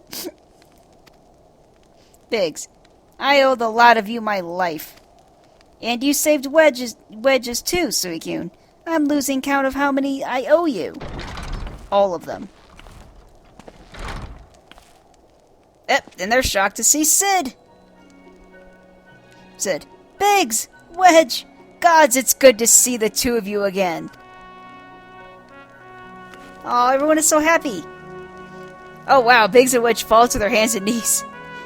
Wedge. Chief, it's you! It's really you! Biggs. In our hearts, we knew you were still alive. But to finally see you in the flesh... it's getting emotional, too. Sid. When Elfanads told me of the raid on the Waking Sands, I feared the worst. What happened? Biggs. The enemy struck with nary a warning. We didn't stand a chance. Wedge and I were in the workshop when they came. Before we knew what was happening, the Imperials had us at gunpoint. Yida. It must have been awful. There's one thing I don't understand, though. How did the Garleans get there so fast? I mean, the Immortal Flame should have seen them coming, right? Y'shtola puts her hands on her hips. I myself have asked the same question. That day when I returned to the carnage at the Waking Sand, I noted naught amiss in horizon, nothing at all to suggest the passing of an Imperial force. From this, I conclude that the Garleans came neither by land nor by air. Nay, they were borne there by potent teleportation magics. Magics of the kind used by the Ascians. Sid. Carry on. Wedge. We were bound and blindfolded and bundled into the cargo bay of an awaiting airship. I can't rightly say how long we were aboard, but when the time came for us to disembark, we found ourselves in the midst of an Imperial stronghold, Castrium Century. Upon arrival, we were marched off into the main complex. Biggs and I were thrown into a detainment cell together, while Minfilia and the others were taken elsewhere. That was last we heard from them. Sid. Castrium Century. He looks to us. And we're just kind of like, yeah. What happened next? Wedge. Well, we were held in... He's like jumping around and shit. Well, we were held in isolation for what felt like years, but was probably moons, or maybe only weeks. And then, without warning, the Imperials collected the pair of us and put us on another vessel, which we found out was bound for Garlemald. Much to our dread, we knew that if we were taken back there, we weren't likely to leave again. So risky though it was, we sabotaged the ship's altitude control, and thereby forced an emergency landing. And in the midst of the ensuing chaos, we managed to slip our captors. The rest, as they say, is history. Sid laughs. He's just busting up a gut here. Sid. Ha! If I didn't know better, I'd call that a likely story. Sabotaging the altitude controls of an airborne vessel? That will have been Biggs's handiwork, likely as not. You always were resourceful in a tight spot, my friend. Biggs just kind of scratches the back of his head, like, yeah, you're making me blush. Everyone laughs. Suicune, thank you for returning my dear assistance to me. It would seem I owe you yet another debt of gratitude. There are still many questions in my mind, but the answers can wait. Minfilia and the others still want for rescue. Alright, you lot. Garland Ironworks is back in business. Let's go and give the Imperials what for. Hurrah!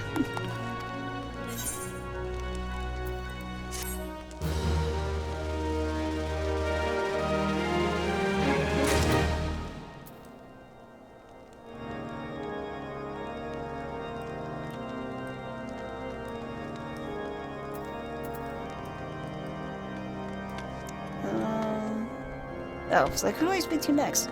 Speak to Sid. Here you go. He moved. Come into my castrum. Thanks to you, Biggs and Wedge are with us again. Now we must find a way to rescue Minfilia and the others. Gods know we've kept them waiting too long already. based on what we've learned, I believe it's safe to say they're being held at Castrum Sentry. So let us convene at Revenant's Toll in Mordorna. Tis as good a place as any to prepare, and better than most. The road leading east then south will get you there. When we arrive, let us seek the advice of the local adventurers. We're bound to learn a thing or two that will benefit our mission.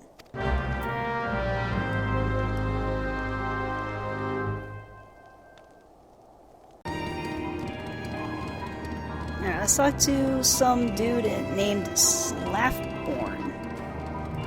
He's got, basically like your chainmail armor. He's one of those orc dudes. He's kind of green, I guess. It's kind of hard because it's nighttime. And looks like red hair, like thick red hair with a big, thick beard. And I think a mustache. Let's talk to this guy.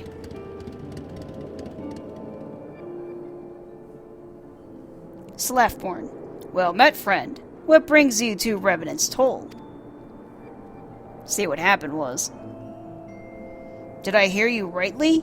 Your friends are being held captive at Castrum Sentry, and you want to rescue them? I don't mean to discourage you, but that might prove, difficult. He scratched the back of his head.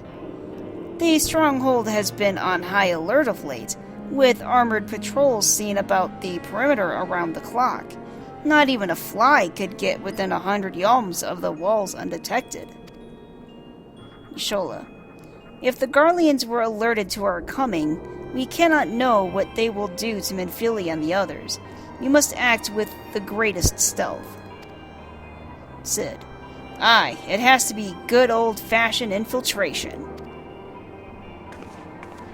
Yida.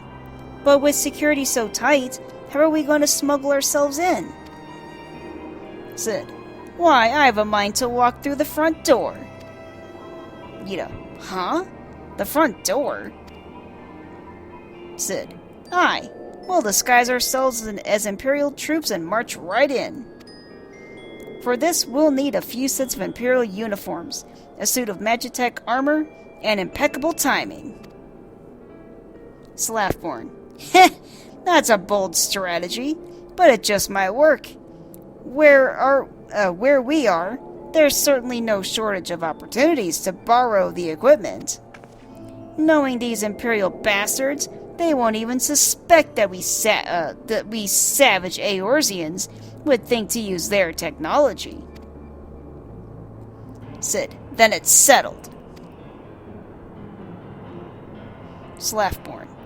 If you're determined to go ahead with this, I'd recommend you speak with Galamont. The fellow's got a personal grudge against the Empire, and he happens to know a deal about Castrum Sentry besides. I've no doubt that he'll want to be of aid. Y'shola. Yida and I shall go to reconnoiter Garlean activity at the stronghold. It would not do if something were to befall our comrades before we have the chance to act. Yida. Come and join us when you're ready, Suicune. Let's do this. Y'shola. Sometimes I wonder, Yida, are there ever times when you are not enthused? Yida. I'm nothing if not enthused, Y'shola, and you're beginning to remind me of Papa Mio.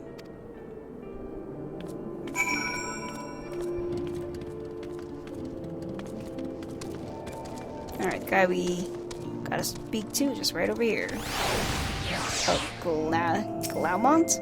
Whatever, Glaumont. Looking for Glaumont, aren't you?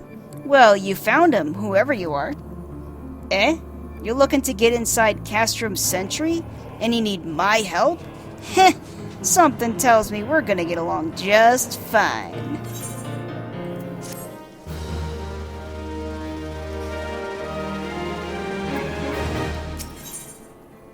Getting even with Garlemald. Glaumont. So you have friends at Castrum Sentry. What wants for rescue? That Slaftborn knows me too well. Aye, you can count on my help. I've got a score to settle with the Imperials, and I never pass an opportunity to get back at them at the Horse Sons. But enough about me, let's talk strategy. Rescuing folks from captivity's right delicate business. A single oversight, just one little blunder, and it's all over. You can't leave any room for uncertainty. For starters, you need to confirm beyond the shadow of a doubt that your friends are where you think they are. You don't want to risk your neck only to discover they've been moved elsewhere. But how can you find out, you ask? By following these instructions.